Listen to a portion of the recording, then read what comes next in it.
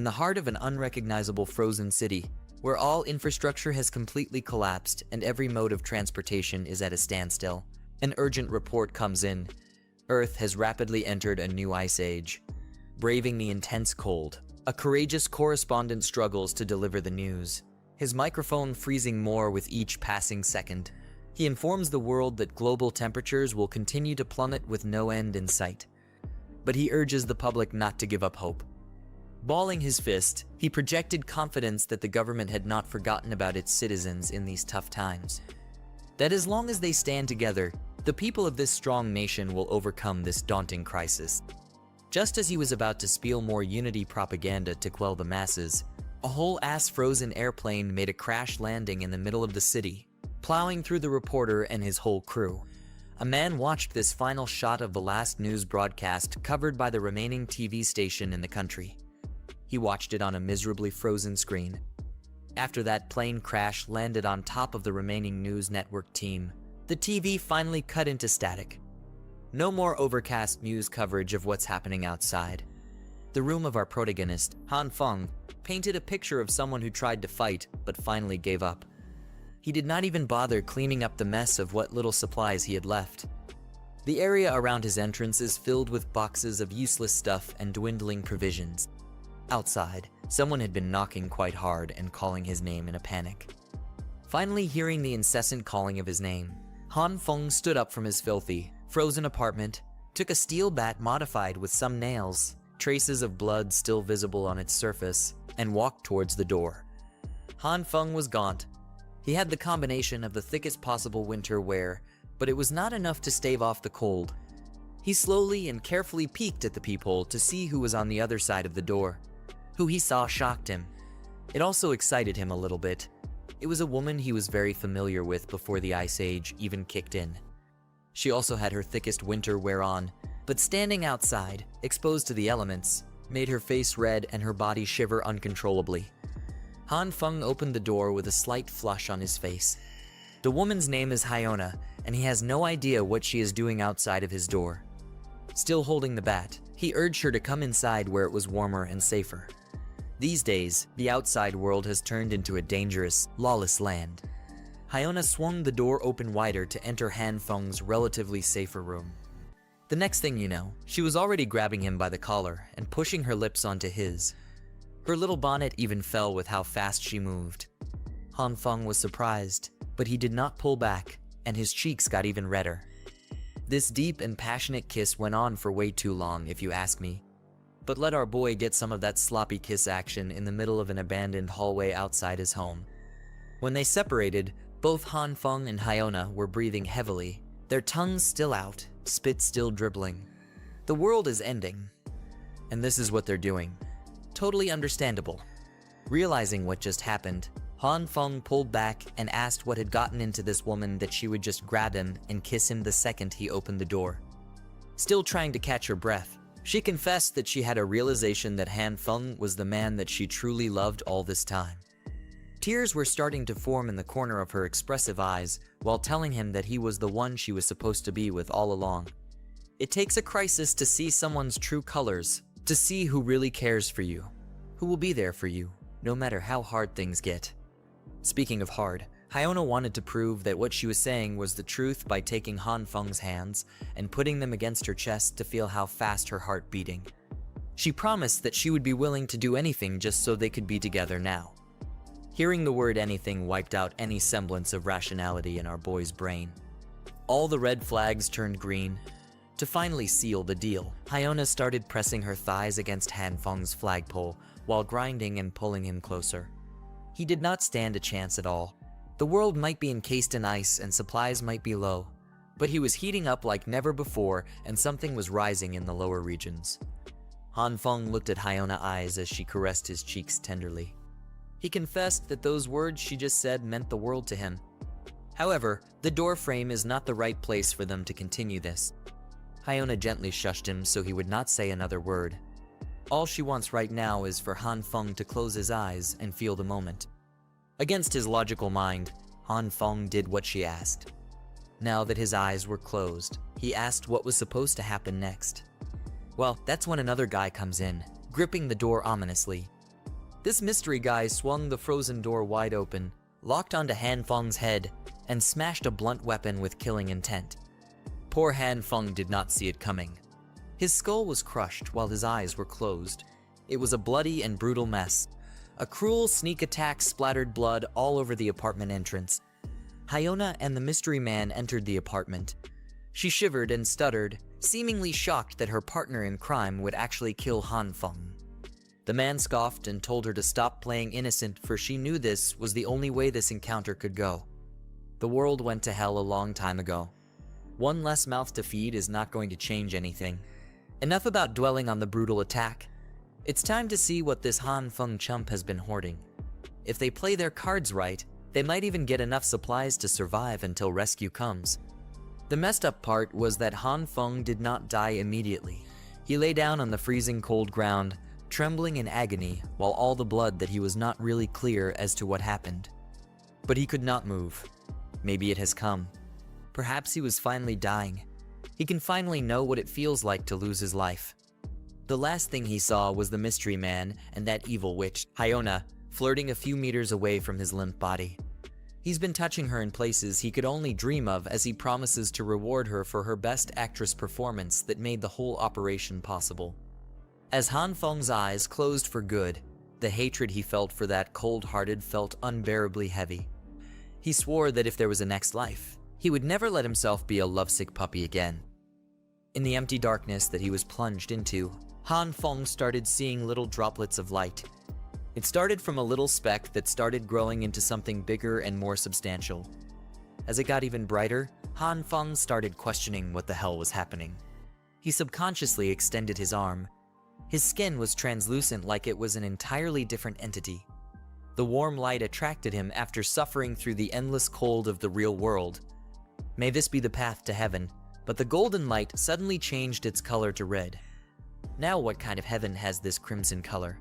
After being baited by the golden light and trying to reach out for it, Han Feng, or at least an abstract construct of his body, felt his limbs getting shredded like he was being put through a meat grinder. Nothing goes well for this man. It did not take too long for the crimson light to cover his entire body as he let out a miserable scream of agony. His translucent frame disintegrates piece by piece.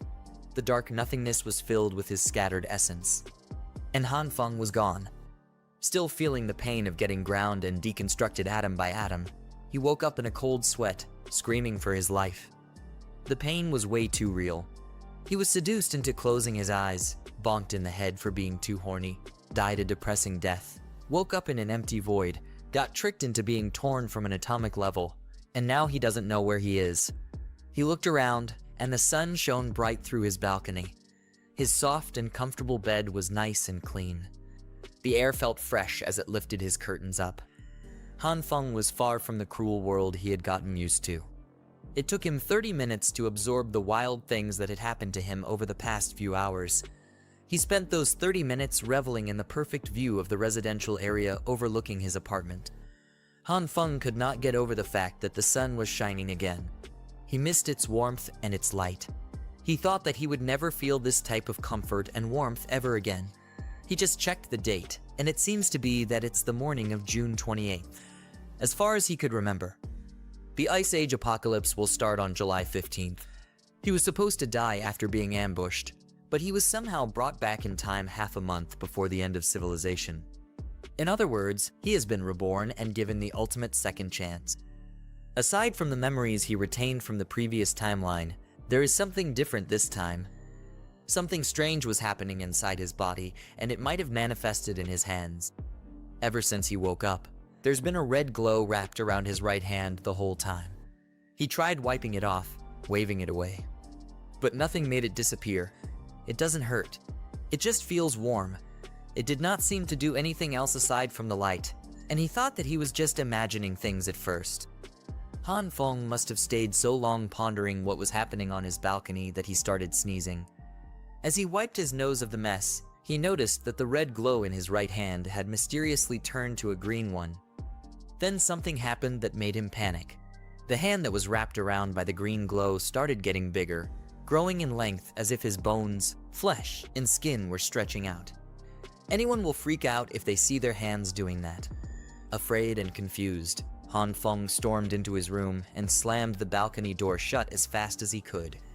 He managed to make it inside before anything more drastic happened. He was huffing and puffing for air, but the hand seemed to have turned back to normal. The green glow was still there, though lingering and seemingly inexhaustible. Han Feng looked at it helplessly. There were beams of light shooting out of his hand. How would modern science even justify or explain a mysterious phenomenon like this after the lengthening incident outside? Now it's shrinking very slowly. The green light seems to be an erratic thing. It shrinks and grows unpredictably, not like the stationary red one at all. But that's still a mystery, too. Sitting down on his couch, Han Feng suddenly felt a pang of unbearable exhaustion. He hasn't done much aside from running back inside, but he feels drained. This might be connected to the green light. Frustrated, he started swinging his arms all over the place, trying to get a semblance of a clue as to what this really was. Then it hit him. Isn't this just like those manhwa stories that he loves to read? He immediately sprinted to the kitchen and grabbed his sharpest knife. In those manhwas that he loves, the protagonist always starts their stories by being reborn. Just like them, maybe he will gain cheat-like powers. He wanted to test this out by grabbing the coolest thing he could imagine and posing with it. After a few minutes of waiting for something to happen, anything to change, Han Feng just scratched his head in shame as the sharp knife did not react with the light in his hand at all. He was so busy trying to find out if he had some fantastic cheat-like powers that he neglected his exhaustion and the rumbling of his stomach. He's just starving at this point. Unfortunately for him, the Han Feng of the past, who's clueless about the coming apocalypse, is a lazy bastard who does not even have a single piece of edible food in his fridge. This was getting bad. He had never felt so hungry before. If he does not eat something soon, he will most probably pass out at any second now. He turned his attention towards the living room, where a clear jar of soybean snacks was just sitting quietly. These roasted soybeans were just some leftover snacks he got before the apocalypse. It's not exactly a complete and filling meal, but it will have to do for now. It should tide the hunger before he hits up the supermarket later. He grabbed one of the roasted soybeans, unconsciously using his right hand, momentarily forgetting that it had the mysterious green light wrapped around it. Han Feng was too hungry to think of anything else, so he tossed the soybean right into his mouth, hoping to get some type of food into his system. As soon as the bean hit his tongue, a smoky explosion occurred right in his face. The fog it created almost covered his entire upper body. Much to his surprise, he was now munching on a beanstalk. It looked as though the roasted soybean had sprouted inside his mouth. He could feel the roots on his tongue, and the stalk itself extended outward. He pulled it out, and the plant left an earthy taste in his mouth. Out of all the bizarre events he's been going through lately, this might be near the top. He was just about to snack on some roasted soybeans, and now this happens. Moreover, he does not feel tired anymore. It seems like that explosion on his face erased the hungry sensation he was feeling. Looking down at his right hand, the green light has vanished too. Maybe all of this has something to do with what happened to the soybean. He plucked one of the pods in the stalk and examined it carefully. Opening the luscious green pod, he confirmed that it was just an ordinary fresh bean sprout. Maybe this is the power that he was daydreaming about. No matter what, this is undoubtedly an incredible discovery that should be studied more. Still, he can't really research anything while worrying about dying of hunger at any moment. Right now, he has a bigger fish to fry in the form of stocking up on supplies before the end of the world. As everyone knows, for the first time in a long time, Han Feng could walk out of his apartment to feel the sun on his skin and hear the birds sing. He could walk amongst the bustling crowd of people in the commercial district, minding their own business instead of holing up in their homes, fearing the cold. Han Feng was in deep thought as he walked to his destination. Let's get this straight. First, the red glow around his hand has turned to green. The green light shrinks and grows his limbs, making his heart beat faster and super tired. When he touched the soybean snacks, it sprouted into a whole stalk. Looking at his right hand with more questions than answers, he wonders just what kind of power has been bestowed upon him by who knows who. He continued his contemplative walks casually until he heard a familiar sweet voice calling his name that would have melted him before, but would make his blood boil now. Han Feng did not realize it right away, and turned around to see who was calling him by name. It was that evil witch that got him brutally killed, Lee Hyona. She flashed her wide smile. Her makeup was on point, hiding her rotten personality. She asked if Hanfong was out shopping too. She even employed her expert witch tricks, appearing as pretty as humanly possible while commenting about how it's like fate that they ran into each other in this place. Hanfong hasn't really had the chance to digest everything that has happened yet. But seeing Lee Hyona out in the wild is starting to bring back the bitterness he held onto until his final breath. Lee Hyona used to be the goddess of his dreams for 3 long years. He was a simp that did everything in his power to make her happy. He did all that, knowing full well that he was nothing but just another fallback guy in the friend zone. No, he wasn't even in the friend zone. He was just a piggy bank. For all those years of devoting himself and his wallet to the wrong girl, he never would have thought that she would be the one that would get him killed. Before he could go out of control, Hanfeng pinched himself to stay grounded and calm. It took every bit of his willpower to do so. Thinking rationally now is not the time to take his revenge. Not yet, at least. First, he needs to take care of the supply problem, unless he wants to be miserable and hungry in the Ice Age again. Lee Hyona walked closer and waved her hand around his eyes while asking what he was spacing out for. This has never happened before. It used to be that just hearing her voice would make the poor sap swoon. Hanfeng swallowed his hatred for the witch and faked a smile as he apologized for being speechless and for how especially beautiful she looked today. She was just so radiant that he got a bit lost in the moment. Now that's more like it. Lee Hyona coyly laughed and asked when he got so smooth with his lines like that. Her lips lifted to a slight and confident smirk, thinking that he got this boy eating at the palm of her hands. So, she went for the heart kill shot with the most adorable pose in her arsenal.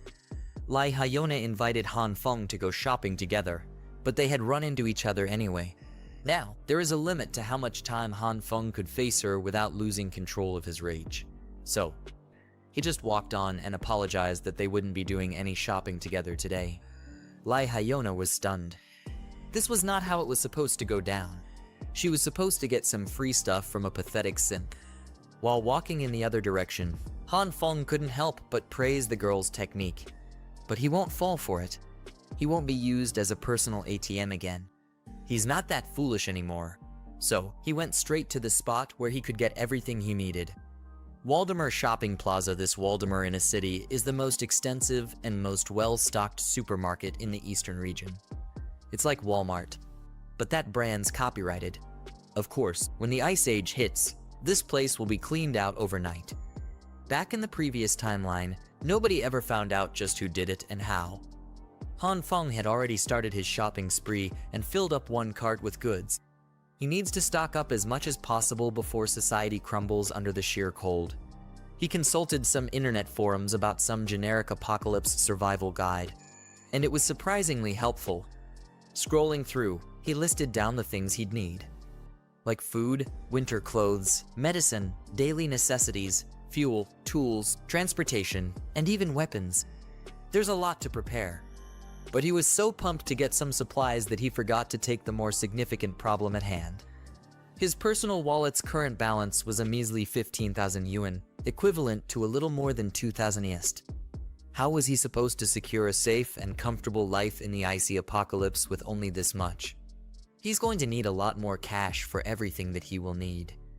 At that moment, a message notification popped up on his phone. A notification that might be Heaven's way of telling him to calm down. The message came from an organization called Money Jar Loans, congratulating him on his approved eligibility to take out a loan up to 168,000 yuan, or a little more than 23,000 USA. A light bulb dinged inside his mind. There was no need to panic when it came to funds. How could he forget that the convenience of technology had brought him an infinite money glitch? There are dozens of money lending apps that require minimal requirements to get a loan approved for those who are desperate for cash. They're incredibly predatory, but burying himself in debt doesn't matter, as he won't have to pay them back after the apocalypse goes into full swing. Out in the commercial district, some lady was angrily kicking an empty soda can on the curb. She's obviously upset about something. It turned out to be Lee Hyona. She looks like she is not in the best mood at all. Her eyes were full of toxic vitriol as today. One of her many simps dared to refuse to take her shopping when she got all dolled up to get spoiled. She was seriously pissed off that Han Feng would just take off like that without letting her deplete his bank account like a worthless leech. She started insulting the guy in her mind for being a pathetic loser who doesn't even own a car. Lee Hyona vowed never to be nice to that simp again. Her angry walk was interrupted by some loud honking coming from the car coming up on the road. Curious, she turned around to see what's up. It looked like a brand new truck straight out of the dealership. It was still shiny and premium looking. Han Feng was lowering the windows in the driver's seat. He just pulled up to greet Hyona as he just happened to pass her by while she was doing a walk of shame along the commercial district. Seeing the new wheels, Hyona's vow to never be nice to Han Feng again has seemingly melted out of her mind. All she saw were brand new leather seats and the smell of cash. Han Feng hopped off. When asked if the car was his, he answered affirmatively, adding that he just got it earlier. She came up to the witch and made up some story about how his dad has been killing it in the United States, business-wise, so he got some cash to blow. He even added that he just got out of the airport after dropping off his old man. Lee Hyona's face lit up. The only thing that could make that happen would be the possibility of striking it rich. So, she took a deep breath and put her game face on for Han Feng. This is the second time that she's doing this today. She looked to the ground and started trembling lightly. Knowing that Han Feng took his wealthy father to the airport today, she began apologizing for asking him to go shopping without knowing that he'd have a busy schedule. Then the waterworks came down. She started summoning those tears at the perfect time, while meekly telling Han Feng that he was so cold to her earlier.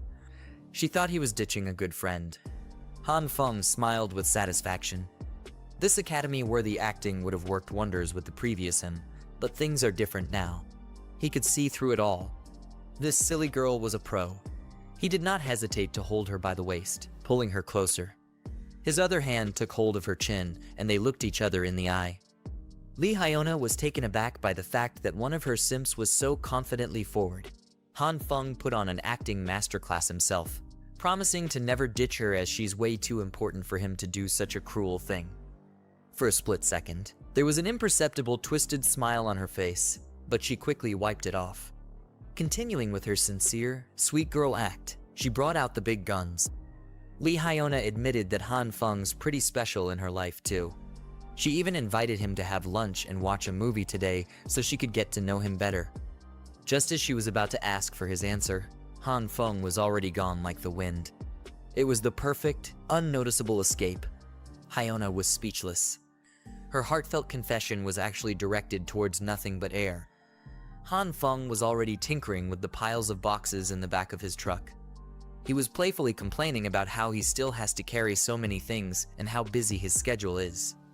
Clearly infuriated that her attack did not land, Lee Hyona tried her best to keep her sweet girl composure as she asked why he bought so much stuff. He replied that this much is nothing special. He just grabbed some things he likes. To torment the witch even further, Han Feng lied through his teeth and enthusiastically told her that he got a present for the lady too. Not wanting to overplay her hand, Lee Hyona waved goodbye as she walked in the direction of her home. She smiled and said that she was looking forward to that gift. As soon as she turned her back towards Han Feng, her supposed biggest simp, a sly smile appeared on her lips, proud of how she dealt with her piggy bank. On the other hand, Han Feng was just having fun messing with the witch. Knowing this woman, he knew that he couldn't let her find out about his little stockpile of supplies. All this stuff will be his ticket to surviving the apocalypse after all. Lee Hyona will just have to wait for her turn. Once the world ends, Han Feng will make sure that she gets what's coming to her. That mystery guy who bashed him on the head too. His anxiety about the incoming inevitable collapse of society is starting to melt. Han Feng is actually starting to look forward to what's coming now. The next day came, June 29th. Again, July 15th will be D-Day. It will be the beginning of the end.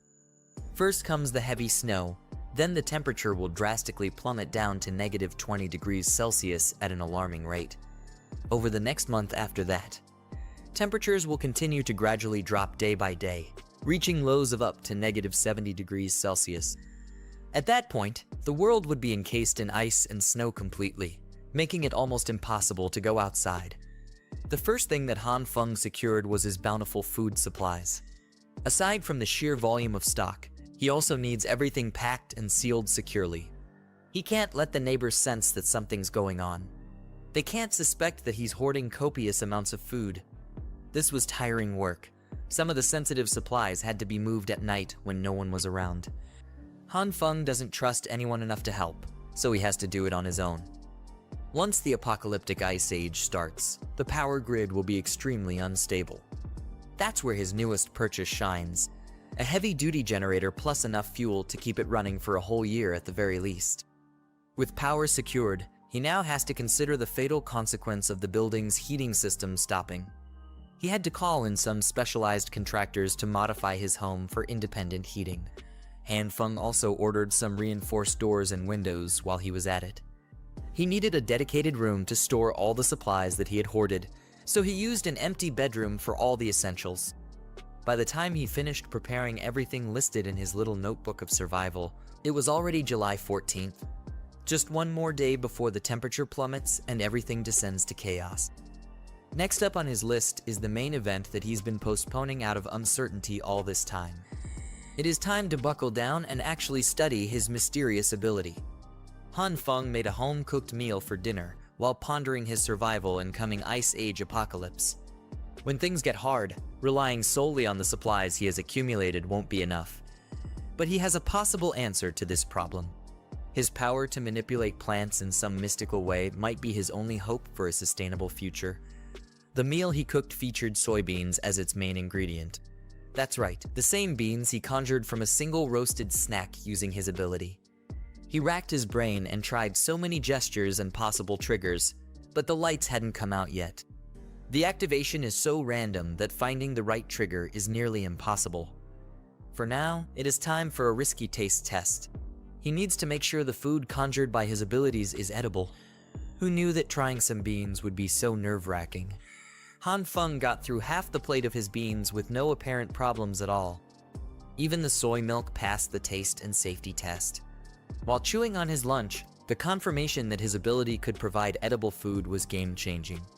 At least this proved that he has the ability to theoretically spawn food. The next step is the harder and more trial and error based one. He needs to figure out how to actually use the red and green lights and make them appear according to his will. So far, he has only tried it on soybeans, but what would happen if he could use it on other things? Opening his newly stocked fridge, Han Feng steeled his resolve to experiment and see if his ability would work with other plants too. The testing period stretched from midday until the sun was about to set. Han Feng did not know that as he passed out in the middle of experimentation. As he slowly opened his eyes, he noticed that he was gripping something tightly in his right hand. A green vegetable of some kind. A massive broccoli. Slowly getting up from the floor, he could not be bothered by the absolute mess that was in his kitchen as the pain in his head was hellish. It felt like something was pounding from inside his skull. He has to take note of this sensation in the future. This power of his takes a severe toll on the mind and the body, and it cannot be used without restrictions unless he wants to pass out and wake up with a migraine every day. After getting up, he immediately got a spoonful of his beans to refuel again. He might have pushed himself to the limit today, but at least he learned something vital about this mysterious ability of his. A few hours ago, before he blacked out, he neatly arranged a diverse selection of produce on the kitchen floor. He tried using his power on a bunch of them after he managed to activate the green light. Some root crops like potatoes did not react to his green light at all for some unknown reason, but not all of them were duds. Some of the crops grew from the seeds into full-blown plants like the soybean stalks. Wheat was one of those, and some neither stayed the same nor grew into full-blown crops. They just exploded in his hands like mini-bombs. It was a frightening experience that caught Han Feng off guard. After those explosions, the plants would turn into a substance that looked like coal but was very light. This development was certainly outside of his expectations. Thankfully, he could find some decent use for these inedible black substances. They are used to heat the space like coal when put together in a container and lit up. Coming from a future where heat was a luxury, Han Feng would gladly take these little balls of warmth. No more worrying about staying warm in the future. After a bunch of explosions, he tried many more times and failed most of them. He just kept chucking those black balls into the bucket one by one. When he got into some seeds he bought, he chose to take a more meditative stance while forcing himself to focus on controlling his breathing. After a few minutes of intense concentration that left him sweating bullets, he finally got the most significant success in this experiment. A gigantic broccoli shockingly appeared in his grasp. Before his eyes gave out and his consciousness went lights off, he remarked that the success rate of this method was still way too random. Then his body hit the floor. Thankfully, he was sitting on the tiles already, so the fall wasn't too bad. Now he's awake and his belly is full of beans. He played around with the broccoli while thinking long and hard and still failing to find any patterns to this ability. But he can't give up. There has to be some kind of principle behind how this ability works. There are still too many unknowns, but he made some decent progress today. At least now he has some understanding of the activating conditions of the lights. Who would have thought that the key to activating the bizarre skill lies in his very own consciousness? All he has to do is enter a meditative trance. His method involves imagining himself out in nature in his bare form, free from the constraints of human civilization. In other words, buck naked. In his mind palace, he walks on the ground with bare feet. His soul's making direct contact with the soil where life grows. Sunlight kisses his skin as all life around him harmonizes. Just like Adam in the Garden of Eden, his body and mind are both part of the natural world. A peaceful resonance of all that has life. Once he enters that state of mind, he slowly opens his eyes and a familiar green glow appears once again. This ability of his is directly connected to his consciousness. Working from that concept, he could freely call on the green light.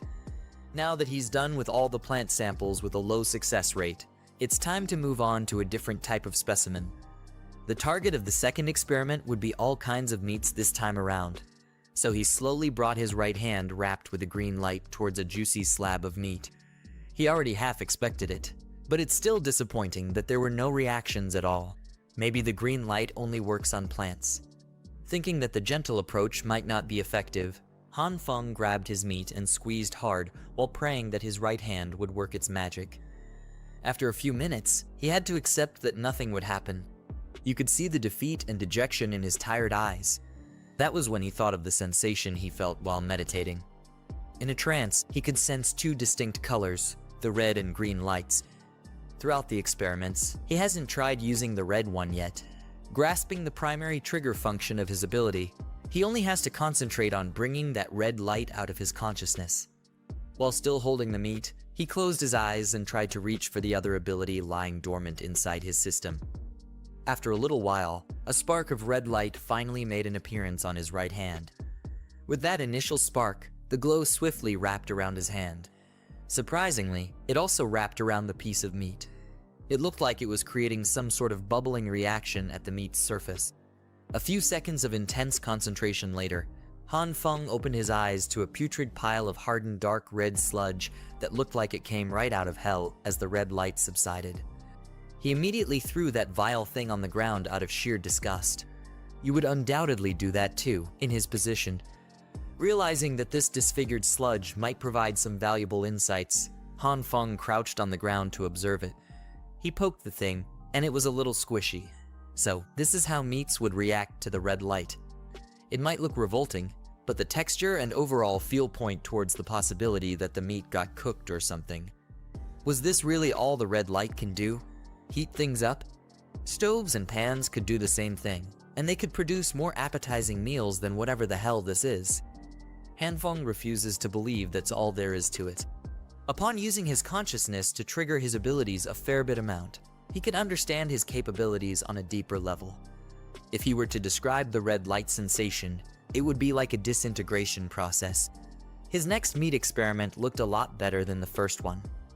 But if that's the case, understanding the underlying concepts of these two lights might be easier than he initially thought. He grabbed a bunch of soybeans from his bean pile and gripped them hard in his right hand. In his left hand was the red light and the cooked up meat. If the green light represents the evolution of matter, then the red light is the opposite, which would be disintegration. Since he's already testing out some confusing concepts, what would happen if he combined the green light grasping beans and the red light grasping meat? The result was an even bigger reaction than he was expecting. The combination produced a bright, blinding light between his hands. When the lights died down, it was revealed that his meat got a lot bigger as a result. The meat had been supersized, but where did the soybeans in his right hand go? Could it be that the two subjects merged together, producing this giant slab? Hanfeng meticulously inspected the big meat. No matter how you look at it, it's undeniably incredible. It looks, feels, and smells exactly like real meat, but even fresher somehow, gaining some confidence that he's getting a lot better at this superpower thing. He decided to go for some more experiments. After a few hours, he was back to square one once again. His kitchen floor was filled with charred remains of meat and crops. He frustratedly threw a tantrum and everything he tried failed miserably. Getting all that exasperation out of his system, Hanfeng sat up and took a deep breath. He'll just pause the experiments for now. He can always just take his time to figure out its deeper intricacies later. Anyway, today was still a productive one, even though he ended it on a bitter and charred note. Hanfeng can already see the future if he can just successfully master this mysterious power. There's no doubt about it. With infinite resources, he would be the man standing at the pinnacle of this post-apocalyptic world. It's his dream, so he could put some sweet muscles in his image. Speaking of power, he might have forgotten one of the most important aspects of survival. Food alone is not going to cut it in the coming days. He will be completely vulnerable with all this loot if he doesn't have a decent weapon to defend himself. He swiftly took the various crops littered around his floor. He has to hurry and find himself a weapon before the temperature goes on a nosedive. Looking out the window, it seems like the initial stages of the apocalypse have already started. Snow is beginning to fall from the skies. It's here. The public might think this is just a typical snowy evening, but it's not. Just like the previous timeline, it really is happening. The collapse of modern civilization is commencing. Heading outside, Hanfeng fears that the temperatures will drop to 45 below within the week. He needs a gun and fast. But buying a gun in this country is illegal. And he doesn't exactly have any connections to the criminal world. That's when he overheard a scandalous man yelling and boasting that he's a construction guy with millions riding on every project. The dude was bragging to a passerby that he knows the infamous Lao Wang from the Shigang Lida group. They're so close. They're practically brothers. Hanfeng thinks he's seen this thug before. A dumbass with an exaggerated fashion style, blinged out with jewelry of questionable authenticity, and over-the-top streetwear. A guy who offers everyone cigarettes for some reason. Around this area, people refer to this bleached-haired, cigarette-loving thug as Homeless Joe. Homeless Joe's real name is Lai Zi. He likes it when people call him Brother Lai, and he lives in Hanfeng's neighborhood. He's reputed to be in charge of contracting projects and knows everyone around the area. If you offer him some cigs, he won't accept any other brands as he only smokes Huazi. Other brands make him cough. He's always helping his big brother with projects and looks forward to going to saunas. In reality, this bum does not have a proper job. But he always acts so busy. You often see him walking around while on a call, shouting out deals worth 20 million or 10 million as if he wants everyone to hear how successful he is. The guy is a deadbeat, but Hanfeng can see that maybe Homeless Joe has the necessary connections to get what he so badly needs. So, he approached the thug, referring to him as Brother Lai and saying that it's been a long time since they have seen each other. Hanfeng waved with an awkward smile as he was uncertain how this guy would respond. Brother Lai annoyedly asked if they knew each other as he walked closer. Being younger than Lai, he introduced himself as Zio Han, kind of like saying little bro. He swore that they'd met a while ago, so I must have forgotten. The thug complained that he's been swamped with work lately, so he can't be blamed for his bad memory. But he was pretty receptive to talk. Hanfeng was being overly cautious as he was about to ask for something very illegal. He surveyed the area, looking from left to right to make sure that no one could hear what he was about to say. Then, he came up to Brother Lai and directly asked for the weapon that he needed to defend himself in the coming days. Lai jumped in fright and asked what he would need a gun for. That's not a good sign. Feeling like a guilty criminal, Hanfeng still had to push through this as he couldn't think of anyone else who could help him with his problem. Lai started speaking seriously, wanting to clear something up before they got any further. He insisted that his organization does not engage in any illegal activities and that guns are serious business. He hinted that he had the connections for it, but he was not one to mix ordinary people up with something dangerous. Han Feng pushed the thug's questionable Louis Vuitton bag out of his face and insisted that Brother Lai got it all twisted.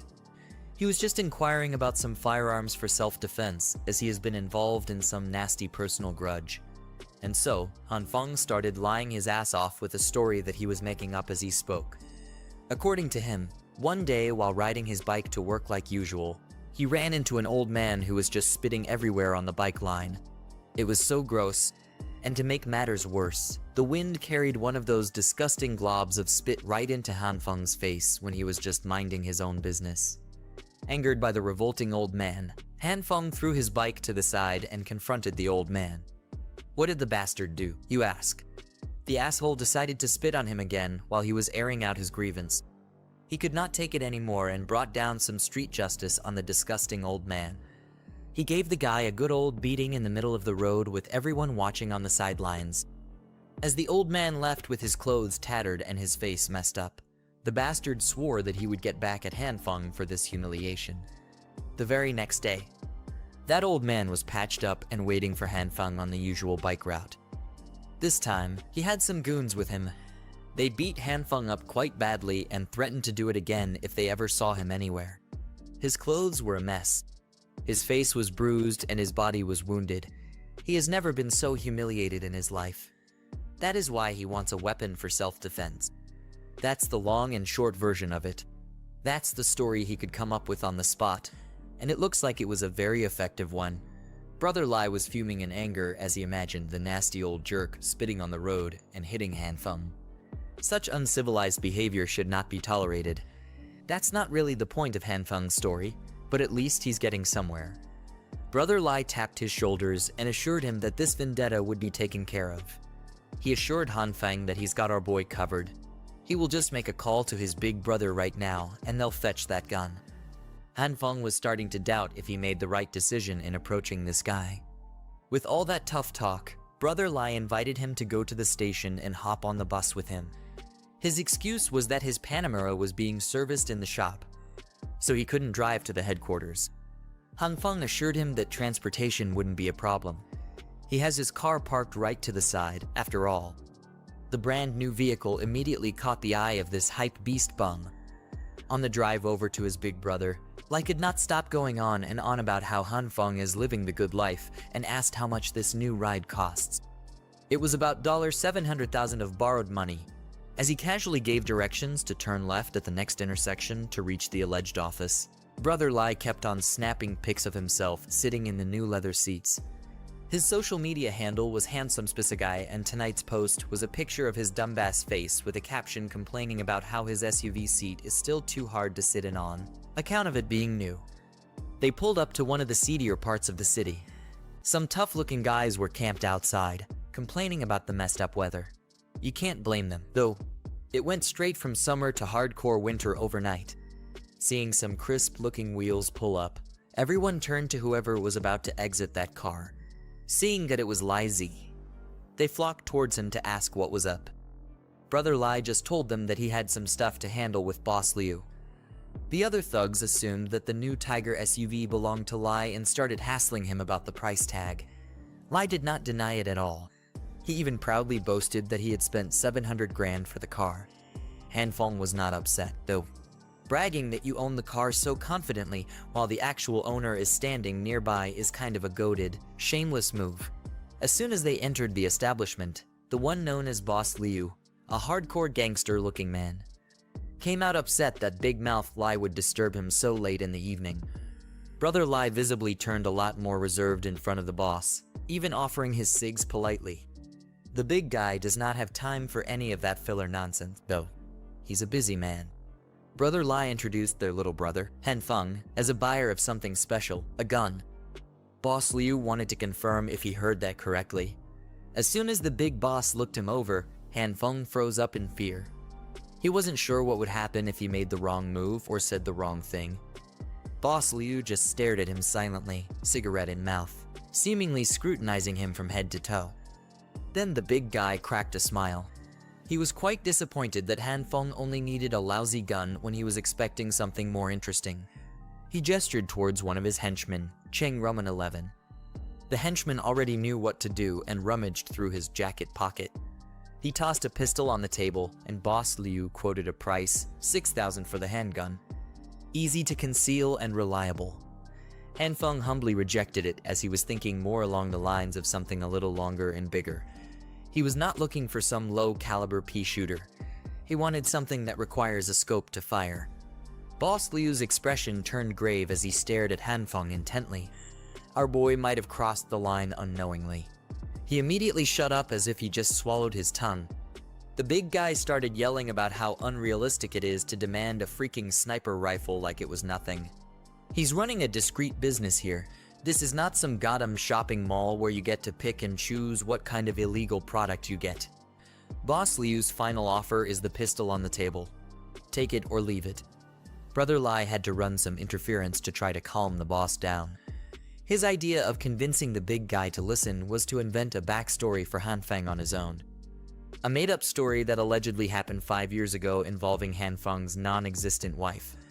Lai is quite a mouthy but talented storyteller. Under the relentless downfall of snow, the boss listened to his lies all the way to the end. The story must have been phenomenal as Boss Liu was so angered that he almost snapped the table in half.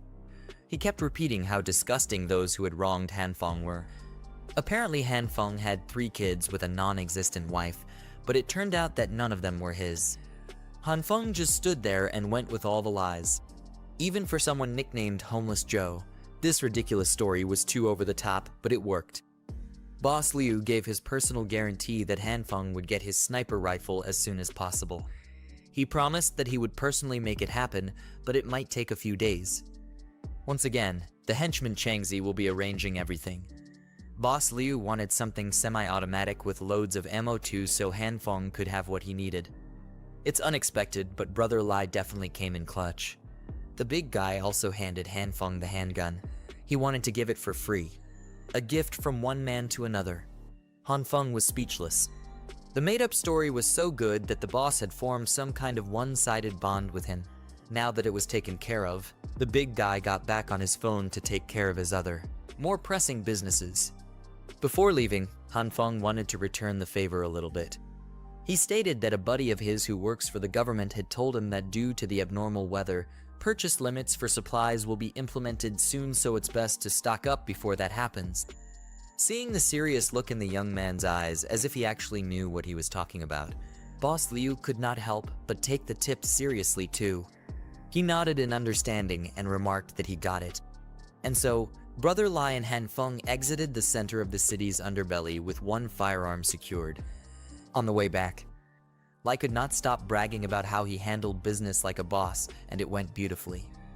Now that his big brother, the big boss, is in a good mood, they could even ask that guy for a cannon and he'd say yes. Han Feng wanted to thank the thug by buying him some cigarettes. Brother Lai tried to be humble and insisted that he did what he did just to help him, but he would gladly take about 7 to 8 cartons of his beloved Huazi cigs. He even promised to take Han Feng to a sauna once he got paid for his so-called project. Our boy was already thinking about his next logical move. Supplies are secured and the weapon is obtained. He should be set for the early days of the apocalypse at the very least. He can focus on studying his abilities. Fully solving the food problem would make his long-term survival chances skyrocket. He was so absorbed in his own world while walking that he didn't notice an icy part on the ground and slipped. Han Feng was so concerned with survival that he failed to follow one of the ironclad rules in the upcoming Ice Age. Do not get injured. He fell quite badly. His leg must have absorbed the impact of the slip and had been damaged severely. Brother Lai didn't know what to do as he ran towards his new pal's side. This is bad. From the sharp pain he was feeling and the awkward landing, there was a very real possibility that his leg was broken. He shakily took his car keys out, handed them over to Brother Lai and requested to be taken to the nearest hospital as soon as possible. Lai just scratched the back of his head and admitted that he actually doesn't have a driver's license, insisting that he can't drive without one. But it's safe to say that this bum just can't drive. Period. At least he didn't leave Hanfeng on the floor to writhe in the pain of a broken leg. He offered his shoulders to lift Hanfeng up, but he struggled hard to do so. Both of them wouldn't make it to the hospital alive at this rate, so Hanfeng just called a taxi that he had to pay for since Lai is a broke bastard. Even the hospital, an essential establishment, was starting to freeze over under the intensifying blizzard. In the nurse's office, someone named Jian was left to take care of the night shift on this whiteout night. The snow was getting heavier and the roads were starting to get buried deep. Head nurse Jian had only just started her night shift, but calls coming from the hall were already flooding in as the emergency section was severely short-staffed. The pretty nurse had no other choice but to step up. Upon getting an X-ray in the hospital, it was confirmed that he had really broken his leg. The doctor explained that there was a stable fracture on his right tibia. It would be easy to set, but he'd need to stay for an hour of observation before going home with his meds. This accident could not have happened at a worse time. It just had to occur before the apocalypse went into full swing. While looking at his X-ray results, Hanfeng regretted being so careless. Brother Lai accompanied him for most of the process, but the dude had to leave as he apparently had a few deals to handle. He's a real one though, and he even left his number in case Hanfeng needed anything else. Now that he was alone in the hospital lobby, Hanfeng sighed heavily. He wondered how he could make such a stupid mistake at such a crucial time. Looking at the chaos around him was stressful. The hospital quickly overflowed with patients, victims of accidents caused by the sudden blizzard and quickly plummeting temperatures. Emergency beds lined the hallways as a grim testament to the worsening conditions outside. As for him personally, he just wanted to get his meds and leave this place as fast as possible before the roads closed for good. Thankfully, his idle time would not be boring as a goddess had just walked right in front of him.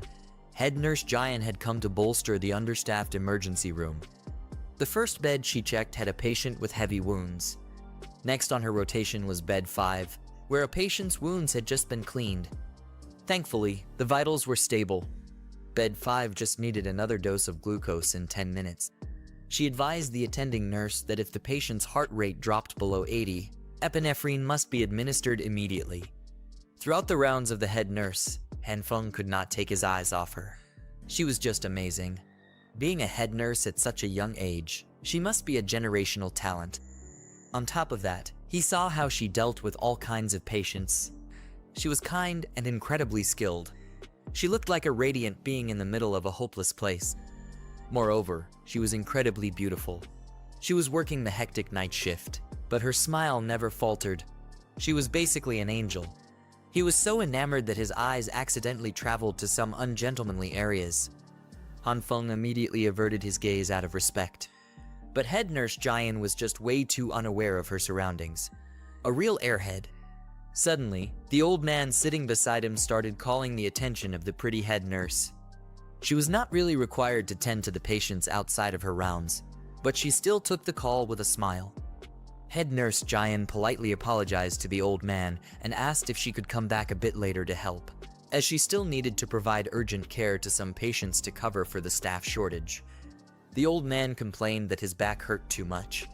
He explained that the back pain had been worsening lately and wanted the head nurse to take a look to see what was causing it.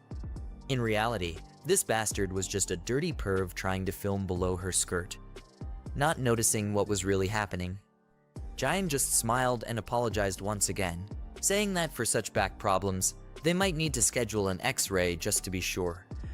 The old perv started getting pushy, urging her to just take a quick look as he pointed to where it hurt.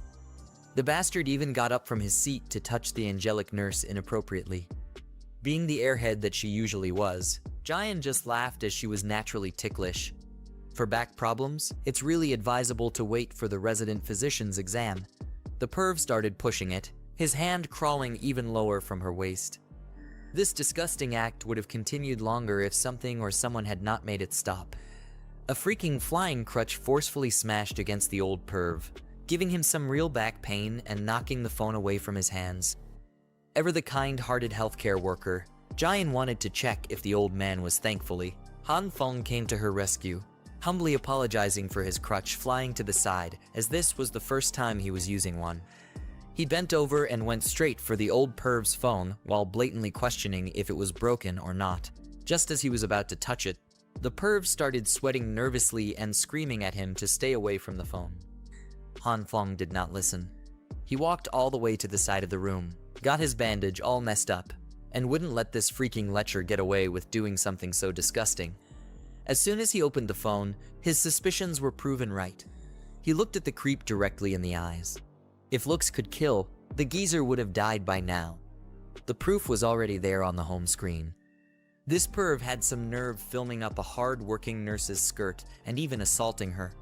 There's no good reason why Han Feng shouldn't call security and have them escort the bastard to a jail cell where criminals love putting pervs in their place. Han Feng would be keeping the phone, and the next time he saw this old creep again, he threatened to ruin his miserable and revolting life. The old bastard knew he had no other choice but to flee and never show himself near this place again, and it infuriated him. The first chance he got up from that hospital floor and bolted out of the door like his life depended on it. Meanwhile, head nurse Jaeon was just confused as to how someone complaining about severe back pain could run so fast. Han Feng was shocked to see a first-hand display of the most comically naive person he had ever met. He decided to show her what the old fart was doing with the phone, filming up her skirt. Based on her reaction, she really did not notice anything wrong going on. Han Feng handed her the phone with the video footage, so she could decide whether to wipe it or call the cops on the owner. He also reminded her to be more careful, so people like that perv wouldn't take advantage of her kindness. She smiled with the brightness of 1,000 stars, and then asked if Han Feng's leg was supposed to be injured. The adrenaline from catching that old perv in the act must have numbed the pain from his broken leg. But now that it was dealt with, the pain came rushing back in, and he screamed in agony. Thankfully, head nurse Jaeon was an expert when it came to mending these types of injuries, and quickly set the casting back in place. She looked at him and asked if it still hurt. Han Feng thanked her for dealing with his broken leg, and now it didn't hurt at all. At that moment, it was as if only the two of them existed in the crowded room. Jaeon returned the gratitude as she promised to never let such bad guys get away with messing with her anymore. She would punch them really well from now on. Han Feng just wanted her to be more aware of her surroundings. Seeing as she was letting his broken leg and feet touch her front pillows, it seemed like she had not learned anything at all. She was still as clueless and unaware as ever. While Han Feng's head was in the clouds, another nurse called for Jaeon as her help was needed on the emergency beds. Before going back to her rounds, the angelic head nurse reminded him not to forget to come back in a week to get his leg checked again. Han Feng promised that he would, but making any plans a week from now was unrealistic. He just smiled helplessly, for only he knew what was really going on in the world. He took the crutch that he smashed against the old perv and limped his way out of the hospital. Han Feng just accepted the fact that he wouldn't be able to see her ever again. The next day came, and the blizzard had not stopped. It had gotten even stronger instead. It had essentially frozen all infrastructure and services, making just going outside a dangerous challenge. On the morning news, emergency weather reports kept coming in about how, within the next 24 hours, all regions of the country would be experiencing heavy snowfall and a sharp drop in temperatures. Bizarre reports from overseas correspondents showed that temperatures were plummeting in every corner of the world. Dubai, Egypt, the Amazon basin, and places that should not be experiencing this type of phenomenon were seeing their landmasses buried in thick blankets of snow. The nation's experts, along with specialists from 46 other countries, were rushing to the United Nations to discuss the cause of the anomalous weather.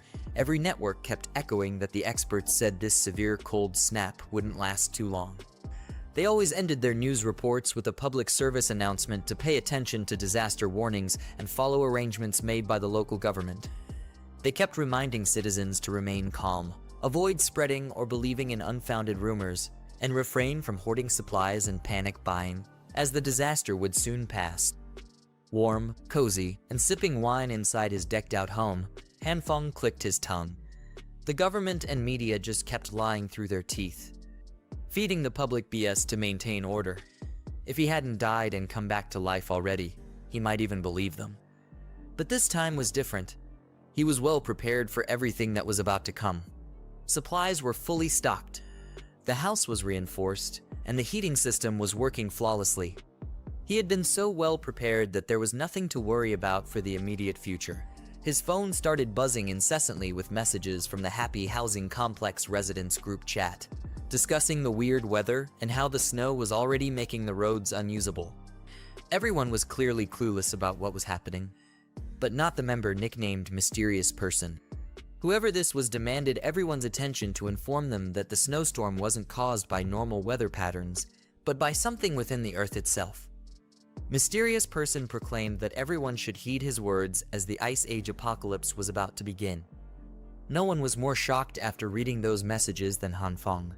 Who the hell is this mysterious person, and how do they know anything about the apocalypse?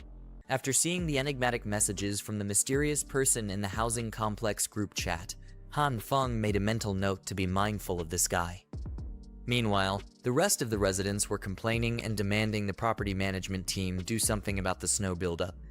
Most of them were starting to run out of supplies and were worried that the supermarkets would be emptied out. At this point in time, the Happy Housing Complex residents group chat was like an amusement park hinging on a very delicate balance. Most tenants were putting pressure on the property agents to get out and give them an explanation for why they couldn't restock essentials due to the inaccessibility of roads. The property management team was not even at fault here, but they still apologized for not being able to take any steps on account of the raging disaster. An admission of incapability made the tenants even more aggressive. Thinking that the management was useless, they demanded that the team refund their fees. Han Feng was in the middle of this heated discussion. He knew that this was a completely meaningless fight, as the snowstorm wasn't something humans could deal with. Thankfully, another person stood out from the crowd. His voice to stop the fighting pierced through the loud chaos. It was the glasses-wearing owner of Unit 61111204. He explained that with the snowstorm being so heavy, clearing it out would be useless as it would build up again after a few hours. So instead of fighting, maybe everyone could help clear it out. If they had done that, instead of bickering, they would have been able to go out long ago. He added that the property management team was just humans. They were also helpless in front of an abnormal natural disaster. He asked the tenants if they were just looking for someone to take their frustrations out on. The angry mob immediately turned on him for lecturing them about decency. They even accused the Glasses guy of being one of the useless members of the property management team. Glasses cleared up that he was not speaking on behalf of the property management team. He was just speaking objectively and realistically. Pushing management into a corner would be meaningless and would only prolong the problem. It wouldn't get them the result everyone desired. Now that he put it like that, the people turned to Glasses for the next move. He asserted that with the current conditions, driving a car to the supermarket would be impossible. Even if they cleared the neighborhood's snow, the main roads outside might be unusable. He suggested clearing footpaths and walking over for supply runs. Han Feng couldn't quite put a finger on it, but he seemed to have some recollection of this Glasses guy, owner Zhang. In the previous life, he was a very lively person. You could see his charisma working on the group chat. Some of the tenants agreed with Zhang's suggestions, thinking that they shouldn't complicate the matter. Those who wanted to go out should clear the roads. Those who didn't should just shut up. Fighting and acting immaturely in the chat for half a day just to clear some snow was very annoying. Once everyone realized that what they were doing was cringe, the GC finally quieted down. Another person stepped up to volunteer in the clearing operation. He said he needed to hit the roads to go to his brother to discuss business worth a few million. Han Feng might not have seen a profile picture or a voice message, but that guy's manner of speaking seemed very similar to that of some gangster he knew.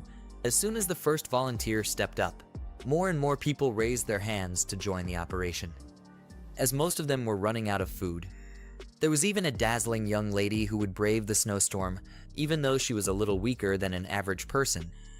As for that witch, Lai Heiana claimed that she had the flu over the past 2 days, but she would still love to go down and help with the neighborhood. Han Feng was unimpressed, to say the least. He might be the only one who could see through the good girl act. Most of the men in this neighborhood knew her and would fawn over her. Some white knight immediately butted in and insisted on volunteering for her sake, when a decent amount of her fans stepped up to the plate. She thanked them for going through the trouble of cleaning up a footpath. Tired of this BS, Han Feng got out of that group chat with annoyance. But he had to admit that when it came to putting on an act, Hyun was really an expert. With just a few taps of a button, she could manipulate multiple men to do her bidding. As for Hanfeng, Lee Hae-yeon was using a little more personal touch. She had been bugging him to chat. Ultimately, she just wanted him to get her some food from the supermarket if he was going. She really was a master of her craft. Her innocent request was accompanied by a cute photo in her bed. She even had her feet in the frame for all the freaks out there. Hanfeng was actually very impressed with the commitment. In these catastrophic weather conditions, the witch was still wearing so little to try and seduce him. She could really turn a lot of men into errand boys with that. Now was the fun part. Hanfeng could reply to her advances however he wanted. Well, whatever he sent back must have been some awful crap, as Lee Hae-yeon tossed her phone and stepped on it hard in anger and annoyance as soon as she saw it. Today would make it the third official day since the snowfall started. The temperature had reached -20. This could be regarded as the early stage of the apocalypse, a time when most buildings of decent quality still had central heating systems running. They still had the internet, and everyone was still going on with their daily lives as usual. They just needed to stay inside, just like COVID times. Hanfeng had been scrolling through videos and TikToks to pass his time as well. Based on his page, it looked like we had a certified man of culture. It had only been a few days, and he was already getting bored with the mindless indoor activities. It looked like his most significant problem in this apocalypse would be learning how to endure loneliness. It also didn't help that his leg was a broken mess. A broken bone would need at least a few months to completely recover. Just like us, Hanfeng's boredom always led back to watching videos on the internet. He came across a gruesome broadcast in the scientific column about a man who got into a brutal accident.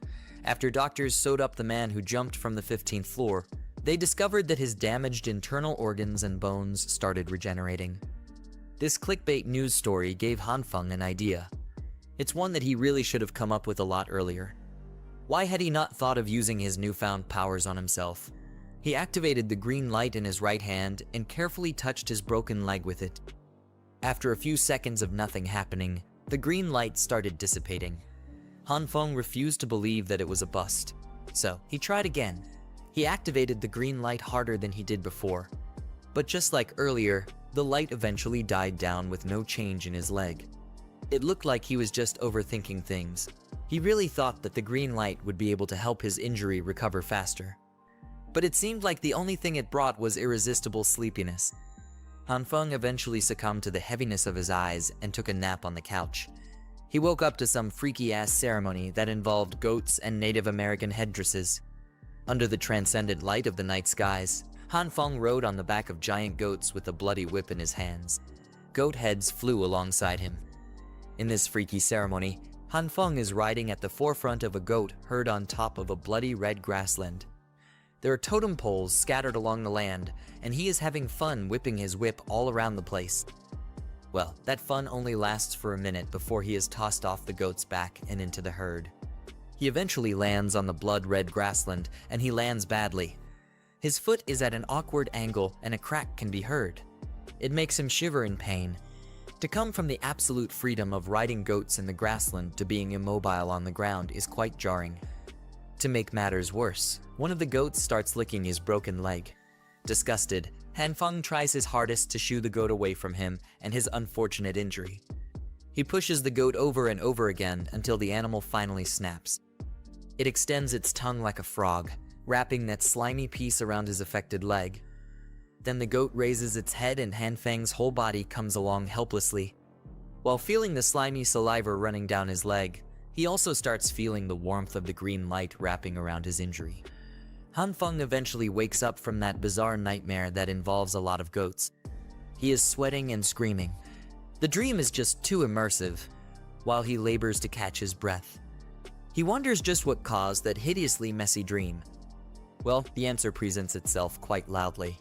His broken right leg still has some leftover green light aura surrounding it. Furthermore, Hanfeng senses a certain lightness in his limbs. He promptly takes off the bandage wrapping around his injury and tosses it to the side. Hanfeng excitedly steps on the floor and carefully puts more weight on his right leg. He is pleased and surprised to confirm that the injury does not hurt anymore. He is fully healed for some reason. This should mean that the green light could also help with self-recovery, right? But could the healing process only take place while he's sleeping? There is only one way to find out, and that's by trying it out again in a localized body part. He shakily takes the sharpest kitchen knife he has and slowly puts it up against his other hand. Stealing his resolve, Han Feng cannot even watch while the blade's edge touches his flesh. He only needs a little prick, but the wound he makes on his fingertip flows quite freely with blood. Not wasting another second with a bleeding wound, Han Feng calls upon the green light to do its thing. Upon seeing the healing process up close and personal, Han Feng smiles to himself. He understands now. He has a real survival game changer in his hands. Outside the building, those who volunteered to clear up a footpath diligently worked together for the good of the community. Glasses Guy thanks everyone for participating in this difficult manual work. This Mr. Perfect even singles out the oldest of the bunch, Uncle Liu, and politely apologizes for all the trouble. Zhang Ziyu really knows what to say in any situation. Uncle Liu Guangyao just laughs and insists that he didn't do much as most of the actual work was done thanks to the Jin brothers. Those two, Jin Qinwen and Jin Qinwu, really went all out for the clearing operation. Some real hard workers. While they are busy finishing up the final touches, a young lady wearing a thick pink coat slips on the ice. The Jin brothers immediately rush toward the lady to check if she's okay, and remind her to be more careful. This pink girlie is known as Jin Jian. She's a real doer, unlike that witch Lai Huna, who didn't even leave her room after playing sick. The Jin brothers still have a lot to do, so they just remind Jin Jian to call for them if she needs help. She assures them that she'll be fine. Well, the snow is getting heavier. Those who are planning to buy some supplies later will have to move quickly. Speaking of supplies, Uncle Liu is reminded of something that he noticed a few weeks ago. Uncle Liu stops himself from babbling, thinking that what he has to say wouldn't be anything significant. But Zhang Ziyu curiously presses him on. The old man has been hearing that for the past few days or weeks. An owner in the neighborhood has been bringing back supplies on a small truck, like he's moving houses. Zhang Ziyu thinks that this is a common sight, as there are always people moving into the neighborhood and houses undergoing renovations. But Uncle Liu got different vibes from this one. He saw gas tanks and a whole fireplace being shipped in. It's not normal for someone to move in or anything like that. It's just a hunch. But Uncle Liu thinks that the person was making preparations to get through a harsh winter. This conversation is interrupted by the Jin brothers, who have just finished clearing the main path. People should be able to go out now. Uncle Liu promptly thanked them for going all out. But unbeknownst to everyone, there's another tenant listening in from earlier. He heard talks about making preparations for the winter, and his morbid interest has been piqued. This weirdo is quickly neutralized by a snowball landing on the back of his head. Wu Kuanyu is brought down a peg by this gorgeous woman, Liu Yan. The weirdo tries to argue that he's been doing everything alone since earlier, and she's just been watching from the side. But Liu Yan just dismisses him as an unruly child. Zhang Ziyu breaks up the fight between the two and informs them that the main path has been cleared and is now good to go. This means that the volunteers can stop shoveling and get ready to head out to the supermarket for supplies instead. Looking at their shopping list, it seems like the Jin brothers have a lot to buy. They even want to buy some for their mom, thinking that she's going to need it. These two are good sons. For someone who didn't want to share the story earlier, Uncle Liu seems way too curious about Zhang Ziyu's thoughts on the matter of that tenant who brought in a ton of supplies. Truthfully speaking, Zhang Ziyu doesn't feel too concerned about hearsay. He still believes what the government and the authorities say, that this is just a brief snowstorm that will stop very soon. They only need to endure for a bit. Then they can return to normal. So, he's not too worried about those mysterious deliveries. But even if they step back and assume that this snowstorm is here to stay if someone in the neighborhood is hoarding a massive stockpile of resources, isn't that a good thing for everyone? Uncle Liu immediately understands what Zhang Ziyu is implying. He praises the young one for being brainy. Under the ruthless snowfall with no signs of stopping, Zhang Ziyu leads some of the tenants to the supermarket. He makes sure that everyone queues up properly. With the snow getting heavier, they need to try and get back within 3 hours. If they get past the 3-hour mark, who knows if they'll even have a road to walk back on. While those brave souls enter the unknown and endure the harsh environment, Han Feng is passed out in his warm and cozy living room, drooling on himself. He would have stayed holed up on this couch forever with all the soda and junk food to tide him over the dull day, if not for the annoying voice calling him to the door. Han Feng lazily opens his door. He wipes the sleep from his eyes and sees Brother Lai. Well, the smooth-talking gangster has come in clutch once again. Hidden inside a big bag is a semi-automatic rifle complete with a proper crosshair. It's precisely what Han Feng wanted. This was the promised gift from Boss Liu. Brother Lai had agreed to bring it because he had stocked up on supplies beforehand and could now afford not to run around the city like crazy looking for supplies like most of the other citizens. But even so, Han Feng was grateful to him for coming in this weather. Brother Lai also had some very interesting information that various rumors had already started to spread about. Last night, some unknown person had cleaned out the shelves of a supermarket in the Eastern District. And when the Boss Liu gang cleared their way out of the snow yesterday, they were met with nothing but emptiness in the supermarket. To Han Feng, something like this seemed unbelievable. To completely clean out a huge supermarket in one night, who could be capable of such a thing? However, there was no doubt in Brother Lai's words, and it had definitely happened. Han Feng was now beginning to realize that something even stranger than in his previous life was happening around him. It looked like he wasn't the only one who had gained superpowers. For a second, his thoughts were interrupted by Brother Lai. He advised Han Feng to wear more warm clothes and be careful. After that, he said goodbye and left. Finally, our hero could be alone and think things over. He kept trying to think of a logical explanation for what had happened last night. How could someone clean out a supermarket in one night? The only explanation he could think of was the theory that it could have been done by someone with superpowers from novels and comic books. Someone capable of hiding unlimited amounts of supplies in his personal subspace. The only question was, could people with such abilities exist in this world? And the answer to that question was quite simple. Since he himself had superpowers, someone else could too. This was a disturbing discovery. Now Han Feng couldn't waste a moment. He needed to examine his superpowers more thoroughly, so that when he encountered other superpower holders, he would have his own strategy to counter them. He simply had to know his strengths and weaknesses, as well as the limit of his superpowers. To do so, he opened his diary. His words naturally instilled fear in everyone who heard them. Returning to the group chat, where all the residents of our hero's apartment are gathered, Old Man Lu reiterated that the military was likely preparing for war given the mobilization of military vehicles in the city. Naturally, everyone panicked upon hearing this news. Their resource situation is already dire, and now the threat of war looms, which would only exacerbate the scarcity. At that moment, Zhang steps in, suggesting that if the old man's prediction is accurate, they must take immediate measures for their survival. The government, likely overwhelmed by the crisis, won't have the capacity to aid everyone in need. The man with glasses notes that some neighbors have already depleted their food supplies due to insufficient stockpiling. Furthermore, there is no confirmed timeline for the arrival of government aid. He proposes that they should begin by organizing themselves and assisting the owners who are struggling. With determination, he asserts that those with ample food supplies should donate some of their own to those who have run out. Zhang announces that this charity will begin with him, boldly stating he will donate half of his food supplies to anyone in need.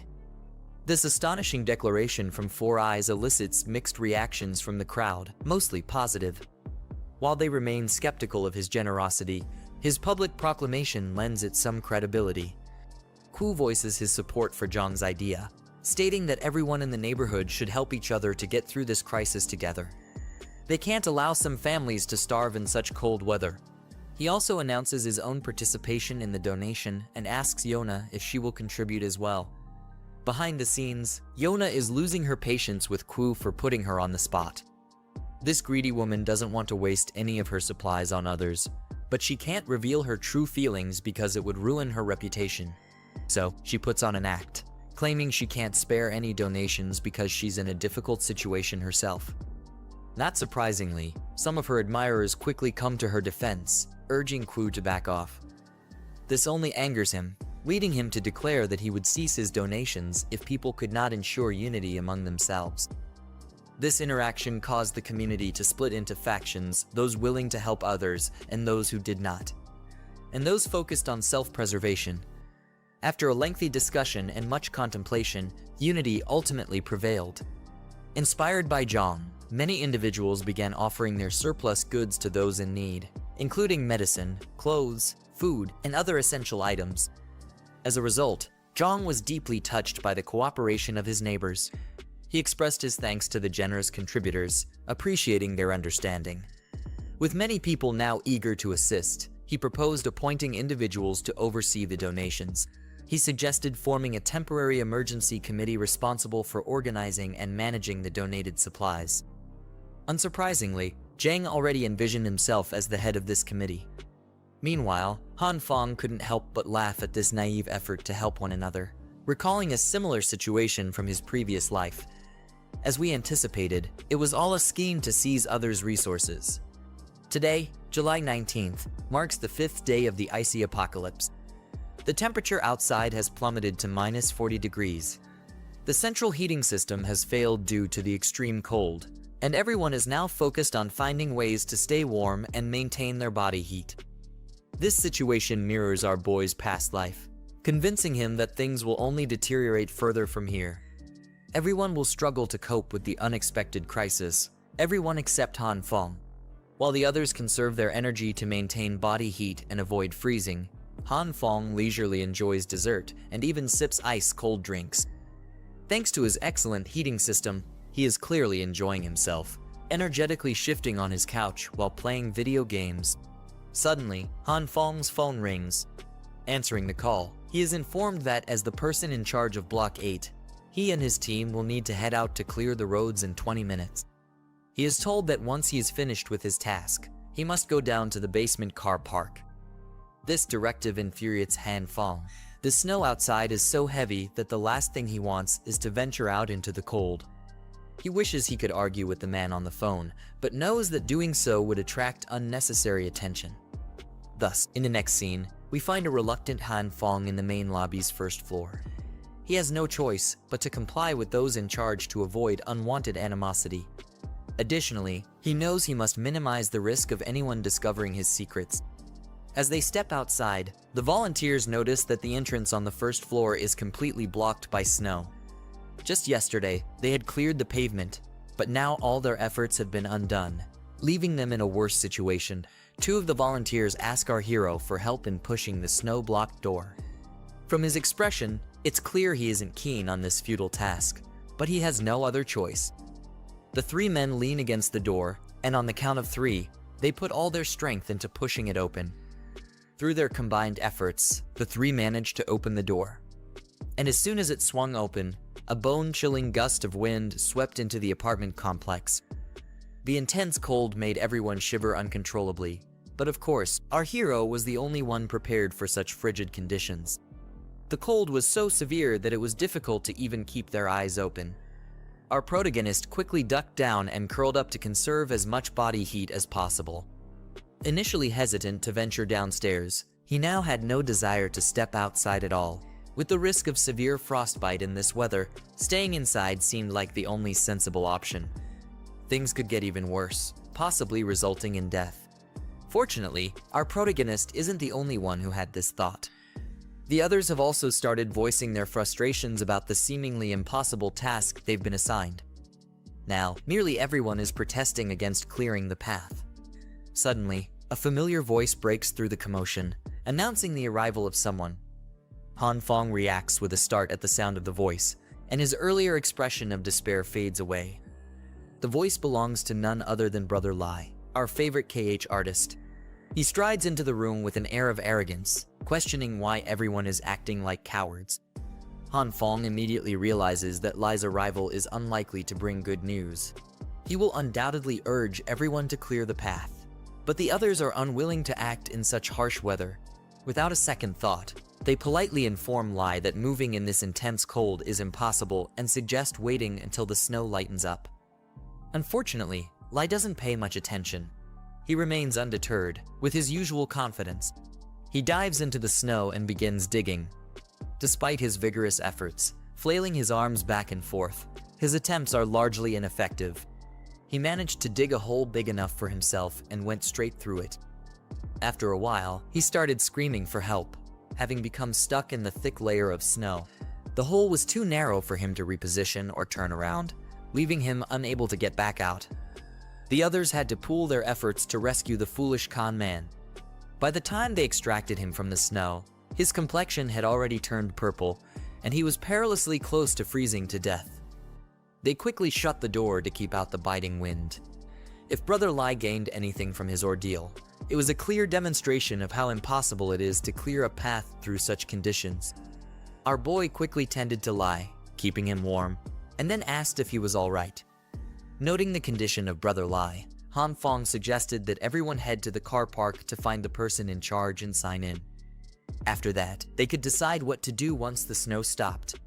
Our boy pointed out that the severe snowstorm made the situation too challenging to be resolved with just manpower. In the parking lot, a crowd had gathered around Zhang.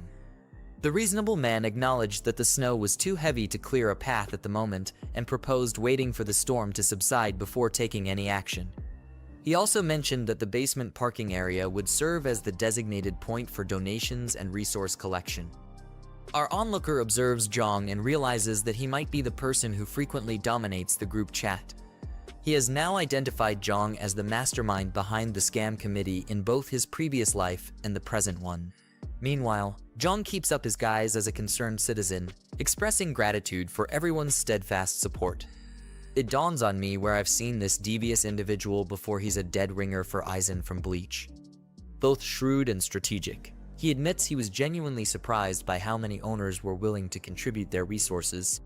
He believes their generous donations will provide significant assistance to other owners facing tough situations.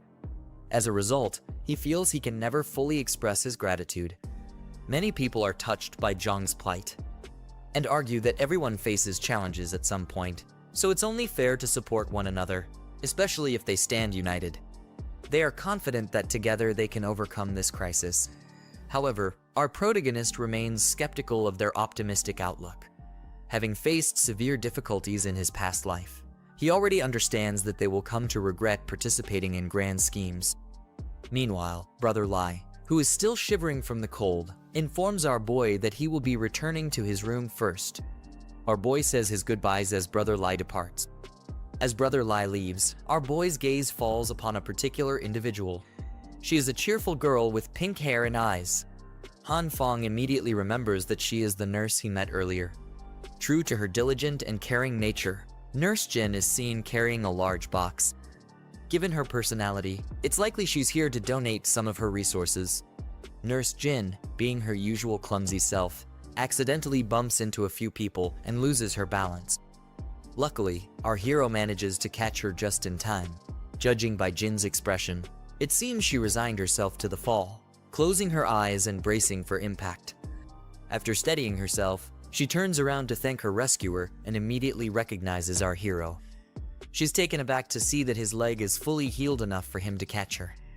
Our hero, however, is too surprised to respond to Jin's questions about his leg. He hadn't anticipated meeting her again, leaving him at a loss for how to explain the situation. In a frantic bid to justify his swift recovery, he insists that his healing has always been exceptional since childhood, claiming he can bounce back from minor injuries and illnesses in just a few days. Unsurprisingly, the trusting nurse accepts his story without hesitation, marveling at his purported rapid recovery. Eager to steer the conversation away from his injury, Han Fong offers to help carry Jin's package. At first, the nurse politely refuses, not wanting to impose, but our hero insists, saying it's his way of repaying her for taking such good care of him. Han confidently claims that he's strong and can easily handle the package. However, when Nurse Jin hands it over, he nearly collapses under its weight. Trying to maintain his composure, he asks what's inside the box. Nurse Jin explains that it's mostly medical supplies, and she's planning to donate them to those in need. She then inquires if the package is too heavy and offers to take it back if necessary. Despite Han Fong's clear struggle, all the weariness melts away at the sight of the nurse's sweet smile. Jin then mentions that she's actually stronger than most guys, so it's perfectly fine for him to let her handle the boxes. Han Fong, however, isn't immediately convinced about handing over the package. but he's genuinely curious if Jin has always been this strong. The nurse blushes and looks down, admitting that she wasn't particularly strong as a child and that there's a reason behind her current strength. As she fidgets with her hands, she confesses it's something she can't quite explain. She quickly shifts the topic, asking him for his name. As she reflects on it, she realizes they never really had the opportunity to get to know each other. Blushing, Han Fong introduces himself. In response, the nurse offers him a heartwarming smile and introduces herself as Jin Soo. As they walk together, they chat casually about their lives and work. Suddenly, someone bumps into Jin, causing her to stumble and fall into Han Fong, pressing her large package against his arms. Nurse Jin quickly recoils, apologizing for her clumsiness. Han Fong doesn't really mind. If asked, he'd actually prefer they stayed like this a bit longer. Suddenly, Huna appears from behind and calls out to him. She mentions that he didn't let her know he'd be here, and then wraps her arm around his, pressing close. With a sly look, she questions if Jin is his. Her eyes flash with the look of someone who's just had their toys snatched away. Noticing Huna's hostility, Jin decides to step back, apologizing for interrupting their moment. Huna swiftly takes the boxes from his hands and walks off. As he watches Jin dash away, our boy turns to Huna and asks her about her plans. The shrewd witch explains that she came to the parking lot to pick up some supplies, and since he hadn't reached out to her earlier, she's also concerned that something might have gone wrong. Trying to talk his way out of the situation, our boy scratches his head and claims he was just about to send her a message. However, Huna isn't convinced and becomes a bit jealous of Nurse Jin, noting that he seemed to be enjoying a chat with her. Shifting the conversation back to the matter at hand, Huna sees the chance to ask if he has any extra resources to spare. She mentions that she's almost out of supplies, so she's hoping Han Fong might share some with her. He smirks when he hears this. She might still believe he's infatuated with her, which gives him the perfect chance to stir things up. Han Fong responds that he doesn't have much food left, but is willing to share with Huna if she responds to the message he sent her a few days ago. He then leans in closer, suggesting she come over to his place and spend a few days with him. Han Fong even gives her a hug, putting on a charming playboy act. Naturally, Huna is taken aback. Her eyes widen in surprise as she looks at him. She steps back and says she didn't quite understand what our boy was asking. At the moment, if he wants to discuss it, they can always chat online. Of course, we all know she's just putting on an act. In response, Han Fong turns away, losing interest. Since Huna isn't on board with his mischievous plan, he feels there's no reason to continue the conversation. However, the opportunistic person grabs our hero's clothes, stopping him from leaving. In a soft and hesitant tone, she mentions that she feels Han Fong has changed recently and adds that she has always been sincere with her feelings. However, she doesn't want to give the impression that she's with Han Fong solely for his money. So she asks our guy for some time to consider his proposal. Han Fong, on the other hand, appears both surprised and pleased that Huna is taking his offer seriously. But in reality, our guy is glaring at her with intense anger. If he hadn't already experienced death once, he might have been deceived by Huna's falsehoods. Right now, he just wants to tear away her deceitful facade and reveal her true nature. He also remembers the accomplice who played a part in taking his life. He regrets not discovering the identity of his killer. However, it occurs to him that he would likely repeat his past actions, waiting for Huna and her boyfriend to attack him again so he can get his revenge. Returning to the present, Han Fong tells Huna he was only teasing her to gauge her reaction. Surprised by this revelation, Huna hadn't anticipated Han Fong resorting to such underhanded tactics. Han Fong then grips both of Huna's arms and looks her directly in the eyes, stating that he will be waiting for her honest response. He'll still be delivering some food to her tomorrow. After hearing this, she flatters him, telling him he's the best before leaving him on his own. As she turns away, she suggests they can always chat online.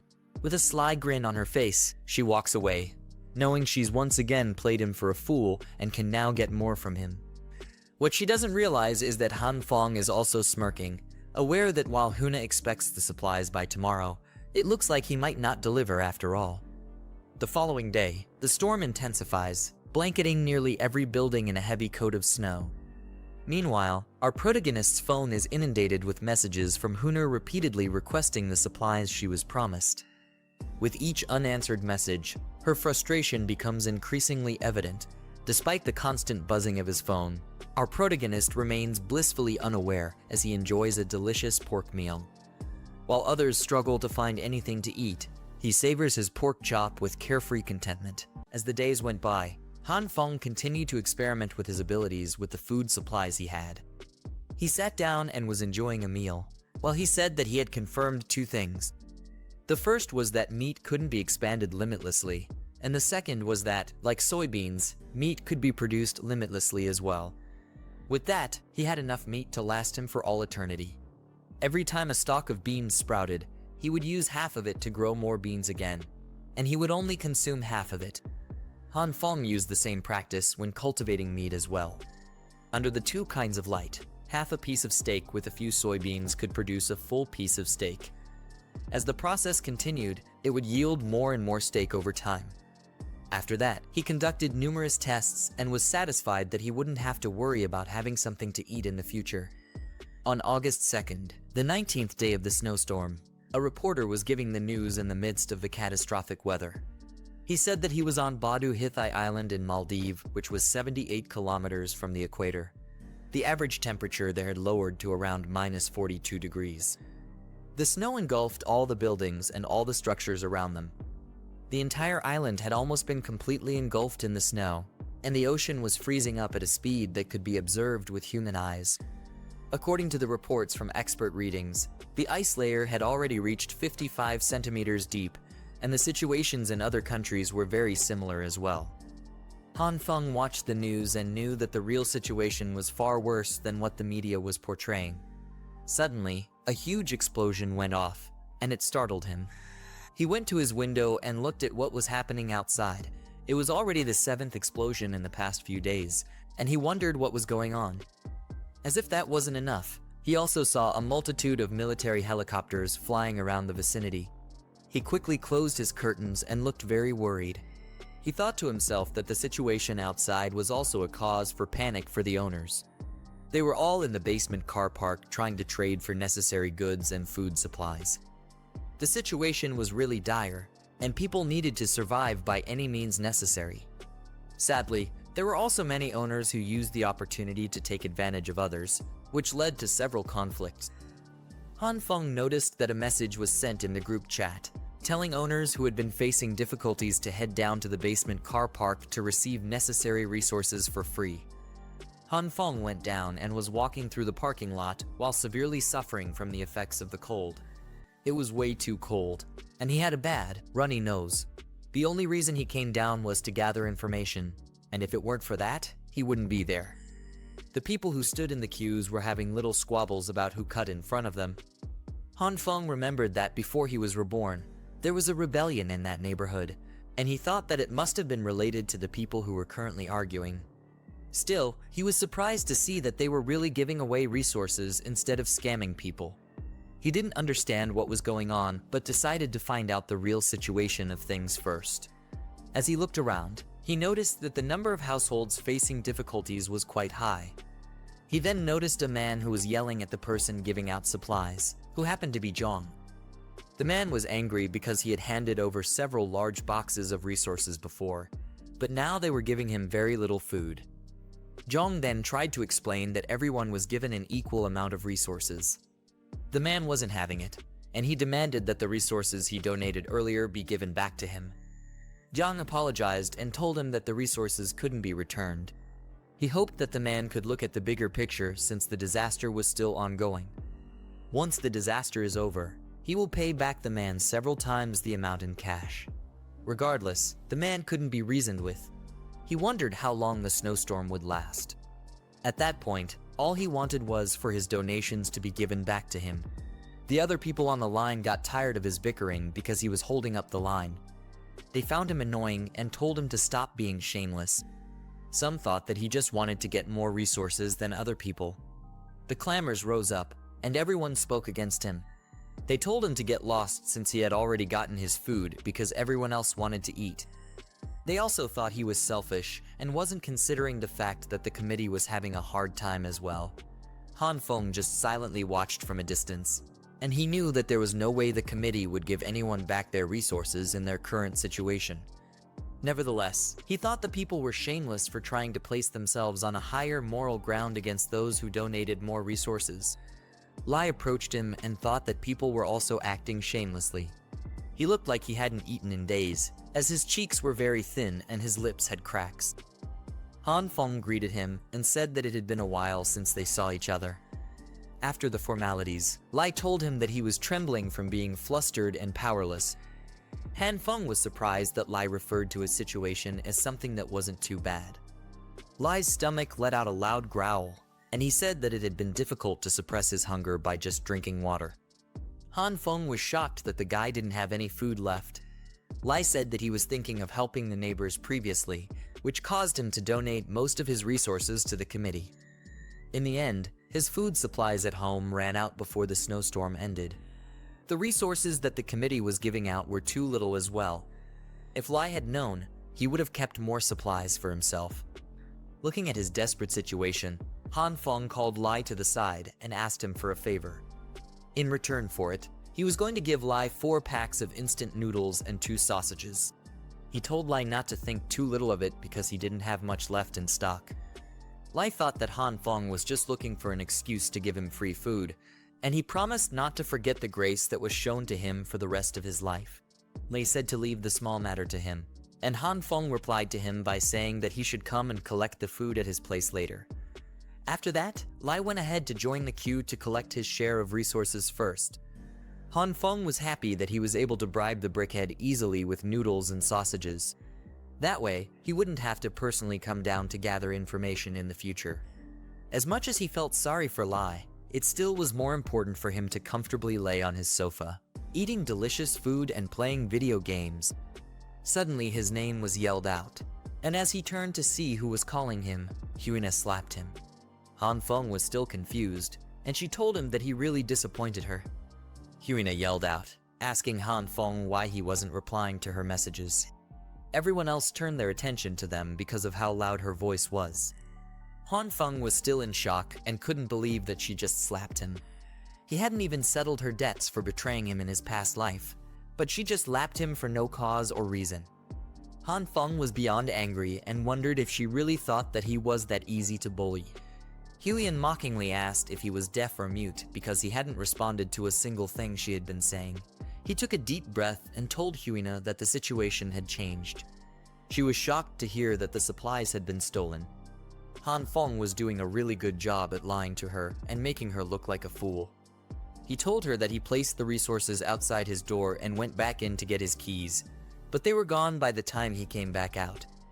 Huina was still persistent and asked if he had looked for it, but he told her that he hadn't found any clues since then.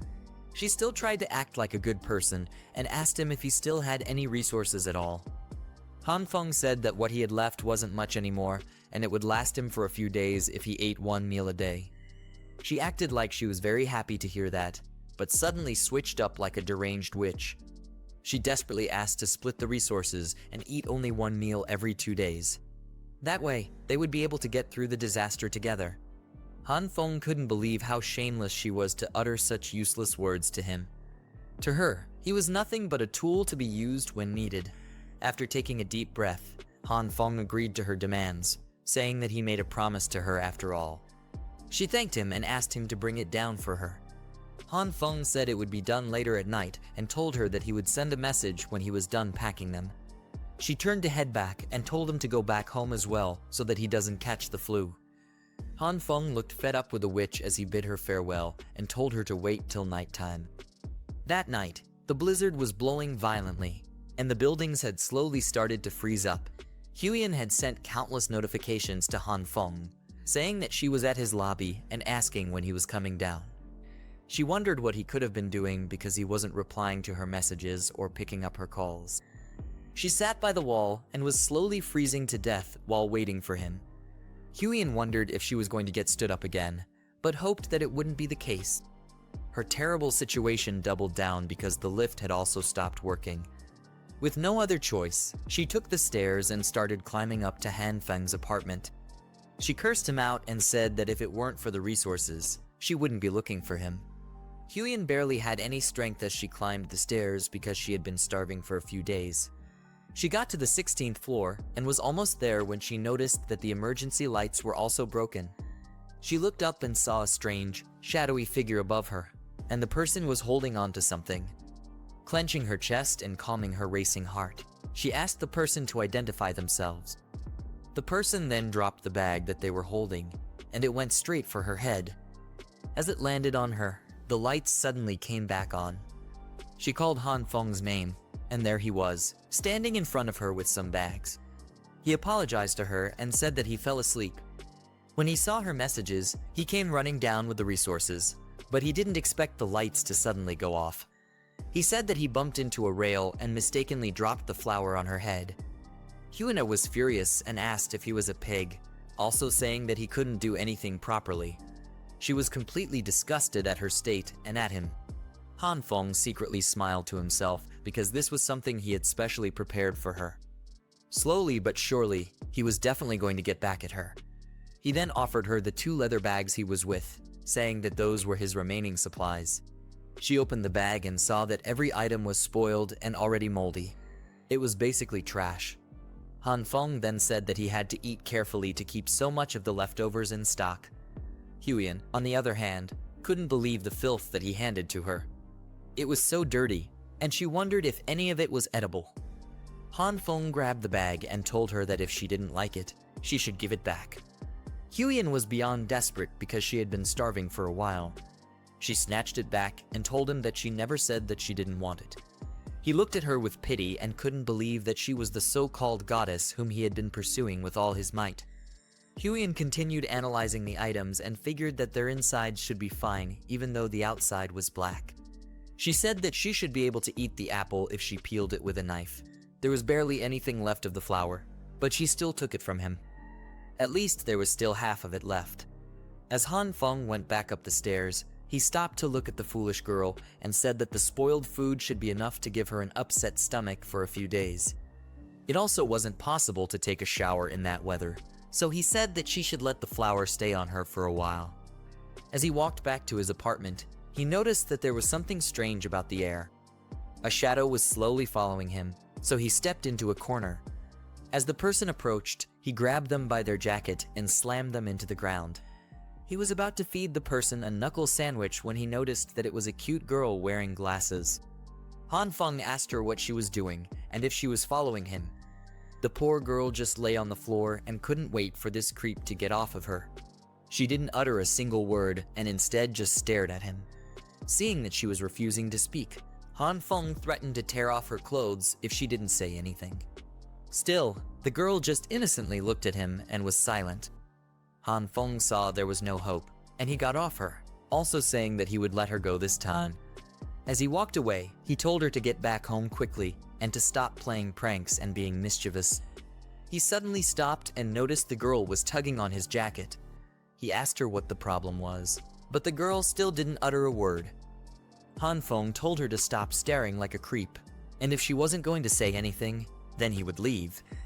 The girl then pointed in the opposite direction, and he figured that she was asking him to follow her. The two of them got to her room, and he couldn't believe how huge the place was. He was also completely baffled at how much supplies the girl had prepared beforehand. She confirmed to him that she already knew the snowstorm was going to happen. The girl spoke like a dumb neat and told him that her calculations resulted in the fact that an ice age would occur. She said that she had mentioned it in the group chat, and Han Feng realized that she was the strange outcast in the group who knew about the snowstorm. He said it was awesome, but then asked if she brought him to her house just to talk about her calculations. The girl pointed towards some screens, and Han Feng saw recordings of himself that showed when he was purchasing supplies. He got nervous and asked the girl if she had been monitoring him. As she undressed herself, she gave him the same affirmative answer. Han Feng was shocked to see the young girl's unclad body. He asked her why she was suddenly taking off her clothes, and she said she felt hot. He obviously misunderstood her and then asked her to put her clothes back on. The girl wore a big shirt instead, and they both sat down on the sofa while she used her laptop. He then confirmed that she was monitoring him because she was suspicious of him hoarding resources before the snowstorm. The main purpose of his being monitored was so that she could check if there was a possibility of cooperation between them. Han Feng then asked what the whole cooperation was meant to be. The weird crawled over and was in between his legs, which made him very uncomfortable. His face went red when he saw that her clothes were nearly revealing her backside, and he asked her what she was doing. She dragged out a generator and asked him to teach her how to use it. Han Feng was dumbfounded at the girl's request. After a while, the generator was put on, and he showed her the basics of operating it. When he was done teaching her, he asked if there was anything else that she needed. She pointed over to the other side of the room, and Han Feng began lecturing her on different equipment. He taught her how to use a heater to get hot water, and told her to remember to close the valve when she was done. Next up, the weird girl learned that she was supposed to put raw meat in the freezer, but she needed to remove the packaging first. Han Feng didn't understand how someone was so inept at basic survival skills. After that, he taught her the safety measures needed when connecting a cooking gas and told her to pay close attention to the procedures. Before he knew it, he was preparing dinner for her while teaching her how to cook and make the food more delicious. After that, a full-course meal was prepared, and they sat down to enjoy themselves. He even had to remind the girl to eat the food while it was still hot. It was as if he had become a full-time nanny, and the girl's ability to take care of herself was driving him crazy. The girl ignored him and continued enjoying the food. He nervously told her that he was kidding, but the whole ordeal was putting a serious mental strain on him. He turned to tell the girl that he was going back home once he was done eating, but she had already passed out on the table. She barely finished her food, and she fell asleep while eating. Han Feng couldn't believe the kind of person he just met. He put her on the couch and covered her before taking his leave. As he walked out, he said it was like having a child. He got back into his apartment and went to sleep. The next morning, the girl came knocking at his door, and he wondered what was going on so early in the morning. She had brought a lot of supplies for him, and he said that she was too courteous for the gesture. The amount of stuff on his door dazzled him. He then asked her if there was something she needed, and she asked him to teach her again. Han Feng didn't want to, but he still accepted to do it. After a few days of interacting with her, Han Feng confirmed that the girl was a complete idiot. It was obvious that she had lived her entire life indoors because she lacked the most general knowledge of things. Nevertheless, the girl was very interested in learning about self-reliance, and she dragged him to her house every day to teach her. As horrible as the food looked, her cooking skills had still slightly improved. Thanks to their horrible situation, many people would die to eat something like that. But if it were normal times, a dog wouldn't even eat what she cooked. Han Feng realized that he didn't know the girl's name yet and proceeded to ask. She told him that her name was True Eye of the Evil King, but he asked her to pretend like he didn't ask. There was no way in hell that he was calling her by that name in any lifetime. Meanwhile, in the car park, a fight had broken out between people who were fighting over supplies. People were trying to get their goods, and others were telling them to prove that the items actually belonged to them. It was complete chaos everywhere. Some people were prepared to die rather than hand over their resources to the bullies. Fires erupted everywhere, and they were trying to protect what was theirs with whatever weapon they could find. Others risked their lives to steal so that they would have a better chance at surviving the treacherous days ahead. The ones who weren't able to defend themselves got beat to a pulp and had their supplies taken away. Zhang walked into the place and saw the chaos that went on. When he got some blood stains on his trousers and shoes, he brought a horn and calmed down the mob with the loud noise. With the mob's attention turned to him, he asked them if they were done with their silly fights. Zhang asked them if they didn't find it ridiculous that they were fighting to the death because of the few resources that were left. They told him that he was very audacious to utter such words to them. He was the one who suggested that they donate their supplies, and they only got to receive a packet of instant noodles every few days. They told Zhang that if they didn't fight for it, then they were going to starve to death. Zhang confirmed the situation by asking if they were fighting for the last remaining supplies because the distributed resources weren't enough and the donated resources had run out. He called them ridiculous and implied that they were supposed to starve to death for their actions. He asked them to think carefully about the one who brought about the situation, and they said it was him. Jiang picked up a loaf of bread on the ground and said he would help them remember. The bread, which was originally a few dollars, had been raised to tens or even hundreds of dollars by those who had abundant resources. To squeeze the people dry, a piece of bread was split into 5 or 10 pieces to auction. Jiang told them that those people managed to get rich due to the disaster. Not only did they use up all their money, they were even having internal strife due to the few remaining resources. Jiang said that it was ridiculous because the people who increased prices were the ones who had plenty of resources but did not donate any. They raised the prices with malice, but it was the rest who were going to starve to death. In an attempt to stir up the crowd, he asked them if the situation was fair. He used his charisma to raise their spirits and told the people to stand united to get back the resources that belonged to them.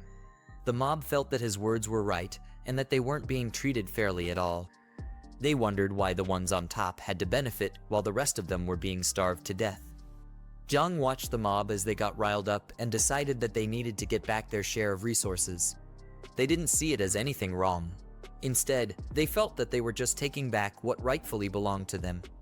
Jiang had a sly smile because he knew that his plans were working exactly as he wanted. Lai saw the chaos that had ensued and concluded that everyone had gone mad.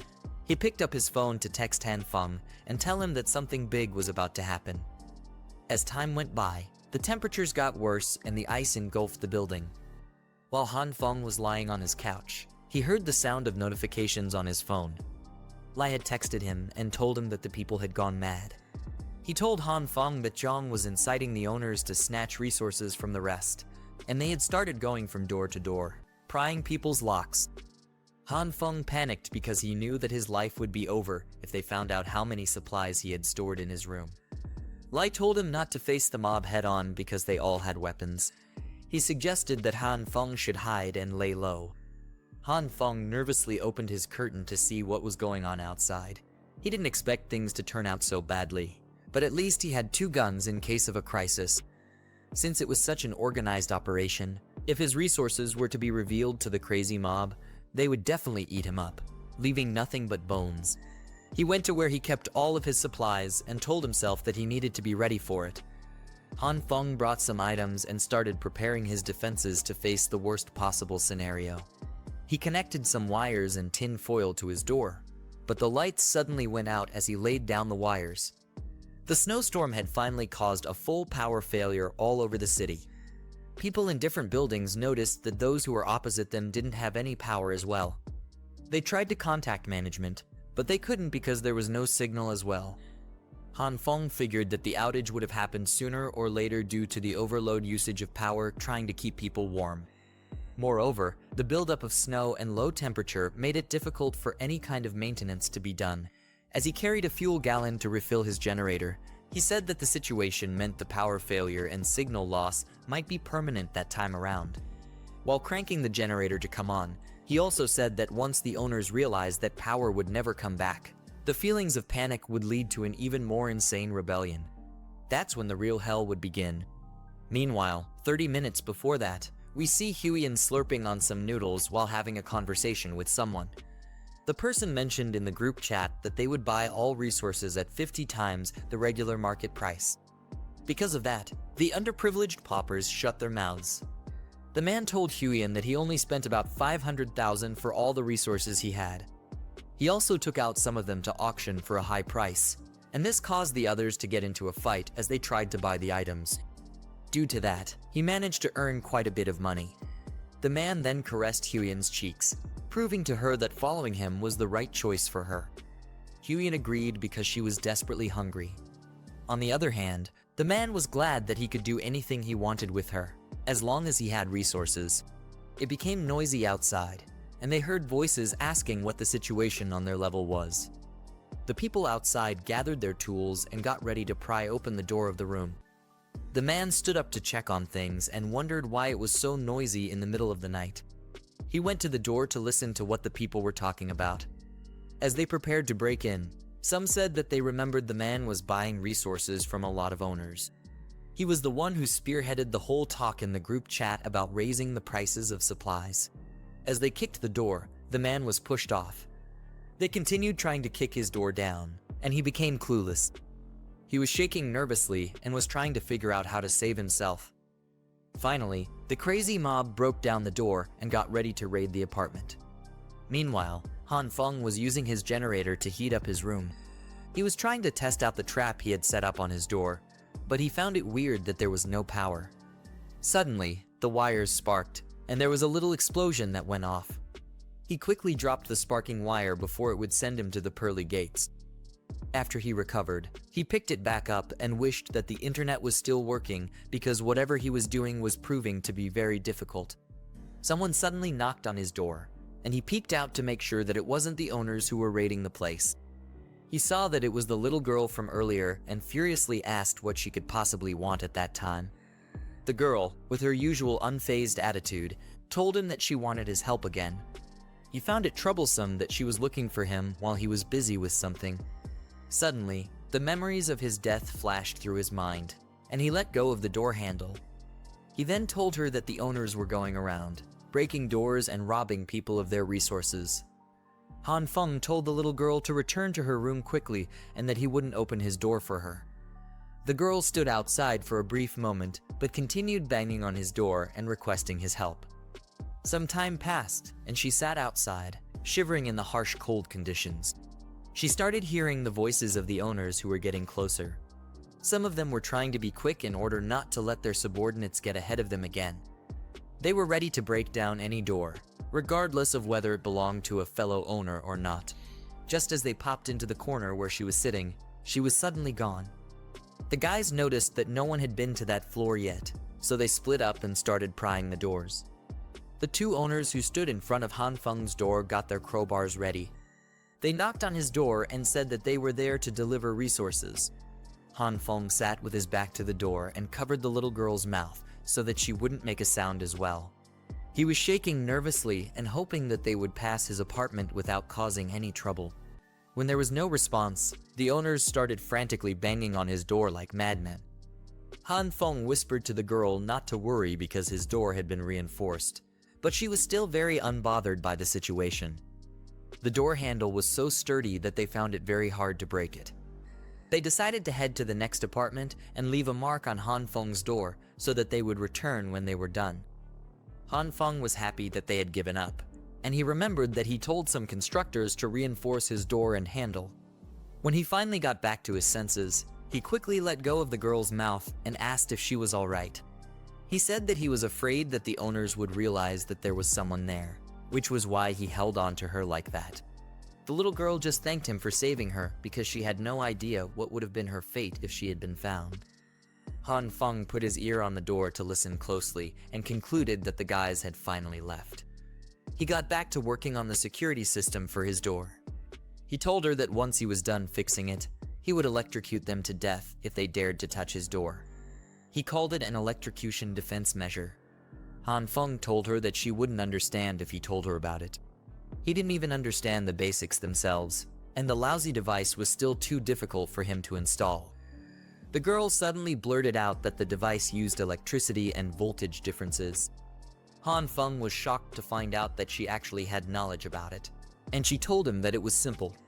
The girl then started to guide him through the installation process. He told him that after he cuts off the power supply, he should wrap the bare wire around the door handle and make sure not to touch it if he loves his life. After that, he needed to connect the earth wire from the circuit box to the door handle and, lastly, turn on the power supply. Han Feng diligently followed her instructions, and the defense mechanism finally started working well. He couldn't believe it, and he asked her how she knew stuff like that. The girl started her useless rambling about the true eye of the evil king being able to see the truth of everything in the world. Han Feng cut her off immediately and told her to pretend like he didn't ask. He started putting the rest of his items in place and asked her to quickly state what she needed because he was very busy. The girl ignored him and dropped a lot of items from underneath her dress onto the couch. He called her attention again, and she told him that she would be staying with him from then on. It took some seconds for her words to click in his head, and he asked her what the hell she just said. He took it as a joke and said that it would never happen. Han Feng quickly told the little brat to return to her home at that moment, but she continued with whatever she was doing. His legs got tangled up in the wires, which made him trip and fall to the ground. His hands were suddenly glowing with a purple color, and he was surprised that the fall didn't hurt at all. He touched his coffee table with his enchanted hands, and it suddenly became as soft as a blanket. Looking closer at his hands, he noticed the purple light and wondered if that was what caused his table to become soft. Even the toolbox and everything else he touched at that moment became as soft as a marshmallow. He started fiddling around with his hammer and wondered how the purple light caused items to turn soft. Moments later, Han Feng realized that the little girl was still in the room, and she was just watching him silently. He quickly panicked, but she was intrigued by the ability he just displayed. After his powers were exposed to her, the strange little girl looked at him seriously and assumed that Han Feng was also an emissary chosen by the true eye of the evil king. She looked very happy and enthusiastic as she spewed complete nonsense from her mouth, and Han Feng was completely confused. Seeing that the girl's brain was nothing but silly, he decided to go with the flow. He said that he was also a subordinate chosen by the evil boss king, and that was why unusual phenomena sometimes happened around him. Han Feng's fooling is stopped midway because the girl wants to tell him something. She said that since they were both fellow emissaries, then it was only right that they helped out each other. The girl wanted him to share his apartment with her, but this just made Han Feng more confused. As he tried to make her understand that it was weird for such a young girl to stay with an older guy, she quickly bolted out of the room. Han Feng's flaccid hammer was still in his hands as he heard the door slam shut. He hadn't agreed to her request yet, and he didn't get a chance to tell her his mind. He wondered if she really thought that his room was the lair of the evil king, but he decided to forget about it and leave the girl to her crazy fantasies. Han Feng turned his attention back to his hammer and asked himself what the purple light meant. The thought of the power of being able to turn things soft made him quite worried. With that in mind, he realized that the lights that he possessed were more than two kinds. This meant that there were still others that he hadn't discovered, and maybe he was way more overpowered than he thought. As he thought deeply, he remembered that the purple light showed up when he tripped over the cables and almost crashed into the coffee table. This book would have ended so fast, but I guess there were other plans in store for him. He tried to recall how he felt at that moment when he nearly lost his life. His body shook with fear, but suddenly the purple lights appeared around his hands again. He was shocked that he was actually able to activate the ability by recalling that past moment. Almost like he didn't even have faith in himself. The wires in his hands started to become very soft as well, and he realized that the purple light could also affect the cables.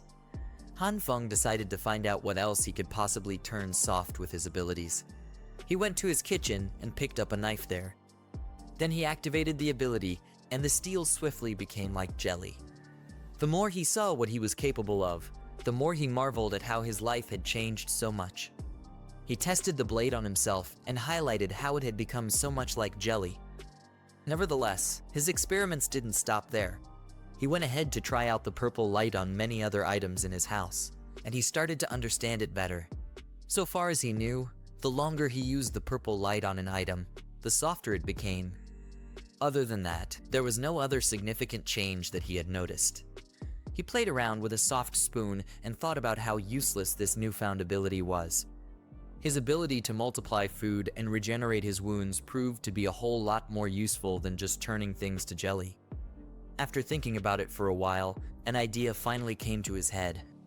Han Feng thought about what would happen if he combined the purple light with another one. He proceeded to test it out on the knife and see what the outcome would be. The purple and green lights engulfed the kitchen knife as he yelled out "Bankai." To his great surprise, the jelly-like knife returned back to its original state.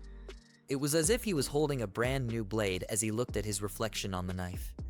After seeing the outcome of his experiment, he looked over at the box of tissues on his table. While Han Feng trembled greatly, he used the same powers on a piece of tissue paper. Luckily, things turned out well for him. The tissue became as hard as a rock. Then he realized that he could change the toughness of an item by combining the two different lights. With this information, his newfound ability wasn't so useless anymore. Han Feng looked closer at the hardened tissue and said that the toughness was a bit extreme. In that brief moment, another idea popped into his mind, and he figured out how to make use of this power. Meanwhile, the owners who previously came to raid his apartment were on their way back from their raiding journey.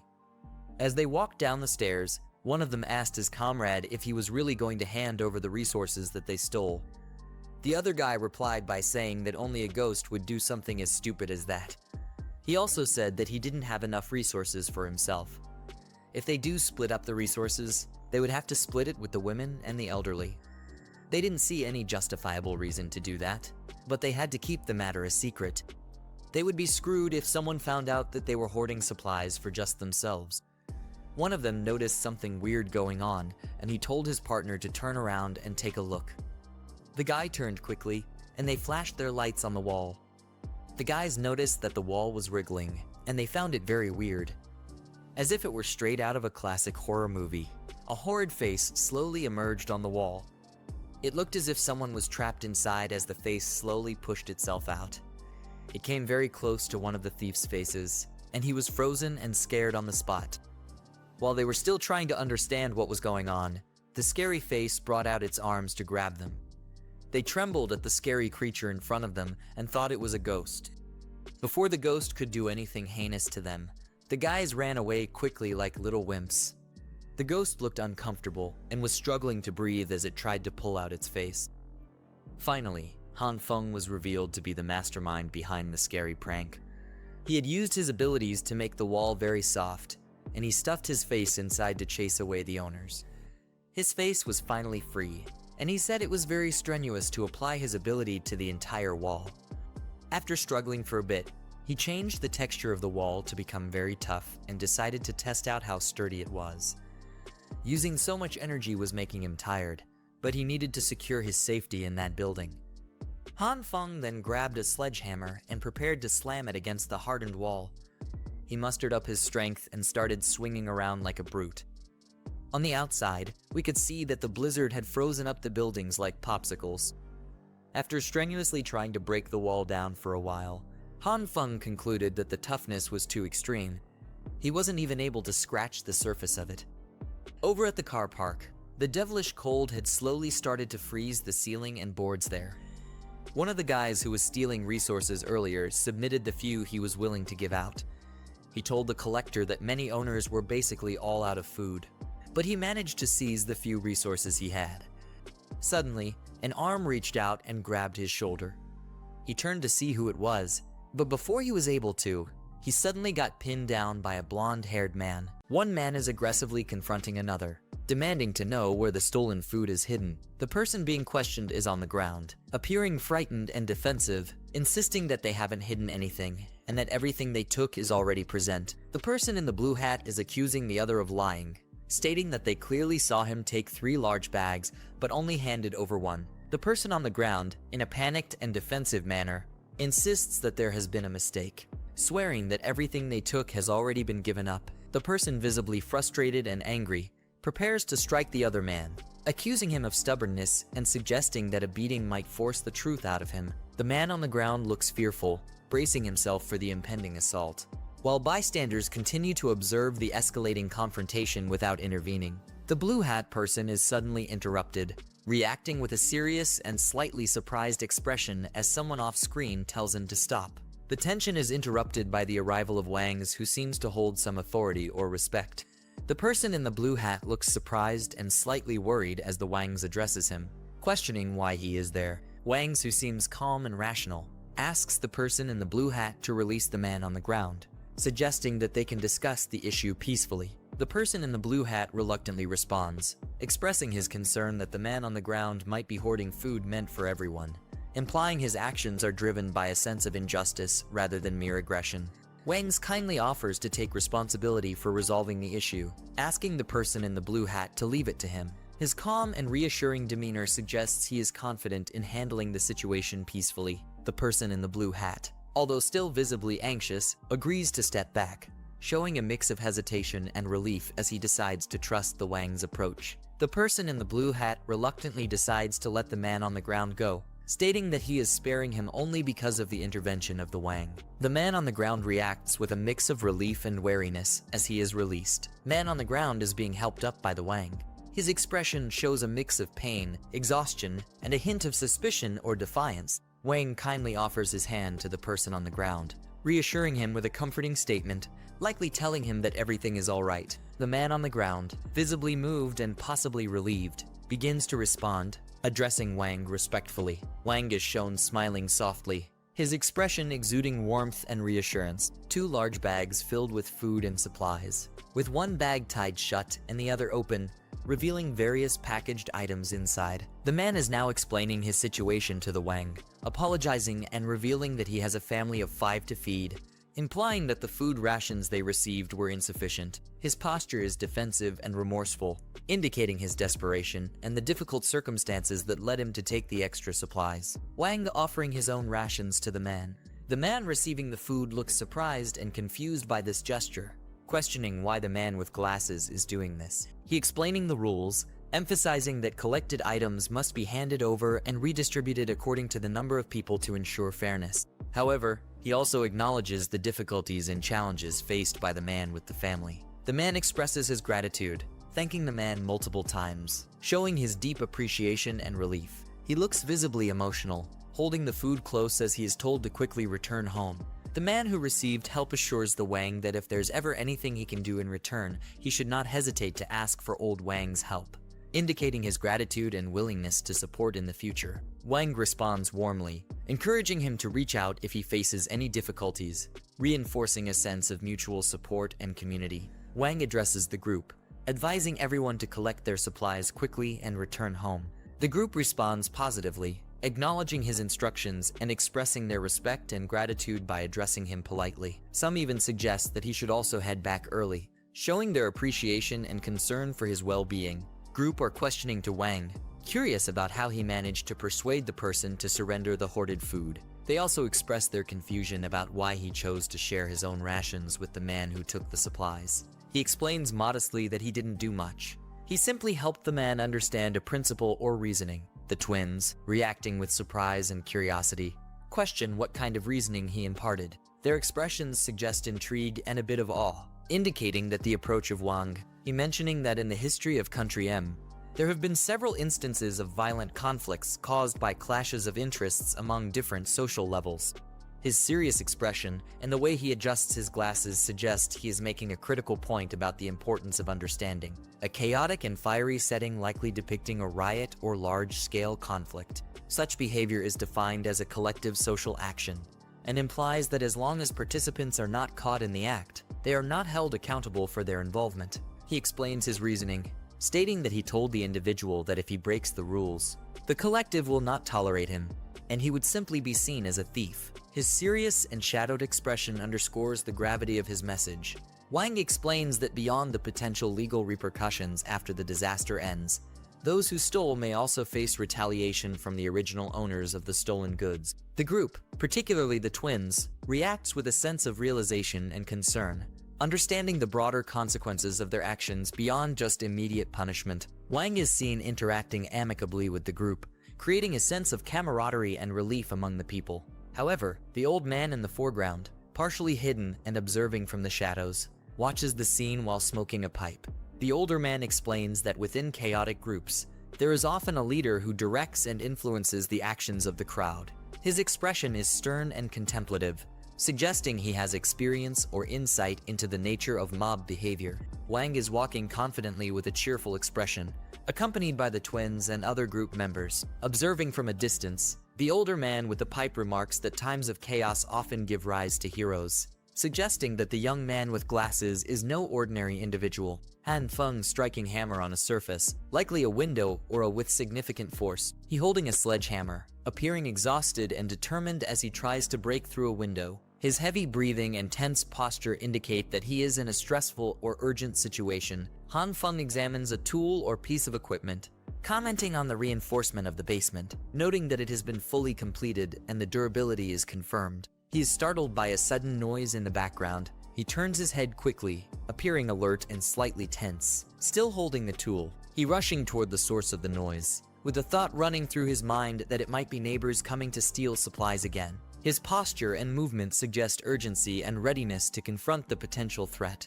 Han Feng is cautiously approaching a door with a sledgehammer in hand, ready to defend himself. He peers through the peephole while demanding to know who is on the other side. Hyona, dressed warmly in winter clothing, stands outside, Looking up with a determined yet emotional expression, she addresses Han Feng, revealing her presence and declaring that she has thought things through over the past few days. She admits she cannot ignore his feelings for her, indicating a significant and heartfelt conversation. Her tearful eyes and earnest demeanor suggest a moment of vulnerability and sincerity. Han Feng listens intently through the door. He is surprised by what he hears, as indicated by his expression and the exclamation mark. He reflects on the difficulty of discerning true intentions, stating that only those who truly love him would offer their affection unconditionally. His memories flush through his mind, where the man strikes land with brutal force, taking everything from him. His eye is filled with a mix of pain and realization as he recalls past words that mirror the present situation. A menacing figure cloaked in darkness looms behind Hyona, wielding a large weapon with a sinister smile. Hyona's expression is serious and determined.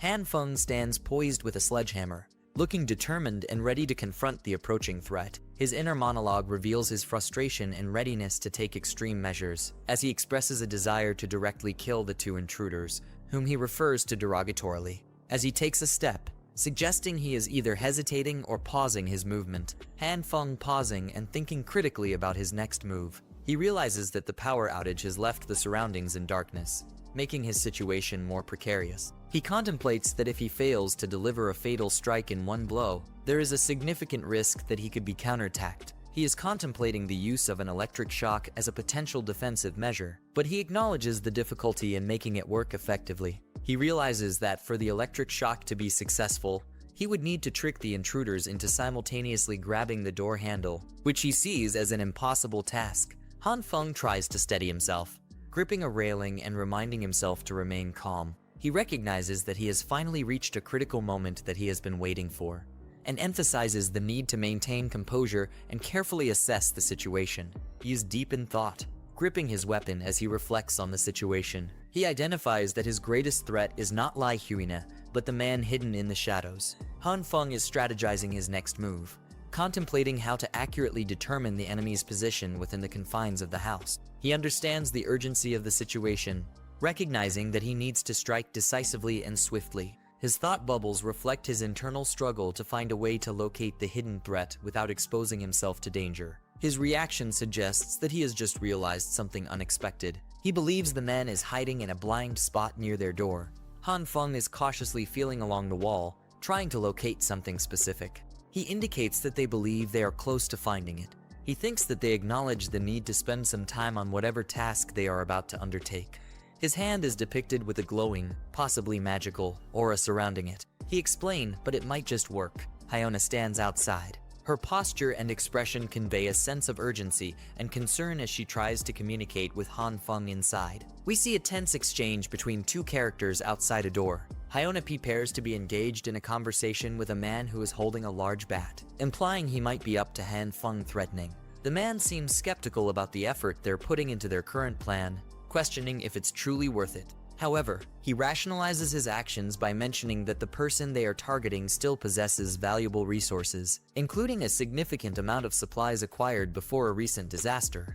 The man with the bat, still standing outside the door, he remarks that the resources possessed by their target will be sufficient to sustain them for several days, implying they intend to take these supplies by force. The glow of a mysterious purple symbol in the background suggests something unusual. The mysterious purple glow has taken on a more defined and menacing shape, resembling some sort of energy or entity emerging from the wall. The hooded man, appearing cautious, asks if the other person hears any noise, indicating that he is starting to sense something off. Hyona responds with confusion, asking, "What noise?" The tension is evident on her face, with beads of sweat highlighting her anxiety. The hooded man expresses a growing sense of unease, stating that he hears something coming from behind him. The hooded man is struck violently by a powerful force, depicted by the vibrant and erratic streaks of purple energy. The force appears sudden and unexpected, indicated by the character's wide-eyed expression and the dramatic impact lines surrounding them.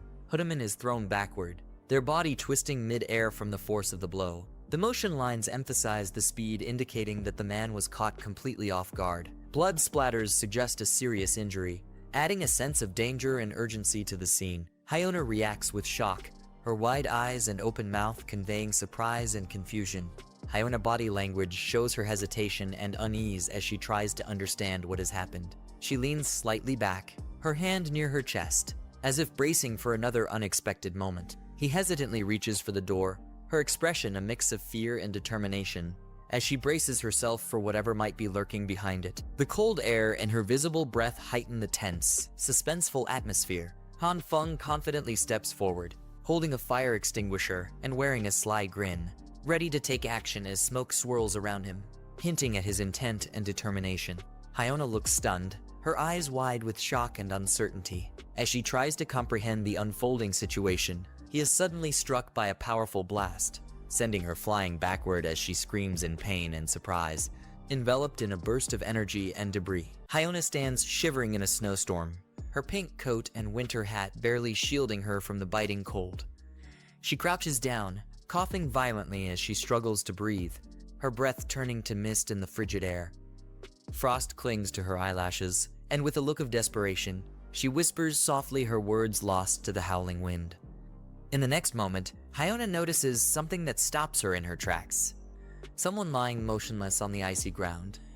Her eyes widen in shock as she slowly approaches, realizing the person is barely conscious, shivering uncontrollably in the cold. Someone's face is twisted in pain, his breath shallow. Hyona's expression is filled with worry and urgency, her voice trembling with the cold and fear. Suddenly, from within the swirling snow, a mysterious hand reaches out towards her. She gasps, her eyes widening in shock as she instinctively recoils, caught off guard by this unexpected and eerie presence. Hyona, now sprawled on the icy ground, recoils. Han Feng reaches towards her with gloved hands. She scrambles to her feet in a panic, letting out a terrified scream as she sprints down the snow-covered hallway, her footsteps echoing loudly. Han Feng watches her retreat with a mix of surprise and amusement, noting how quickly she fled. He then encounters someone on the floor, who appears terrified and mutters something incoherent, prompting the protagonist to approach cautiously. The protagonist raises his foot, prepared to assert dominance, as the man below him desperately coughs and pleads for mercy, his voice shaky and panicked. In a defiant outburst, the man tries to reclaim some semblance of authority by asking if the protagonist knows who his father is, but his bravado is quickly shattered when the protagonist strikes him down without hesitation, dismissing the threat with a cold, unwavering resolve. The defiant man, still boasting about his father's influence, is abruptly cut off as the protagonist strikes him again, showing no regard for his connections. The man, now pleading desperately, raises his hand in a gesture of surrender, begging for mercy and questioning why the protagonist is targeting him, emphasizing that they have no personal enmity. The protagonist mercilessly punches the man, dismissing his pleas and demanding answers with a fierce intensity. The man, now pinned to the ground and repeatedly struck, cries out in despair, questioning why his life is being taken and why he deserves such a fate. As the protagonist's clenched, bloodied fist hovers menacingly, he urges the man to finally speak, his patience wearing thin as he prepares to deliver another blow. The battered man lies on the ground, barely conscious and mumbling incoherently, his body covered in bruises and blood. The protagonist calmly picks up a bloody bat, standing over the man with a cold expression, silently contemplating his next move as the tension in the air grows heavy.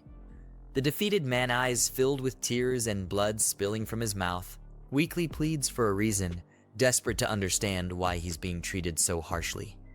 The protagonist, unmoved by his plea, coldly questions the need for a reason, before lifting him off the ground and brutally slamming him down, dismissing the man's begging as mere pretense in a final show of dominance and disdain.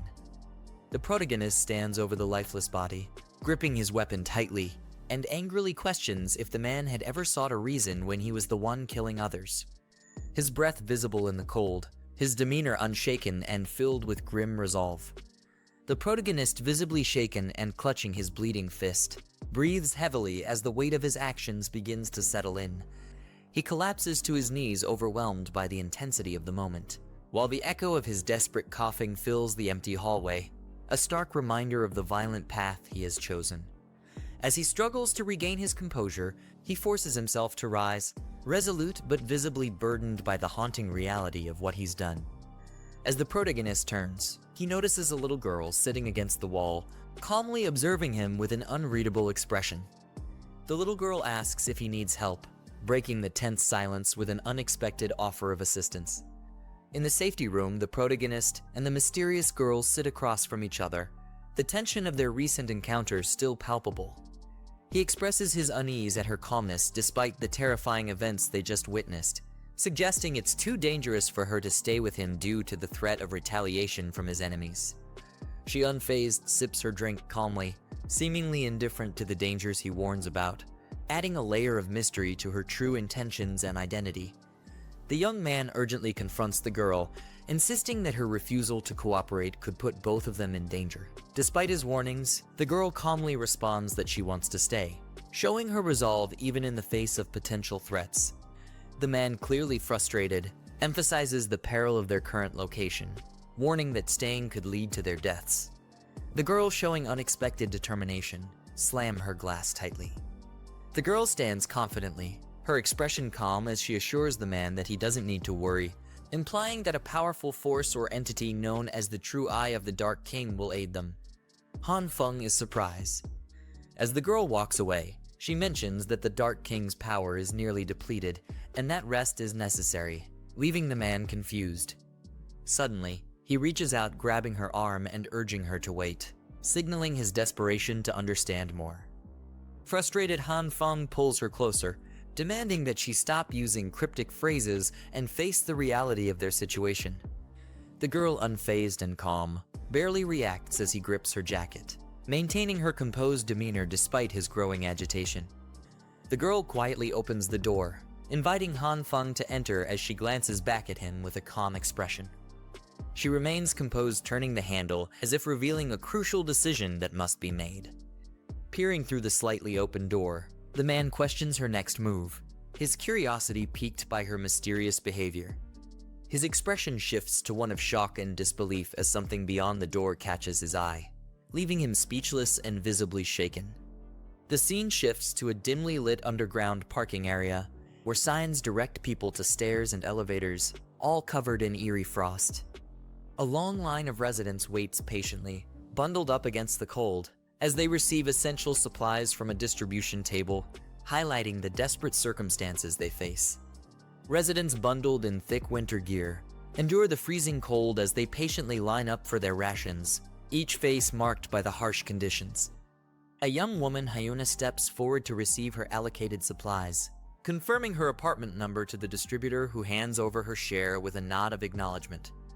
As Hyuna steps back into line with her supplies, someone points out that another resident from the same apartment number had just collected rations, raising suspicions. Hyuna, lost in her thoughts, recalls a troubling scene where a man collapsed unexpectedly, questioning if someone had set a trap, possibly Han Feng's associates, hinting at deeper tensions and distrust among the community. Liu's eyes warmth emanating from Han Feng's apartment, suggesting he has electricity and possibly other hidden resources. She ponders whether Han Feng had secretly prepared for the harsh winter in advance, suspecting that he might have stockpiled supplies, raising questions about his true intentions.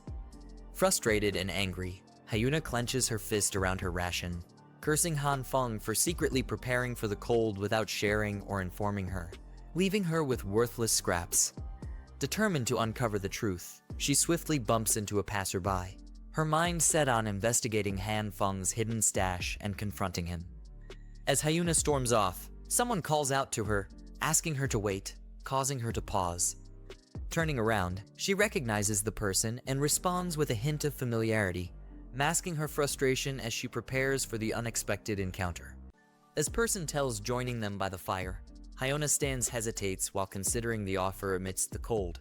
Hyuna decides to decline the offer, preferring to return home for warmth instead. The atmosphere remains tense as they make their way through the crowd. As Hyuna begins to walk away, a hand suddenly grabs them from behind, halting their steps. The person in the blue coat walks alongside Hyuna, offering them food and urging them to stay with him for a few days. The man tries to charm Hyuna, hinting that he has always been fond of them. However, Hyuna is uncomfortable, their expressions stiffening as they nervously sweat, clearly not welcoming the man's advances. Suddenly, Hyuna lashes out angrily, throwing back the man, clearly rejecting his advances. The surrounding crowd watches in silence as the confrontation escalates. The man, now angry and accusatory, grabs Hyuna, mocking them for trying to act innocent. The situation grows more intense as Hyona cries out in pain, demanding to be released while struggling to free themselves from the man's grip. Hyona realizes something shocking as they overhear a conversation about stolen supplies. In a sudden burst of action, Hyona fiercely strikes the man, their expression filled with rage and determination. The intensity of the attack sends the man reeling. His eyes are wide in disbelief. The man is left stunned, his face showing the impact of the strike as he falls to the ground. In a swift motion, Hyona slaps the man, cutting off his attack. As a result, the man is sent flying backward, falling dramatically into an abyss below, while bystanders witness the intense showdown from above. Nearby onlookers are confused and startled by the commotion, questioning what just flew past them. As the dust settles, they notice the man lying on the ground, defeated and motionless, prompting some to call for help while others watch in shock. A medic girl rushes over to check Hyona, kindly asking if they're injured or feeling unwell. She hands over her business card with a smile, offering her help if any discomfort arises, while Hyona looks relieved and grateful for her concern. Hyona politely declines the medic's help, turning away with a shy expression as the medic is left surprised by the sudden rejection. Shortly after, the medic is taken aback when someone calls her an insult, leaving her stunned and embarrassed. The man, enraged, pins the medic to the ground and screams at the onlookers to mind their own business. He raises his fist, threatening to hit her as his fury reaches a dangerous peak while the crowd watches in horror. Just as the man prepares to strike, he is suddenly hit by a powerful force, knocking him off balance. Brother Lai, blonde and fierce, takes him down with a brutal punch, pinning him to the ground with overwhelming strength. With a cigarette in his mouth, Brother Lai delivers a cold remark, standing over the fallen man in blue. He disdainfully calls out the cowardice of men who strike women while the crowd watches in silence, absorbing the gravity of his words. Wang arrives, commanding everyone's attention as the crowd parts to let him through. The man accuses Hyona of stealing, desperately pointing fingers while she tries to defend herself, insisting she did nothing wrong. Brother Lai steps in, furiously berating the man in blue for daring to assault a woman. He swiftly grabs the man, his anger evident, ready to deliver another blow to put an end to the confrontation. Wang firmly scolds the man, reminding him of the committee's responsibility to protect the vulnerable and ensure that everyone is treated fairly. The man quickly apologizes, and Wang, with an air of authority, warns him that there will be serious consequences if this behavior happens again. Wang politely addresses both the medic and Brother Lai, apologizing for the disturbance and suggesting they reconsider the matter he previously discussed with them. However, Brother Lai shows no interest, walking away dismissively and making it clear that he has no desire to involve himself in their affairs regardless of the consequences. The medic politely declines Wang's offer, explaining that she cannot accept the proposal but remains willing to help if there are patients who need assistance. Wang expresses his gratitude with a gentle acknowledgement as the conversation comes to a close. Hyona approaches Wang nervously, asking if they can join his group. With a subtle smile, Hyona admits they've admired him for a while, but never had the opportunity to say so, hoping that now they can finally spend more time together. Wang calmly questions Hyona, asking if they've misunderstood something, pointing out the practical skills of his current companions. He then apologizes, explaining that they currently lack the value needed for him to consider bringing them into his group, leaving Hyona stunned and hurt by the rejection. Hyona, still reeling from the rejection, hesitates but then makes a bold move, revealing that they know the location of valuable supplies. This revelation catches Wang's attention, causing him to pause and consider the sudden offer. The scene shifts to a storage room filled with boxes and supplies, with someone discussing specific details about the items they've been hoarding. Suddenly, a vortex opens up, pulling everything into a swirling blue void as the situation spirals out of control. In the storage room, the girl excitedly pulls a mysterious blue energy out of thin air while Han Feng watches with enthusiasm. However, they quickly realize something is wrong as they reveal an odd mannequin, completely unrelated to what they were searching for, leaving them both baffled by the absurd discovery. Han Feng summarizes the abilities of the girl, explaining that she can open a vortex in her chest that absorbs everything in sight, though retrieving items is a different story. As the scene shows her surrounded by clutter, it's clear that while she can store things easily, her ability to find specific items is highly unreliable. Han Feng questions the complexities of the vortex, wondering why it is so difficult to find anything within it and if it distorts space. In response, the girl offers to help by sticking her head inside to search for the missing items, receiving permission to proceed. Han Feng cautiously approaches the swirling vortex, observing how naturally the girl's hand moves inside. Despite his hesitation, he steels himself and prepares to enter the mysterious space. Han Feng cautiously begins to enter the vortex, his body slowly getting pulled in as the girl holds the portal open. His eyes narrow in determination, though a bead of sweat betrays his underlying anxiety about the uncertain space he's stepping into. As Han Feng fully enters the vortex, they are greeted by a swirling blue energy surrounding them, their expression turning to surprise as they realize the strange environment within. Floating amidst the chaos, they search for a way to navigate through the mysterious space. Han Feng inside the vortex is overwhelmed by the sheer size and chaos of the space filled with countless objects floating aimlessly. Realizing how difficult it will be to find anything specific, they can't help but compare the situation to searching for a needle in a haystack, all while acknowledging the immense power behind such an ability. Han Feng, now deep inside the vortex, begins to panic as they cry out in shock and confusion, overwhelmed by the vastness of the space and the intensity of the experience. Their fear is palpable as they shout, desperate for some sense of control in the disorienting environment. Han Feng now struggles to escape the pull of the vortex, their body being forcefully drawn back as they gasp in panic. Desperately, they try to resist, shouting as they feel the overwhelming force continue to drag them further into the unknown. After escaping the vortex, Han Feng collapses, coughing and gasping for air, clearly shaken by the experience. In frustration, they demand to know why they weren't warned about the lack of oxygen inside the portal, all while the girl seems calm and unfazed. The girl, deep in thought, suddenly perks up as she seems to have found what she was looking for. With a confident motion, she reaches into the vortex and pulls out the long-lost item, surprising even herself. Han Feng excitedly confirms that the item they were searching for has finally been found, expressing their amazement at the discovery. However, as they continue searching, they stumble upon something unexpected, leaving them surprised once again.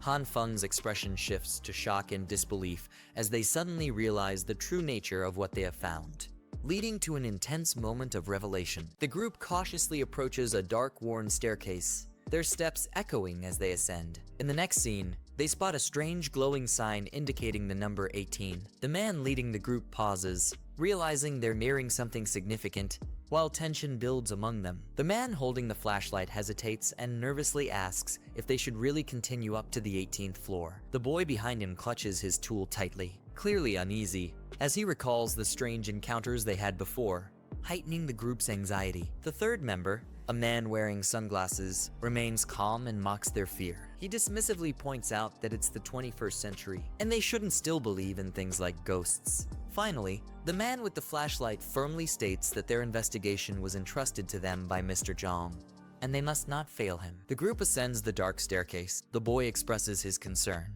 questioning whether they should trust the woman who may be deceiving them. On the other side, someone monitors the group's movements through a drone camera. A voice over the feed urges them to trust Mr. Zhang's judgment and to complete the mission swiftly. We then see Han Feng and the girl watching the surveillance feed. Han Feng remarks that it was fortunate they set up the monitoring system ahead of time, as they carefully watch the group's progress on the screen. Finally, Han Feng, wearing his green jacket, initiates Plan B. He tells the girl that he'll start the fire and that once he returns, she should be ready to act. The intensity rises as they prepare to move forward with their carefully laid plans. Han Feng is seen checking his stopwatch and realizes that timing is critical for their plan. In the background, the girl continues her preparations, indicating that both are focused on executing their mission with precision. The countdown on the stopwatch shows just 2 minutes left, heightening the tension as time runs out. The group climbing up the dark staircase. The man in front asks if the others hear a sound ahead, Both the boy and the girl, clearly anxious,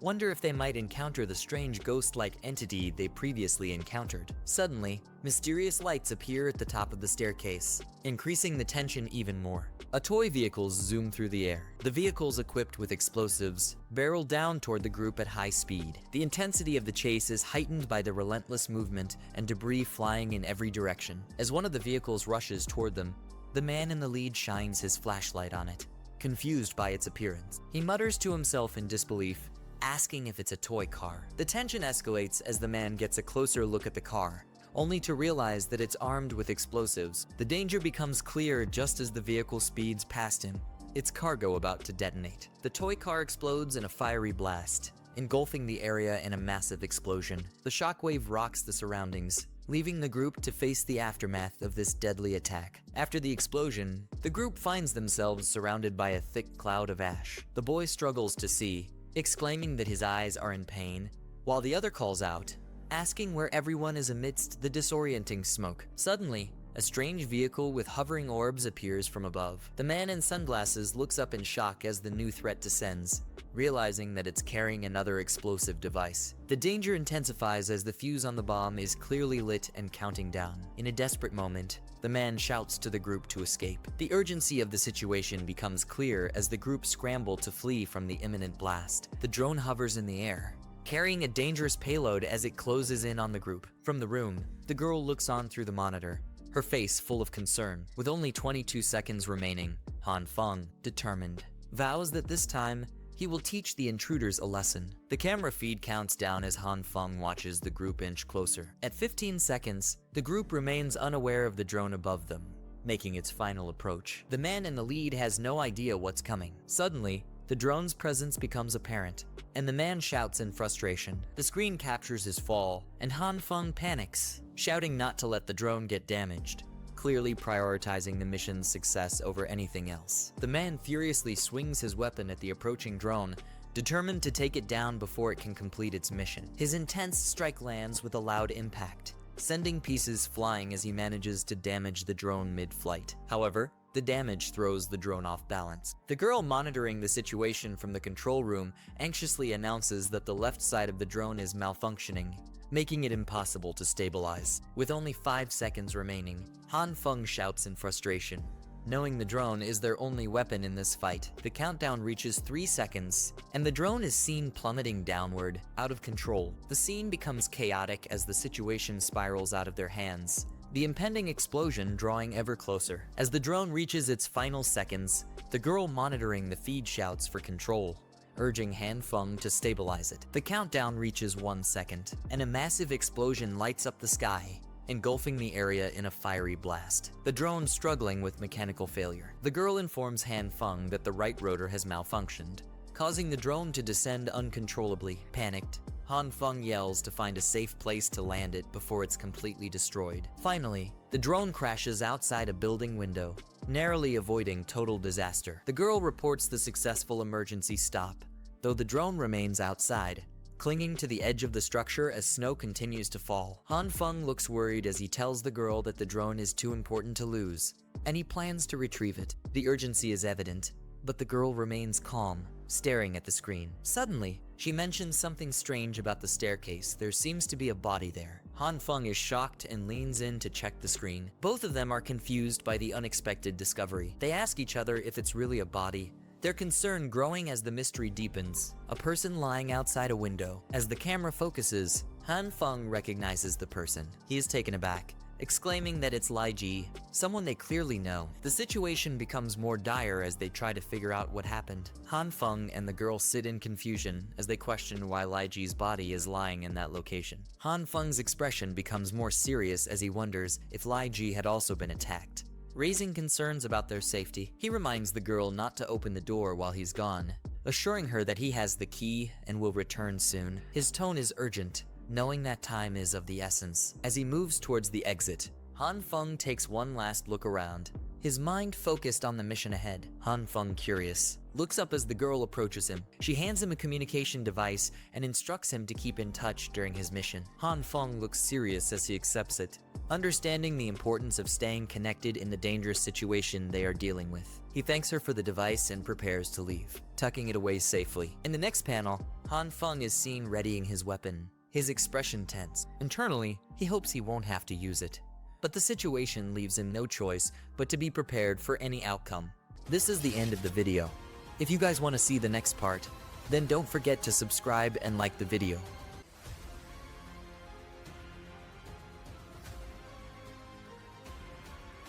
Han Feng cautiously descends a dark, eerie staircase, gripping a flashlight that casts a narrow beam ahead.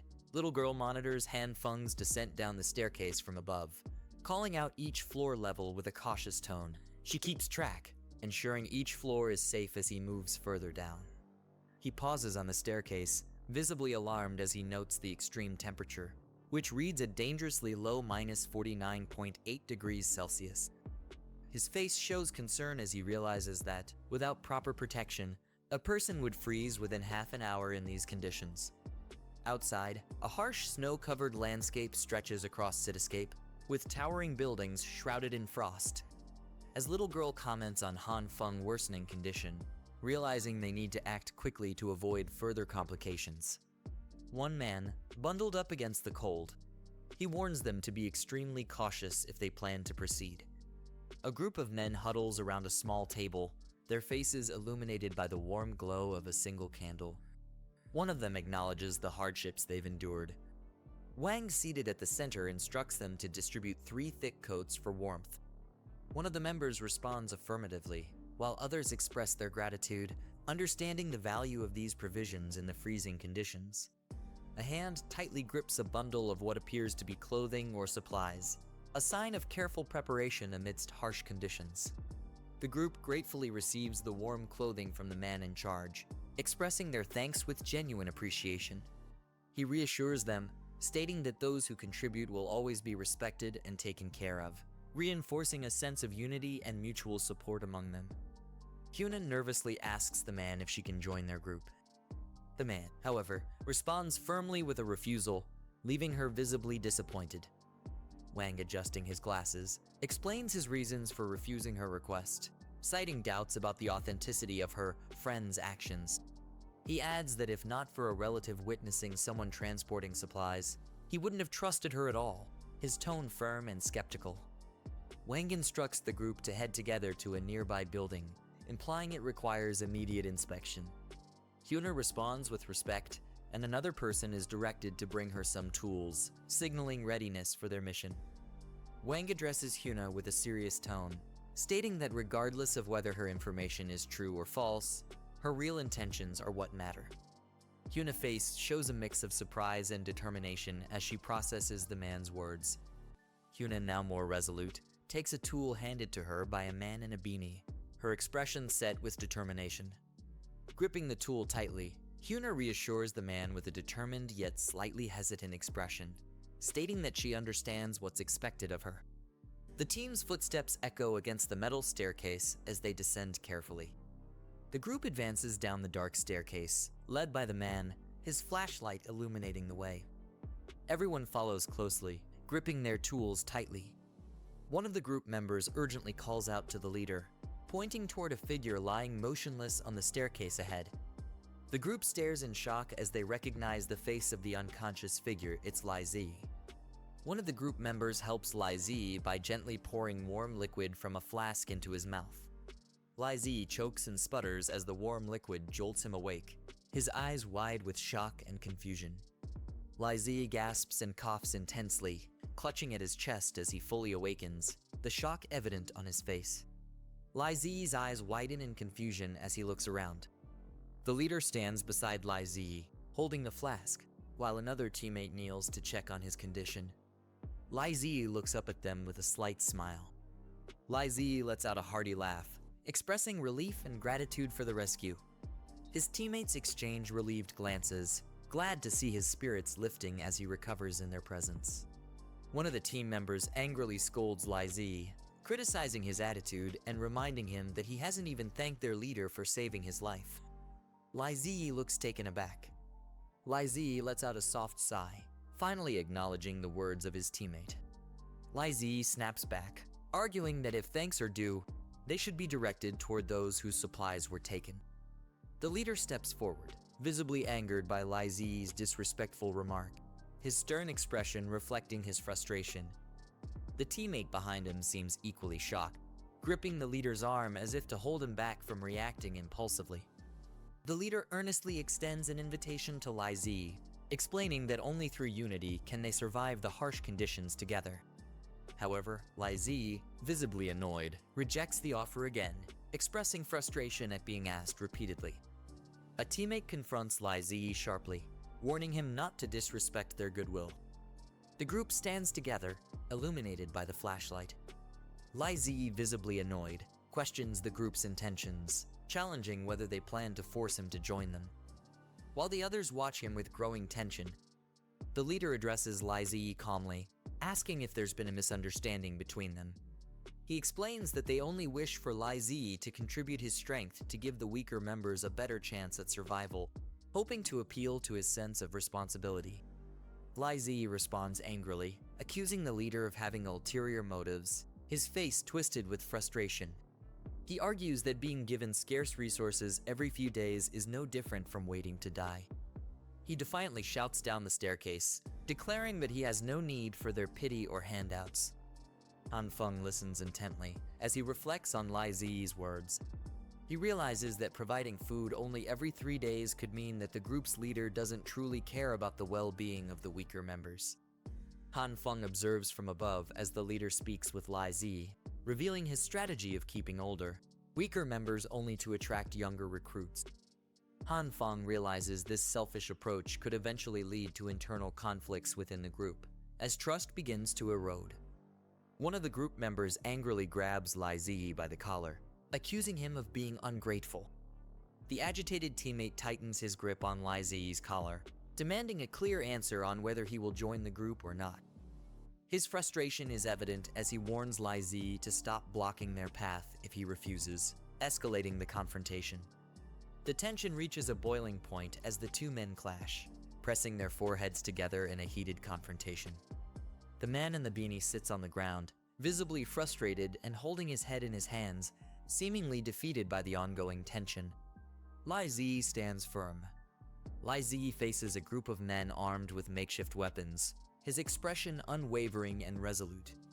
The leader observes the standoff with a calm, unreadable expression, a slight smirk appearing on his face. The leader turns to face his followers, who are armed and ready. Lai Ziyi stands his ground, facing the group as they close in around him, their weapons raised and ready. With a fierce expression, Lai Ziyi raises his fist defiantly, shouting that he's not afraid of them. Watching from above, Han Feng observes Lai Ziyi's defiant stance with concern, realizing that he might collapse at any moment. Determined to help, Han prepares to intervene, sensing the urgency of the situation. Han Feng hesitates, realizing the overwhelming number of opponents surrounding Lai Ziyi. Doubts cloud his mind as he questions what difference he could make even if he intervened, feeling conflicted about his ability to help. Han Feng clenches his fist, recalling all the times Lai Ziyi had helped him in the past. Driven by loyalty and gratitude, he resolves that he cannot just stand by and watch Lai Ziyi face this danger alone. Han Feng's face shows a mix of determination and anxiety as he steels himself for the decision he's about to make. Han Feng reaches into his coat, pulling out a handgun with a determined grip. Han Feng sits silently, gripping the gun firmly as he watches the scene below with a stern, contemplative expression. Lai Ziyi, battered but defiant, taunts the crowd, challenging them to come at him if they dare. Lai Ziyi reacts with a startled expression, his eyes widening in surprise as he hears a sudden noise. A gun fires with a loud bang, sending a bullet speeding through the air, leaving a flash in its wake. The bat hits the ground hard, causing a small crack upon impact. The sudden gunshot startles the group, with one of them on the ground, looking in shock as the others stand behind him, holding weapons and appearing unsettled. Confusion and fear spread across their faces as they anxiously question each other, with one exclaiming that it was a gunshot, while others expressed disbelief, unable to comprehend what just happened. Han Fang, holding a gun with fierce determination, commands the others to stay still, his expression intense and unyielding. On the staircase, two of them with flashlights stand off against a group of startled onlookers. The men in the group raise their hands cautiously, their faces tense with fear. Brother Lai, holding the gun, appears uneasy, glancing over with sweat on his brow, showing signs of uncertainty. The others, masked and visibly shocked, exchange anxious glances as they struggle to comprehend the tense standoff unfolding before them. Hyona watches anxiously, wondering why Han Fang in front dared to come out and, more importantly, how he got a gun. Han Fang with the gun hands over a key to Brother Lai, instructing him to hold it as they both cautiously move forward. Keeping their guard up, the group of men holding bats and pipes hesitates, muttering among themselves about their next move while staying alert to the armed man's every action. Suddenly, one of the men steps forward, causing a tense silence as everyone braces for what could happen next. Han Fang with the gun, looking serious and unwavering, orders the group to drop their weapons and get down. Faced with this demand, the group hesitates, crouching down cautiously, keeping their eyes fixed on him with a mixture of fear and apprehension. As he prepares to leave, Han Fang warns them sternly, daring anyone to make a move as his companion signals it's time to go. The group watches in tense silence, barely moving as the Han Fang and Brother Lai head up the icy stairs, leaving behind an unsettling atmosphere. Zhang, stepping forward, asks if anyone recognizes the man who just confronted them. Hyona, clearly distressed, reveals that the man is Han Fang, the very person they were on their way to see. Another member of the group, visibly angry, grabs Hyona by the collar, demanding why she didn't mention Han Feng had a gun, while she stammers that she hadn't known either. While Zhang intervenes, stating his trust in her, he then suggests that since Han Feng is armed, he might also have valuable supplies, encouraging everyone to consider this possibility. Another member of the group eagerly agrees, speculating that Han Feng could be the one who has been collecting valuable items. He contemplates this idea, realizing that Han Feng is likely the person his uncle had previously mentioned encountering. One of the group members nervously asks if they should stick to the original plan, concerned about the possibility of gunfire. He reassures them, reasoning that if Han Feng intended to kill, he would have done so already. He then addresses the group, announcing a change of plans and suggesting they return to prepare safety measures before proceeding. Outside, snow falls heavily on the frozen high-rise buildings as someone urgently calls for access to Unit 1804. The door labeled 1,804 inches. Han Fang and Brother Lai stand silently, Brother Lai expressing nervousness as his hands tremble slightly. Brother Lai in the blue gloves cautiously inserts the key into the lock, his hands visibly shaking. As the door opens, a warm light spills out, surprising him with its comforting warmth, which contrasts sharply with the cold atmosphere outside. Han Fang with the gun urgently tells his companion to hurry inside, both looking tense. They notice the warmth coming from a heater, amazed to find such a luxury in the cold environment. Discovering a generator nearby, they are astonished at the resourcefulness of the room's inhabitant. Brother Lai in gloves looks at the fully stocked shelves, his eyes wide with excitement at the sight of the abundant supplies. He, appearing exasperated, questions Han Fang about what's happening, gesturing animatedly with one hand. He seems flustered, scratching his head as he tries to respond. Suddenly, Brother Lai turns around with a surprised expression. Peeking from behind a door, the girl with glasses curiously observes the scene, wondering aloud about the situation. Han Fang, now visibly sweating, stammers, admitting that he completely forgot something important. Brother Lai turns to Han Fang with a puzzled expression, questioning her presence. The girl, standing calmly nearby, watches the two with a hint of curiosity. 2 hours later, Brother Lai, with his cheeks full of food, nods in understanding as he mutters through bites. The three of them gather at a table laden with various dishes, discussing how well prepared they are, with the girl noting that studying really paid off. Han Fang apologizes to Brother Lai, admitting he withheld information about a shortage, causing the blonde man's eyes to bulge in shock. Still munching on his meal, he grips his chopsticks firmly. He stands up, bowing deeply with gratitude, expressing how thankful he is and how the help has meant so much to him. Han Fang, taken aback, looks at him with a hint of concern and addresses him warmly. Encouraging Brother Lai not to be so formal, he reassures him, reminding him of all the help he's also given and inviting him to continue eating, which brings Brother Lai to tears of appreciation. He places a reassuring hand on Brother Lai's shoulder, praising him as a genuinely kind person, which brings the blonde to tears. Later, the three of them sit around a table, discussing how circumstances in the area have drastically changed. Brother Lai reminds Han Feng about the previous message he had sent before the power outage, and Han Feng confirms, acknowledging it. Meanwhile, the group armed with makeshift weapons walk down a hallway, appearing tense and ready, united in purpose but wary of their surroundings as they prepare to confront the chaos around them. Zhang watches as a group walks away, his expression serious as he contemplates the unfolding events. A chaotic brawl breaks out, with one man in a blue hat trying to fend off attackers, his face filled with determination. Brother Lai, looking at an image of two identical brothers, confirms they are indeed the college twins, Jin Ti-woo and Jin Ti-moon, as the blonde man remarks on their troublesome nature. He is discussing the situation, with Han Feng expressing surprise at how quickly the committee's influence has grown. While Brother Lai seems uneasy about their methods and reputation, Han Feng suggests that their adversaries are in for a taste of karma, asking his companion to guess who might come after them next. Suddenly, a fierce man charges forward, angrily shouting Li Yung-ho. As he throws a powerful punch, he lands a brutal blow on his opponent's face, showing off his skills as a former middleweight champion, with onlookers stunned by his strength and precision. Brother Lai leaned forward, his face tense with worry as he checked on Han Feng. Despite his concerned question, Han Feng remained silent, his head bowed under an invisible weight. Han Feng let out a tired breath, his eyes barely open as he muttered something under his breath, his exhaustion evident. Moments later, he was seen in a more relaxed setting, slumping back into a cozy chair in his bright yellow sweater. Letting out a deep yawn, he stretched lazily and remarked how the ordeal had finally come to an end. Brother Lai laughed as he looked around the spacious and cozy room, surprised that you had such a comfortable place on this floor. Han Feng lounged casually on the sofa.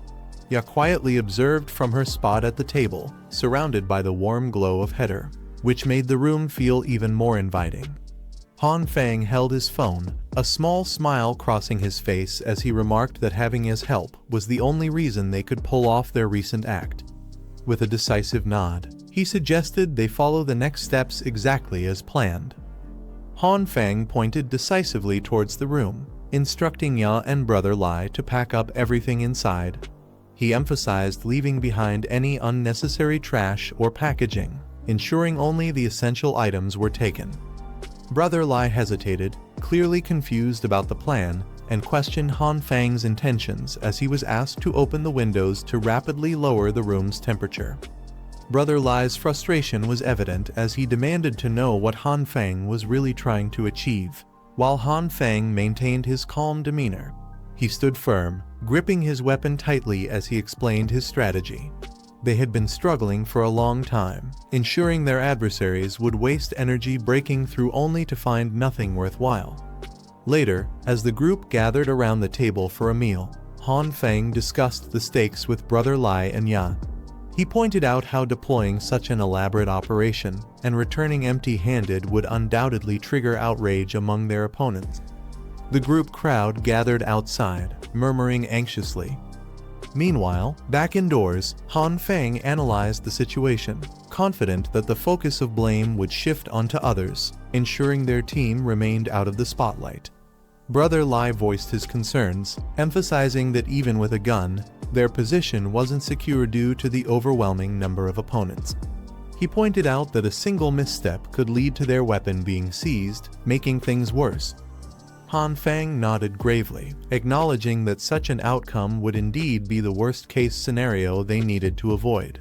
Han Feng considered the implications of acquiring a gun, speculating that the opposing group might try to maintain their image by resolving the conflict peacefully rather than escalating it. Brother Lai, however, wasn't convinced and raised the concern of what might happen if the group decided to open fire instead. Han Feng, with a calm but sharp tone, pointed out a critical detail: the gun only had one bullet, which he had already used earlier. This revelation left Brother Lai and Ya visibly startled, as the already fragile situation seemed even more precarious. Brother Lai stared at Han Feng in shock, piecing it together. He exclaimed that Han Feng must have intentionally let the gun be seized as part of his plan.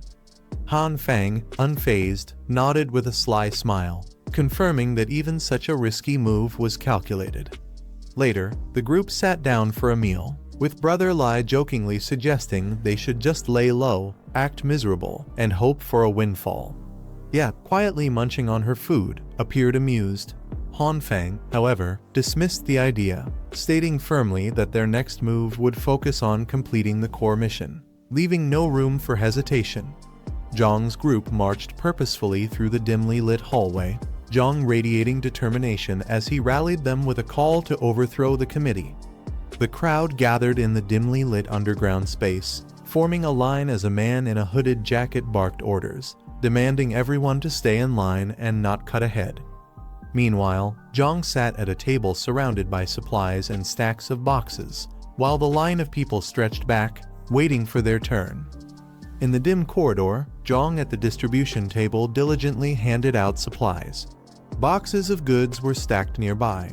A short distance away, two men, one holding a flashlight and the other carrying a box, conversed quietly. The man with the flashlight reassured his companion that every exit was thoroughly checked and secure. Brother Lai and Han Fang sat against the cold wall, their bodies tense and visibly battered. Brother Lai leaned slightly towards Han Fang, whispering something. Han Fang, with his usual calm but sharp demeanor, stroked his chin thoughtfully, as though calculating their next move. Brother Lai explained the layout of the building, pointing out that the first 4 floors were cleared, while the 5th and 6th floors were occupied by staff and families. The 7th and 8th floors remained inaccessible, likely guarded. He speculated that the warehouse they were looking for was probably located on the upper levels. Meanwhile, armed with a metal pipe, Brother Lai strategized their next move. He volunteered to head up and distract the guards while Han Fang used the opportunity to infiltrate and disrupt their plans.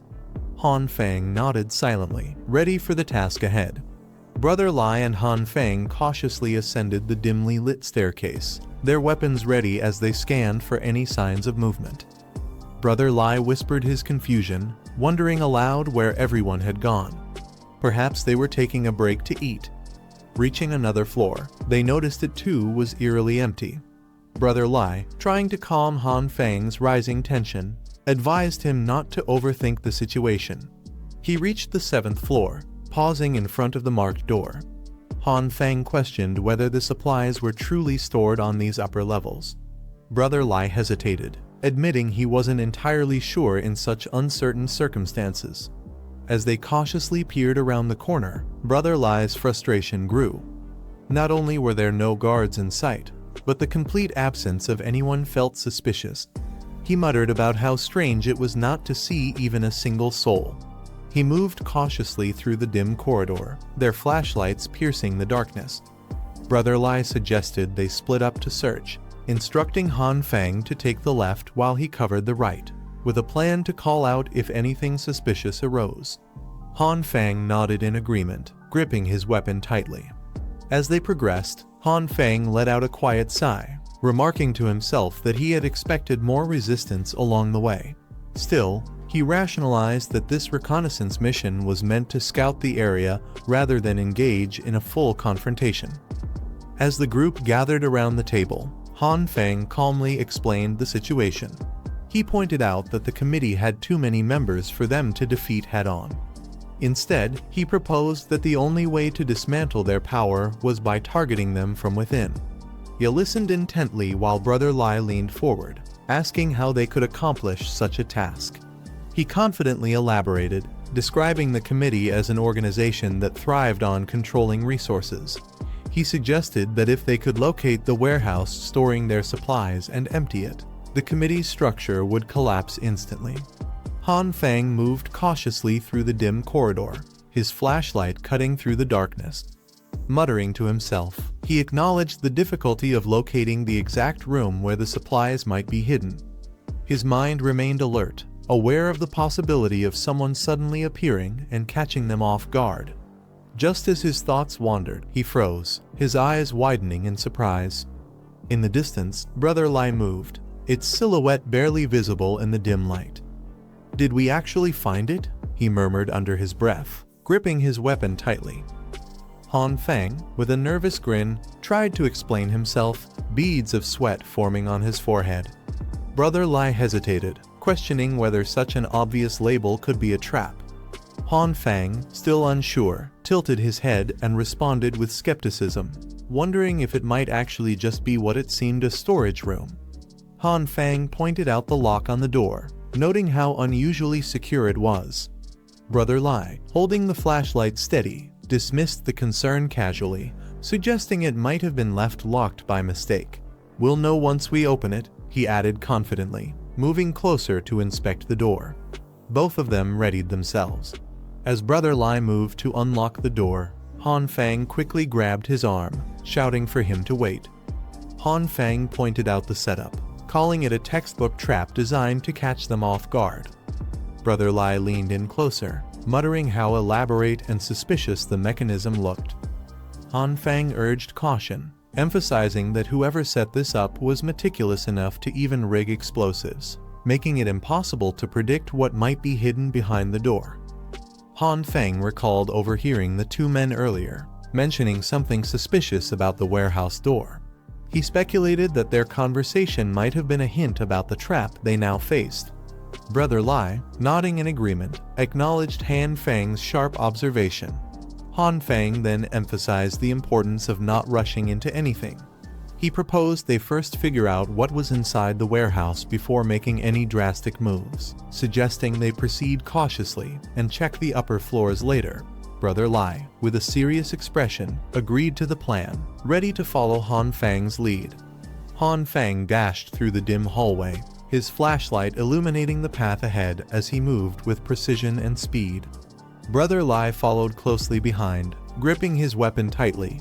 Suddenly, a voice echoed through the corridor, shouting for them to stop.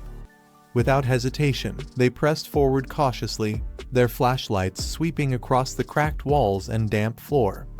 As Han Feng and Brother Lai navigated the dim hallway, Han Feng suddenly called out a warning, his sharp eyes catching movement.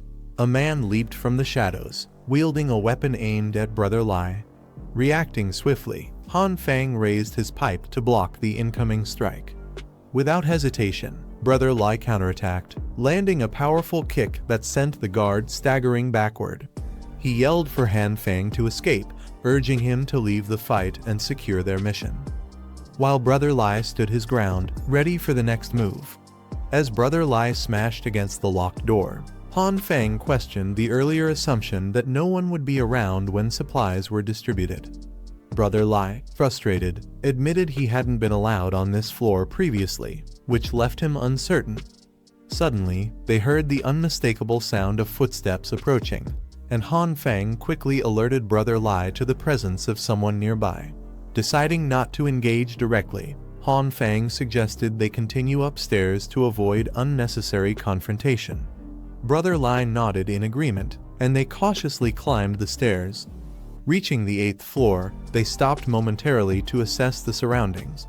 Brother Lai noticed something off about Han Feng's posture, drawing his attention to his injured hand. Han Feng, clutching his arm, muttered through gritted teeth that it felt as if the bone might be broken. Despite the pain, he suggested they find a secure spot to rest, hinting at his worsening condition.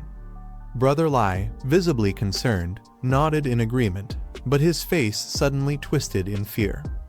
Han Feng froze as Brother Lai's terrified expression confirmed that something or someone was looming right behind him.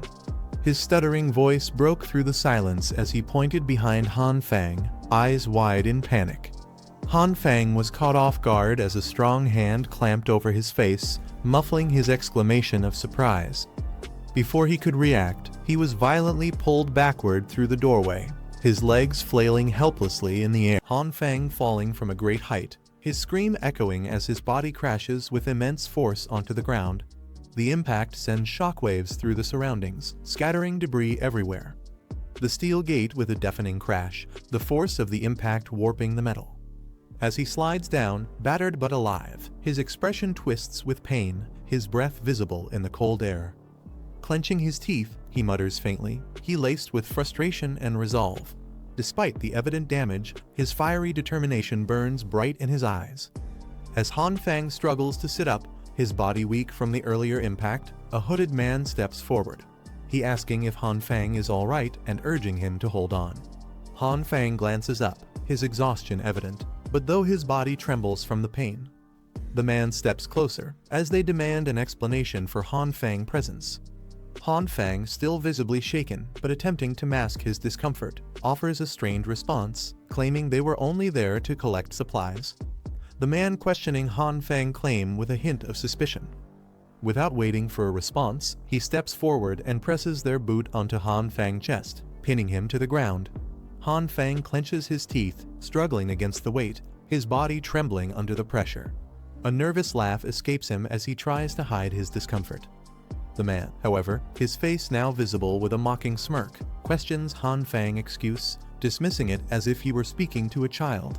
He points out their deliberate avoidance of certain areas, implying they are more aware of the system in place than they pretend to be. Han Fang's expression hardens, anger flaring as he accuses the man of tailing them. His frustration are evident as he demands answers. The man, unbothered by the accusation, scoffs at the idea. He coldly remarks that surveillance here is unavoidable, mocking their belief that no one was watching. Meanwhile, many people looms nearby. Han Fang's eyes widen in shock.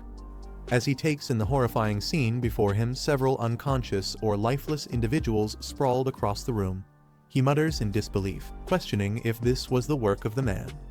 The moment is interrupted by footsteps echoing through the hallway. The man casually instructs his subordinates to search the house, while Han Fang, still pinned, realizes the situation is growing more dangerous. He whispers in alarm, recognizing the name Lai Ji.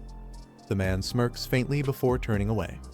Han Fang watches him leave, confusion and dread flickering in his expression as he contemplates his next move in the chaos unraveling around him. The man opens a window, letting a blast of icy wind fill the room. Han Fang watches in disbelief as the man prepares to leap from the 8th floor. He protests, pointing out the dangerous height, but the man calmly corrects him, noting the snowdrift below reduces the height to only 4 stories.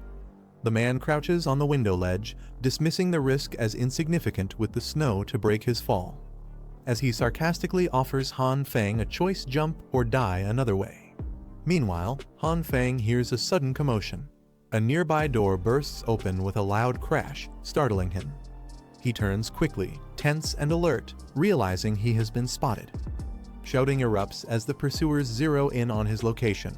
Han Fang's eyes narrow with determination as he braces for action, knowing escape is his only option. The man leaps first, vanishing into the thick snowstorm outside. Lu Fang hesitates for only a moment before pushing himself off the ledge. The man lands harshly on the slippery rooftop below, the impact forcing him into an uncontrollable slide. As Han Fang tumbles uncontrollably down the icy slope, his body is suddenly enveloped in a burst of vibrant purple energy. His hands instinctively extend forward, and the powerful force radiates heat even in the freezing snowstorm. Lu Fang's face in determination and grit. The man crashes into the snow below, landing with precision and using the thick layer of snow to absorb the impact. Suddenly, behind Han Fang slams into the ground nearby, creating a shockwave that sends snow flying in all directions. The man glances back, his expression momentarily shifting to surprise as he notices the faint remnants of purple energy flickering in the snow behind him. Han Fang crashes into the snow with a deafening impact, sending icy debris flying in all directions. The ground beneath him cracks slightly from the force, yet he remains unfazed. The man narrows his gaze as he notices movement from above, pointing out that someone else is still alive. Han Fang quickly turns his head as he spots another man descending from the snowy heights. Han Fang glances back, his sharp eyes darting toward the source of a faint sound cutting through the icy wind. His expression shifts to surprise as he notices movement nearby. The man moves swiftly, smashing through the icy window with brute force. Shards of glass and snow scatter in every direction as the cold wind rushes into the room. Han Fang, startled by the sudden movement, quickly shifts his stance, his eyes narrowing in anticipation. Han Fang's expression tightens as the cold sweat on his face, but his resolve remains unshaken. The icy landscape stretches below, leaving a faint trail in the snowstorm. The icy window shatters completely, leaving a jagged opening as the snowstorm rages outside. Moments later, 3 pursuers burst through the doorway, weapons in hand and expressions cold with intent. The pursuers search the area but find no sign of their target. Frustration grows as they shout to each other, concluding that Han Feng must have escaped downward. Without hesitation, they decide to follow, instructing one of their own to report the situation to their leader. Inside the room where Han Feng and the man and a third man sit around a small makeshift fire. The flickering flames cast shadows across the battered walls and scattered debris. Han Feng glances at the hooded man, his expression weary but laced with faint irritation, as he silently comments on the man's sharp and confident demeanor, finding it slightly overbearing. Han Feng darts through the stairwell, his thoughts racing as he realizes how close he was to being discovered earlier. He glances at the man beside him, who motions toward the upper floors with urgency, yelling for him to head to the 5th floor. Caught off guard, Han Feng stumbles slightly but quickly regains his footing, confusion flashing across his face as he questions the sudden command. The man tightly grabs Han Feng, pulling him along with force as they navigate through the stairwell. He calmly explains that their pursuers will assume they continued downward, making it the perfect opportunity to escape upward and mislead them. Han Feng, struggling to keep up, gasps for breath, his irritation showing as he mutters his complaints about barely being able to breathe. Despite his doubts earlier, Han Feng reflects on the man's quick thinking, realizing that his strategy is proving effective. The man turns to Han Feng as he questions if Han Feng is scared. Han Feng wide-eyed, but he refuses to answer. The 3 sit around the crackling fire, its dim glow casting eerie shadows on the peeling walls. The man speaks, referring to other man as nothing more than a dead person. Han Feng remains silent, his gaze fixed on the fire, clearly uneasy about the situation. Han Feng, still wary, asks why the man is helping him. The man's expression twists into irritation, snapping back that helping him was never the plan and that he's more tempted to take him out right here and now. Han Feng flinches at the harsh words but quickly realizes the man's frustration might be masking something deeper. The man leans back, pointing out that Han Feng group wasn't foolish enough to fall for the weak ambush on the 7th floor, which at least proves they have some intelligence. The man smirks as he casually offers Han Feng a choice not to speak and instead serve as a convenient shield for him. Han Feng clenches his teeth, frustration evident on his face as he struggles to process the situation. His thoughts race, questioning the man's true intentions. Han Feng lowers his gaze, his thoughts racing as he analyzes the situation. Judging by how the guards treated this man earlier, he concludes that the man is either here to steal supplies or has a personal vendetta against the committee. He realizes that their unexpected presence must have disrupted the man's plans, adding an unanticipated complication to the mission. Han Feng raises his head slightly as he asks the man if he holds a grudge against the committee. He is unsure of how deep the conflict runs. A bead of sweat slides down his face.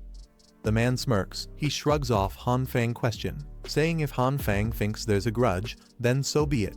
He pauses thoughtfully, rubbing his chin as he adds that if it weren't for a certain secret tied to that group, he wouldn't even bother with them. Han Feng's voice rises in urgency as he demands to know what secret the man is referring to. His expression is frustration, his body leaning forward slightly as if trying to pull the truth out of him. The man, however, smirks faintly, his lips curling with amusement. He lets out a dismissive hum, refusing to elaborate, leaving Han Feng even more on edge. The man towers over Han Feng, his gaze piercing through the dim light. With a knowing smirk, he remarks that it seems Han Feng is indeed connected to the committee and hints at some unresolved grudges between them. Lu Feng, still seated, looks up. The man leans forward slightly, his smirk deepening as he issues an ultimatum to Han Feng, as he demands Han Feng spill everything he knows about the committee. The man's ask Han Feng talks or becomes the second corpse in this room. Han Feng's gaze hardens as he wipes the sweat from his brow and looks directly at the man as he declares that the choice is his to make. Han Feng raised his trembling hand in the air, his face pale with fear. He opened his mouth and began to explain, his voice filled with desperation. He described how a trusted friend betrayed him, arriving at his house with explosives. He hand moved quickly, grabbing a pistol from the table with determination. He turned to the man in front of him. He declared that he had gathered every resource he could find for revenge, but admitted that a mere gun wasn't enough against his enemies. In the end, he decided to risk everything, using the weapon as a final chance to carve out a path for survival. Han Feng gripped the pistol tightly. He pondered over his chances, wondering if combining what he knew with the gun would give him even a slight edge. Despite his uncertainty, he clung to the hope that it might be enough to create some leverage. The older man across from him, however, showed no sign of optimism. He glanced to the girl, pointing out that such a weapon was utterly insufficient against an organization as powerful as the committee. The older man calmly pointed out that the fact the intruder left the gun behind and didn't harm Han Feng was proof of something significant. He wondered why the intruder chose not to take the gun, his thoughts racing. As he reflected, he considered the possibility that the man might have believed his story.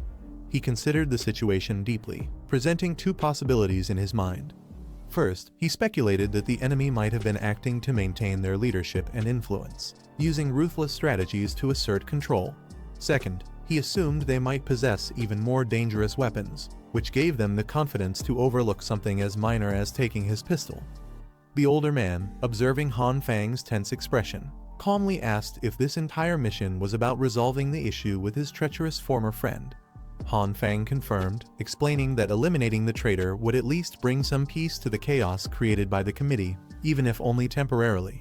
He reflected on the origins of the committee, acknowledging that its initial purpose wasn't entirely bad. At the very least, it provided a means for some people to survive in the chaos.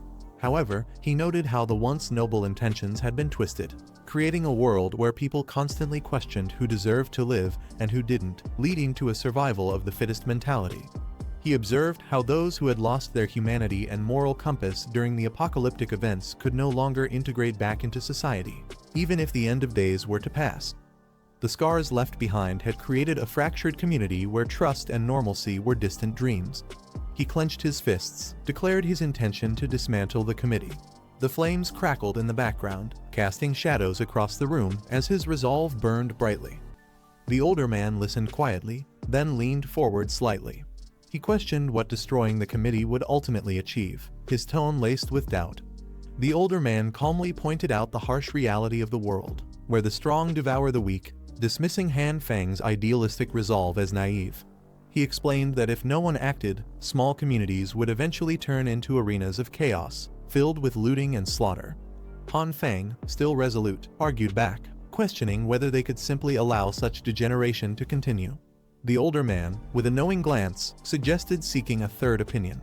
Before Han Feng could fully comprehend the suggestion, the man walked to the door and opened it abruptly, revealing another figure standing outside.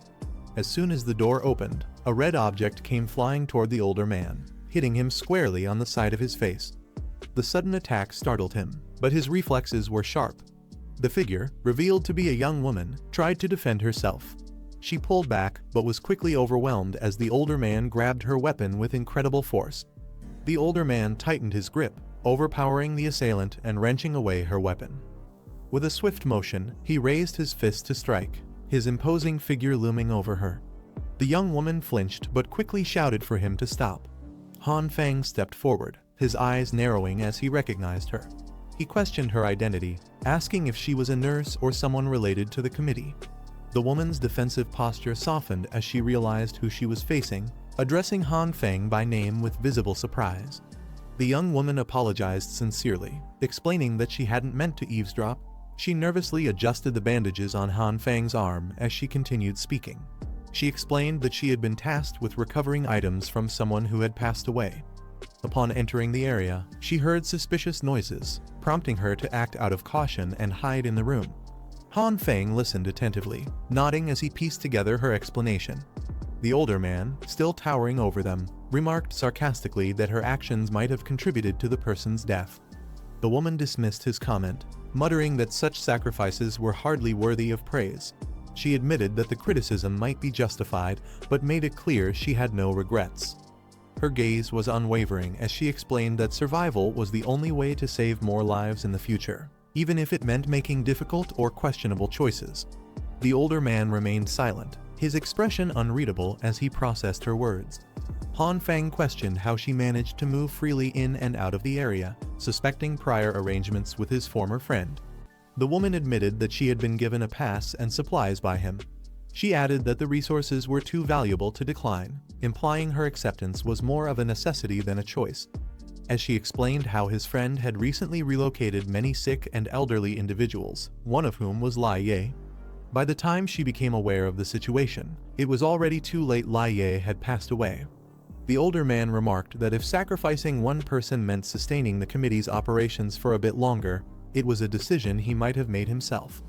Han Fang then mentioned the rise of a new faction in the area. As reported by Lai Ji, he speculated that the committee likely saw this as a threat and acted swiftly to eliminate the competition, even resorting to extreme measures. He reflected on the former friend's decision to use explosives as a way to discard burdensome supplies, connecting it with his actions to maintain control. Han Fang pondered aloud, questioning whether all of this pointed to a single possibility. Perhaps a deeper, more calculated motive was driving these decisions. The older man explained that, in this apocalyptic world, the committee was just one of many factions fighting for survival. He predicted that more brutal acts of betrayal and survival-driven killings would inevitably occur in the future. As he stepped toward the door, he remarked that in a world governed by the law of the jungle, only those who survived until the end could truly be considered winners. The cold wind rushed in as he opened the door, his figure disappearing into the storm outside, leaving Han Fang and the young woman standing silently by the fire. The young woman, flustered, asked Han Fang if there was anything she could do to help. But Han Fang smiled slightly and declined her offer, saying he didn't want to drag her into the chaos. Frustrated by his dismissive response, she argued passionately that if his predictions were true, then the entire neighborhood was in danger. She was especially furious about how his belongings and even his partner were taken by his so-called friend. Han Fang was taken aback by her fiery determination, left momentarily speechless as she glared at him with unwavering resolve. As the snowstorm howled outside, Han Fang prepared to step out, asking the woman to handle something important for him. Meanwhile, in a dimly lit underground space, a group of men discussed Han Fang, one of them confidently confirming his identity. He insisted he had seen Han Fang the previous day and couldn't be mistaken. Their conversation was interrupted when a shadowy figure made its presence known. Han Fang appeared, his injured arm in a sling, standing boldly among them. In the midst of a dark, eerie corridor, the silence was shattered by sudden sharp, echoing sounds that reverberated through the air. Han Fang, wearing his fur-lined jacket, stumbled forward with a look of panic etched across his face. His breathing was heavy, and sweat dripped down his face despite the cold. In a dimly lit room, a man violently strikes down Han Fang, who lies on the floor, helpless and bound. The attacker, enraged, berates Han Fang for daring to steal again, despite being spared once before. With unrelenting fury, he threatens to render Han Fang completely incapacitated, ensuring he can never attempt theft again. As the tension builds, another individual enters the room, urgently informing the attacker that they are being summoned upstairs by their superior, Mr. Zhang. Reluctantly, the aggressor steps away, leaving Han Fang tied up and injured on the cold floor, his situation growing ever more dire. Han Fang lay motionless on the cold floor, tightly bound and struggling to breathe. As he lay there, faint green energy began to emanate from his body, growing stronger with each passing moment. The glowing aura intensified, enveloping his form in a vibrant light. Slowly, Han Fang stirred, his body regaining strength as the energy coursed through him. With a deep breath, he opened his eyes, now filled with determination. Though bound, the green aura surrounding him hinted at a power that was beginning to awaken. The green energy enveloping Han Fang's body intensified, healing his wounds with remarkable speed. Determined, he resolved to recover fully and prepare for what lay ahead, knowing he couldn't afford to delay any longer. As the energy surged, the ropes binding him disintegrated into glowing fragments, freeing him completely. Han Fang sat up, catching his breath as he inspected his restored body. Despite the successful recovery, he felt drained, realizing the immense toll the healing process had taken on his energy. Contemplating his next move, he made a mental note to strengthen himself further, knowing he couldn't allow himself to be caught off guard again. As Han Fang caught his breath, a sudden noise by the door grabbed his attention. His senses heightened, and he glanced sharply at the source of the disturbance. The door creaked open, and one of his captors dragged Brother Lai into the room. Brother Lai about being told to leave the situation unresolved for now, saying they had to report to Mr. Zhang for further instructions. Han Fang, still tied, observed quietly as the captors seemed to momentarily lower their guard. he remained calm, assessing his surroundings and waiting for the right moment to act, his mind racing with potential plans. Han Fang turned his gaze to the new prisoner and recognized the bruised, unconscious face of Brother Lai. Shocked and concerned, he wondered what could have led to Lai's capture. As Brother Lai slowly regained consciousness, he coughed and thanked Han Fang, jokingly commenting that the slap had worked wonders in waking him up. Despite the situation, he maintained a lighthearted demeanor, asking Han Fang to aim for the uninjured side of his face next time, as one side had already gone numb. Sitting together on the floor, Brother Lai inquired about what had transpired on Han Fang's end, curious about how they both ended up in this predicament. Brother Lai began recounting his ordeal to Han Fang. After Han Fang had been dragged away into the mysterious room, Brother Lai noticed the locked door and realized he had no choice but to force his way in. Breaking into the control room, he found an unexpected large hole in the floor that seemed to lead deep underground. With limited time, Brother Lai quickly decided to descend by following the power cables attached to the walls, hoping they would guide him safely. Brother Lai continued, explaining that after descending the cables, he expected to find a parking garage on the first underground level. However, he discovered a second basement instead, eerily empty and devoid of any people. The vast space was filled with numerous sealed boxes stacked neatly in rows. Curious, Brother Lai opened one of the boxes and was shocked to find it filled with explosives, highly dangerous materials rigged with intricate wiring. As he examined the contents further, his curiosity was interrupted by a faint movement behind him. The subtle noise sent a chill down his spine. Brother Lai explained that before he could react to the faint movement behind him, he was knocked unconscious. By the time he woke up, Han Fang had already slapped him awake. Reflecting on what he had seen, Brother Lai expressed his shock at discovering the basement full of large, dangerous explosives, finally understanding why the committee had gone to such lengths to secure the area. He animatedly described the enormous size of the explosives, marveling at their sheer scale and the implications of such a stockpile. Han Fang listened with growing concern, quietly acknowledging the seriousness of the situation. Han Fang questioned why, if they had so much explosive power at their disposal, the group still resorted to raiding his home for supplies. Curious, he asked if the packaging on the explosives explicitly labeled them as such. Brother Lai shook his head, explaining that there were no markings, but the cylindrical shapes unmistakably resembled rockets. He emphasized their size, claiming he had never seen anything so massive before. Han Fang, unsettled, speculated that the stockpile might be part of a secret storage facility belonging to their adversaries. Brother Lai, skeptical and defensive, retorted sarcastically, asking if Han Fang thought he had seen a mere coincidence. Han Fang questioned why Mr. Zhang suddenly wanted to get rid of Brother Lai, especially after actively seeking him out earlier. The realization struck both of them simultaneously. They were being silenced. Brother Lai and Han Fang's faces froze in shock as the gravity of their situation became clear. Meanwhile, the captors unlocked the door to check on their prisoners. Entering cautiously with flashlights, they immediately noticed something was wrong. The room was empty, and Han Fang was nowhere to be found. The guards exchanged nervous whispers, questioning whether they had secured him properly, their unease growing with every second. Han Fang and Brother Lai stealthily hid behind a door, their glowing red eyes gleaming in the darkness as they observed the guards. One guard suggested searching under the bed, unaware of the imminent threat. Suddenly, Brother Lai lunged forward with surprising speed, taking down the unsuspecting man with ease. With both guards subdued and tied up, Han Fang emphasized the danger posed by Mr. Zhang's intentions, insisting they needed to investigate the underground area thoroughly. Brother Lai, agreeing, pointed out the massive stockpile of boxes and questioned how they should handle it. Han Fang reassured him, revealing that he had already made arrangements. Together, they exited the room, heading off to regroup with their ally, the mysterious Lord Zai. As Han Fang and Brother Lai walked down the corridor, Brother Lai casually asked if the girl coming to pick him up had arrived. Han Fang, puzzled, asked what he meant. Brother Lai reminded him that this was the same girl who had tried to steal his gun and even attempted to kill him previously. Han Fang's expression shifted to shock as realization dawned. Haona was the one coming for them.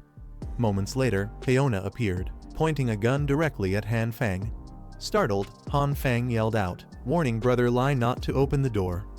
Panic set in as the situation escalated, and Han Fang shouted her name, confirming the danger they were in. Brother Lai, still processing the chaos, tried to call out to Hyona. Han Feng reached into his pocket, clutching a small device emitting faint static sounds. Realizing the urgency of the situation, he whispered to Brother Lai that they needed to retreat and regroup with Lord Zai. As they slipped away, the door to the room creaked open behind them. He is scanning the area cautiously, but found no one. Han Feng and Brother Lai watched from a safe distance, ensuring their escape went unnoticed. Moving deeper into the corridor, they began to hear unsettling noises echoing through the hallway. Brother Lai whispered, questioning what could be causing such ominous sounds. As armed guards ordered the injured, elderly, and women to evacuate upstairs, while directing those with weapons to prepare for an imminent confrontation. The guards warned that if the intruders reached the supplies, the community would be left without resources, dooming families to starvation. Among the crowd, Han Feng and Brother Lai observed from a hidden corner, speculating whether Lai Zhenghao, a notorious enemy, was leading the attack. Although uncertain, Brother Lai noted the chaos might work to their advantage. To avoid detection, Han Feng and Brother Lai disguised themselves by blending into the crowd, pulling up their scarves and masks. The hall became crowded with anxious people, everyone moving in disarray as the armed guards shouted commands. Hidden amidst the chaos, Han Feng and Brother Lai carefully planned their next move, aware that they had to stay inconspicuous while navigating the crowd. The crowd shuffled nervously as tension filled the air. Suddenly, a loud crash startled everyone, and the atmosphere turned hostile. A man in the crowd was violently shoved to the ground by someone wielding a weapon. The aggressor's grip tightened on a metal pipe, their intentions clearly malicious. The crowd stepped back in fear, their murmurs growing louder as the tension escalated. Among them stood a mysterious figure with icy blue hair, his scarf obscuring part of his face. He remained calm and observant, gripping the handle of a concealed weapon tightly, clearly prepared for a confrontation. Han Feng and Brother Lai, blending into the crowd, suddenly froze as they noticed someone scanning the room, a blonde woman wearing a red coat, her piercing eyes searching for something. Brother Lai whispered urgently, warning Han Feng of potential danger. Hyona cautiously approached a nearby door, flashlight in hand, her face reflecting suspicion. She wondered silently if the Han family's supplies had really been moved to this hidden location. As she continued her search, Hyona spotted a red first aid box and paused. Her voice broke the silence as she questioned whether this could be connected to Lai Huina. Her curiosity piqued. As Hyona cautiously examined the room, the girl appeared with bright eyes, holding a medical kit. The girl questioned Hyona's presence, her tone curious yet cautious. Startled, Hyona hesitated but quickly composed herself, offering a nervous excuse that she was searching for food. The girl raised an eyebrow, repeating the word food with skepticism. Before the conversation could continue, Hyona joined a group of armed individuals moving through the area. The group, consisting of rugged survivors, seemed organized and determined, their collective presence adding tension to the already dangerous environment. Hyona, now blending in with the group, led them forward. Hyona grabs the torch and approaches the nurse, asking her why she's here and if she's treating someone. The nurse responds calmly, saying she's here to treat people and questions what the issue is. Meanwhile, Hyona's companion stands silently behind him, observing the situation. She recalls the scene with Han Feng and the nurse. Han Feng had handed supplies to the nurse, and she suddenly remembers something. Han Feng wasn't sick, no, that's not it. She realizes that they seem to know each other. Hyona raises his torch, casting light onto the room's wall, then leans in to whisper something to his companion. The nurse watches him carefully, her expression thoughtful, as if trying to figure out what he's planning. The nurse grabs Bag steps back and asks him what he plans to do. Jackie firmly reminds her not to disturb him while he's working. Hyona confidently responds that as long as she catches him, she believes Han Feng will open the door. Her companion urges her to move quickly, but the nurse, trembling, hesitates and replies nervously. The man grabs his arm tightly. Two men approach her from behind. One of them apologizes while grabbing her arm, clearly trying to restrain her. Nurse struggles, shouting at them to let her go, warning them sternly. Nurse's expression changes, her patience snaps. She mutters in a cold tone that she won't hold back anymore. The two men are startled, their expressions turning to confusion and fear. Before they can react, Nurse demonstrates incredible strength. She grabs and throws them with a swift motion, sending them flying into the air and crashing hard. After Nurse defeats the two men, Hyona group staring in shock. They exchange nervous glances.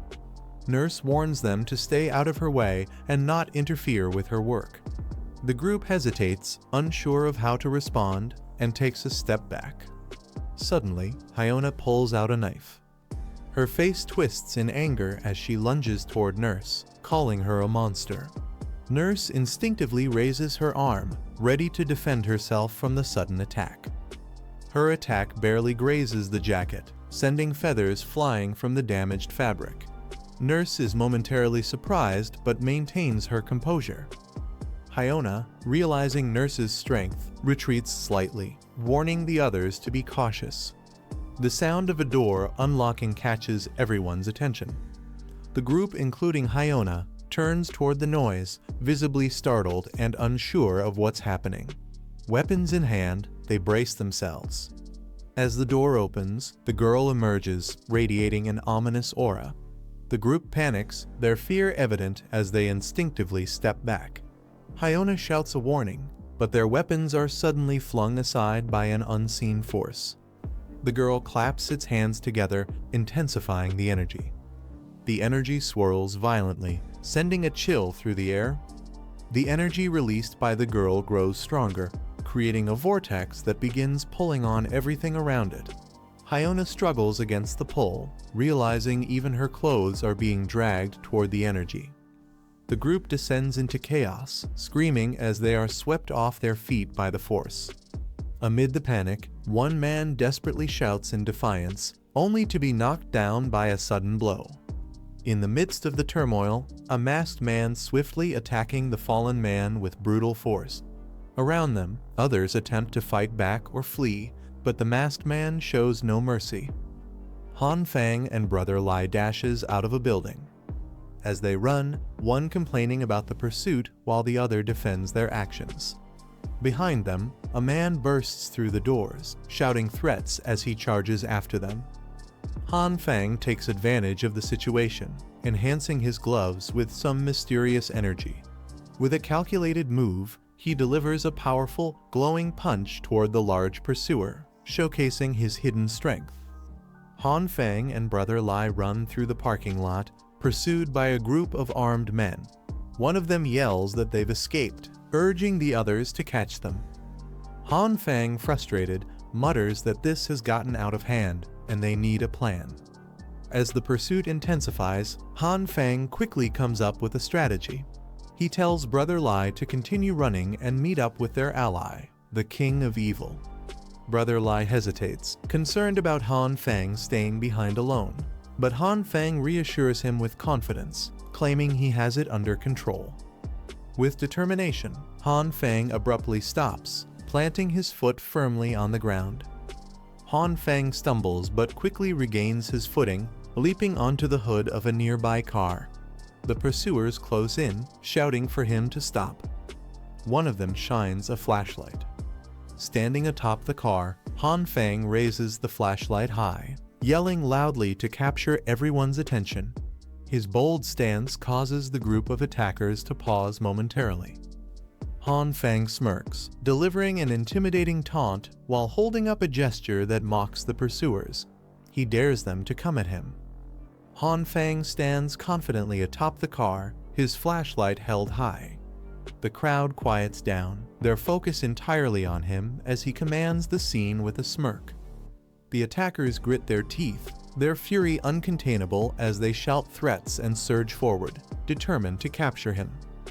Han Fang leaps into action. Using the momentum of the chaos, he dashes toward the blocked exit of the underground parking lot. As he runs, Han Fang calculates the situation, realizing the gate is sealed but burdened by accumulated snow pressure.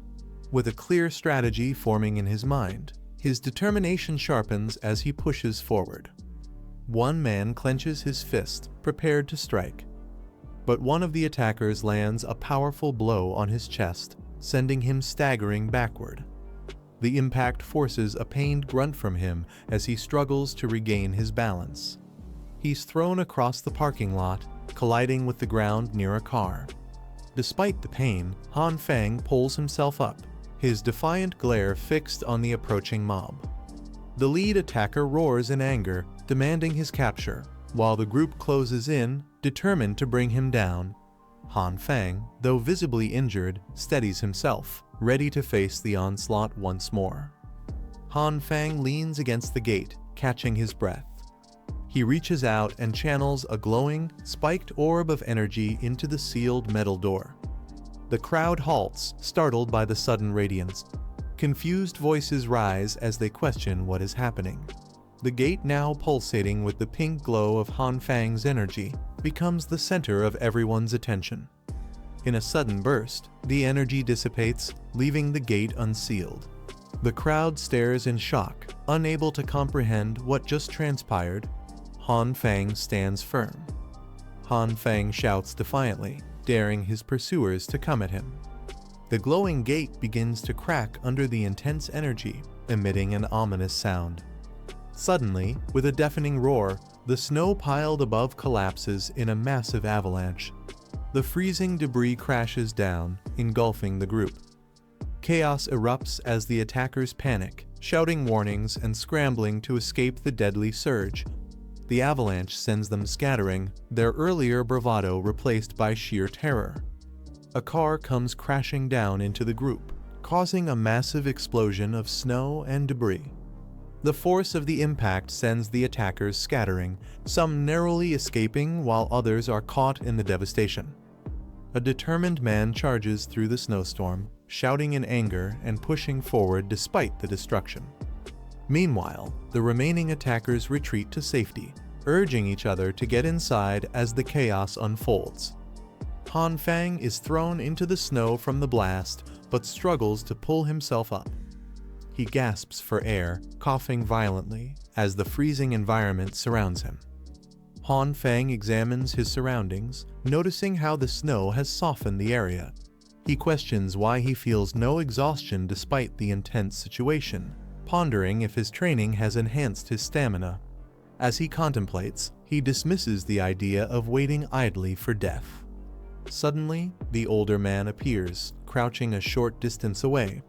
The man stares silently at Han Feng. Han Feng senses the man's gaze, feeling as though he's being carefully observed. The man comments on the stillness of the snow.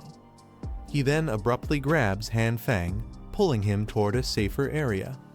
The area fades into an eerie quietness, as if watching them leave. Han Feng demands to know his identity and why he helped him. The man calmly introduces himself as Lai Zhenghao. Han Feng is taken aback, recognizing the infamous name of someone with a history of conflicts with prominent men. Lai Zhenghao confirms his identity with a smirk and extends his hand for cooperation. Han Feng, still wary, questions his sudden change of heart since Lai Zhenghao had previously refused. With a nonchalant tone, Zhenghao explains that he has reconsidered. Han Feng eyes him skeptically, jokingly asking if this sudden change of mind might be a trap.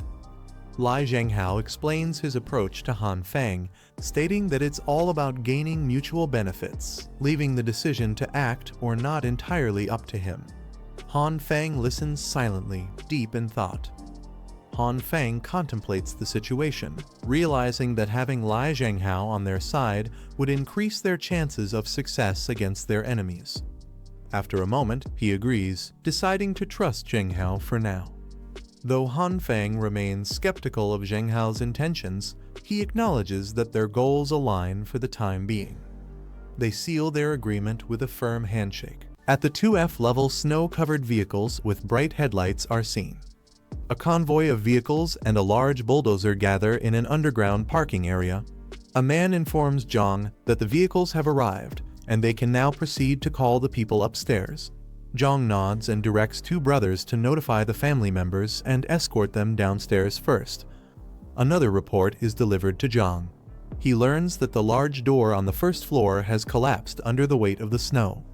The temperature is dropping rapidly. and the scattered crowd is becoming harder to manage. Finally, the man approaches Zhang with urgent news. He reveals that 2 individuals are missing. Zhang remarks confidently that the current situation won't affect their plans. Han Fang and Lai Jiangho, who are observing the commotion. Han Fang questioning why military vehicles are present in their area and how they managed to get in. Lai Jiangho calmly explains that these people are outsiders. He recalls hearing about plans to relocate residents.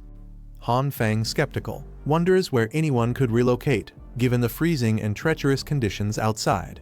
Lai Jiangho dismisses his doubts, suggesting they'll find out by asking. However, Han Fang's suspicion is evident as he grips a handgun. Suddenly, Han Fang entrusts Lai Jiangho to take charge of the situation, but before he can clarify his thoughts, Lai Jiangho rushes forward with incredible urgency. Han Fang, startled by his sudden movement, calls out in confusion. Zhang commands everyone to prepare to go upstairs and receive the incoming people. The vehicles and personnel begin to organize under the harsh. Suddenly, the group is startled and panic ensues. From above, someone shouts in alarm, confirming the presence of gunfire and intruders in the area. Chaos spreads as one of the defenders, holding a bat-like weapon, urges everyone to stay calm and not scatter. Lai Jiangho moves with precision as he confronts man holding a weapon. In a sudden motion, Lai blocks the man's vision with his hand, causing the assailant to pause in confusion. In a nearby corner, someone is struck down violently, crashing to the ground with a loud thud. 2 men armed with makeshift weapons and flashlights move swiftly to assess the situation. Gunfire erupts and one of them urgently points out the intruder's direction. Lai Jiangho makes his move again. Charging toward an enemy, his determination is evident. Inside a car, Lai Jiangho unleashes a powerful strike on an intruder, sending them reeling back with a loud cry. Meanwhile, outside the chaos, Han Fang commands the group to stay close and protect Zhang. A gun is pressed against Zhang's back and warns them not to move. Han Fang holding a gun to Zhang's back. Han Fang holding Zhang at gunpoint, coldly remarks that he has been waiting for this moment for a long time. Zhang, unfazed, addresses him calmly, hinting Han Fang's arrival. The man enters, alarmed, calling out to Zhang. However, Zhang reassures them that everything is under control. Han Fang continues, accusing Zhang of stockpiling supplies before the disaster struck. He admits to suspecting Zhang of being an ally to their enemies, but now realizes his assumption might have been wrong. As Han Fang inspects Zhang's gun, he notices something unusual, a hidden device. Shocked, he questions how Zhang managed to obtain such technology and what it implies about his connections. Zhang smirks confidently, holding up a communication device, and retorts that if Han Fang had suspected him, he wouldn't have given the gun back so easily. Han Fang grows frustrated but presses further, questioning Zhang's affiliations and the identity of the people he's referring to. Despite the tension, Zhang remains calm, calling Han Fang a smart man and pointing out that if he truly intended harm, he would have acted already. Zhang calmly proposes that Han Fang join their side, suggesting that if he continues aiding them by sending people, survival will be guaranteed. Han Fang, unimpressed, responds with a sharp retort, mocking the idea of being used as cannon fodder. He flatly refuses the offer with a smirk. Zhang sighs in disappointment, muttering about the wasted potential. A loud sound draws everyone's attention. A heavily armed soldier appears, stepping out from the shadows near the vehicles. Han Fang freezes in shock as he recognizes the armed man, a Special Forces soldier. Without hesitation, the soldier fires, prompting Han Fang to leap into action. Dodging the barrage of bullets, he swiftly retreats to a nearby corner, narrowly avoiding the relentless gunfire from multiple soldiers. Lai Jiangho suddenly pulls him back, shielding him from the gunfire. Han Fang, startled, questions Jiangho's actions, urging him to retreat quickly. The soldiers halt their fire momentarily, regrouping as Jiangho observes their movements. With a sharp eye, Jiangho notes that it's only 3 Special Forces soldiers. Lai Jiangho quietly declares his plan. He intends to draw the soldiers away, giving Han Fang a chance to act strategically. As Han Fang nervously tries to convince Lai Jiang-ho to retreat, he exclaims about the soldiers' firepower, pointing out that they are armed with automatic rifles. Jiang-ho, unfazed, silently makes his move. With a sudden step forward, Jiang-ho bolts out from cover, drawing the soldiers' attention. His swift movement provokes immediate gunfire, and the soldiers unleash a hail of bullets. Narrowly missing him, air is filled with gunfire. Lai Jiang-ho charges fearlessly into the midst of the armed soldiers, weaving through their gunfire with precision. As the soldiers continue firing, Jiang-ho seizes an opportunity and grabs hold of a weapon, disarming one of the attackers. With incredible force, he counters with a powerful strike, incapacitating the soldier with a direct blow to the legs. Meanwhile, from a distance, Han Fang watches in disbelief. He mutters to himself, astonished by Jiang-ho's sheer strength and agility, realizing this man is far from ordinary. An armored vehicle's engine roars to life, releasing smoke. Zhang decides there's no time to waste and orders the team to drive the vehicle upstairs to intercept the situation directly. Meanwhile, Han Fang hides behind a pillar, his hands glowing with a strange, pink energy. Determined to hold his ground, he prepares to unleash his power. Han Fang channels his energy, creating a trap of glowing pink orbs around the vehicle. He declares, "Think you can leave? Not a chance." The trap set by Han Fang activates, and the vehicle's tires sink into the glowing pink energy. The once mobile vehicle is now immobilized. Inside the vehicle, Zhang and his companion notice the issue. Zhang observes the right side sinking and wonders if the ground has suddenly given way. Peering through the side mirror, Zhang contemplates the situation, suspecting that the terrain has been tampered with. Meanwhile, Han Fang hides behind the vehicle, analyzing the results of his trap. He realizes that overusing the purple energy has restricted its area of effect, limiting the trap to one side of the vehicle instead of both wheels. A grenade is tossed from the vehicle, with the driver casually yelling, "Here." Han Fang, still focused on his glowing purple energy, quickly takes notice as the grenade flies through the air towards him. The driver reveals a sinister grin, adjusting his hood as he watches the grenade in motion. As the grenade makes contact with the vehicle's side, an explosion engulfing everything in sight as Han Fang, his body surrounded by flames and debris. Despite the intensity of the impact, Han Fang remains standing. Amid the aftermath, the perspective shifts to a surreal vision. A blade glimmers with a faint blue hue, blood trickling from its edge. Han Fang notices a peculiar sight, a goat staring back at him. Suddenly, the setting transforms. Han Fang finds himself lying on a red field, surrounded by a flock of goats. Relaxed and amused, Han Fang smirks, commenting on how refreshing it feels, enjoying.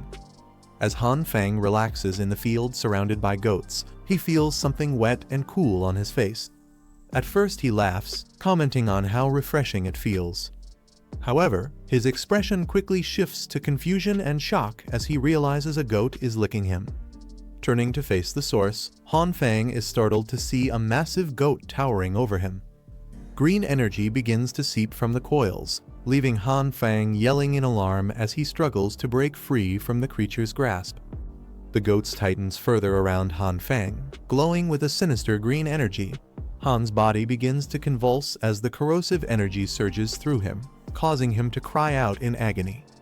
Han Fang lies motionless on the cold ground, green energy faintly emanating from his body. Slowly, he regains consciousness, his eyes glowing with an eerie green light. He looks around, disoriented but determined, muttering in confusion as he tries to piece together what just happened. Suddenly, a loud noise draws his attention. The military vehicle appears. Inside the vehicle, the man grips the steering wheel tightly. He mutters nervously about the engine's power, relieved that the vehicle is holding up in the dire situation. Suddenly, a red glow flashes in front of him, and a massive, fiery hand appears, smashing against the vehicle. The man freezes in shock as the fiery force begins to tear through the vehicle, the impact shattering the air with a burst of red energy. This is the end of the video. If you guys want to see the next part, then don't forget to subscribe and like the video.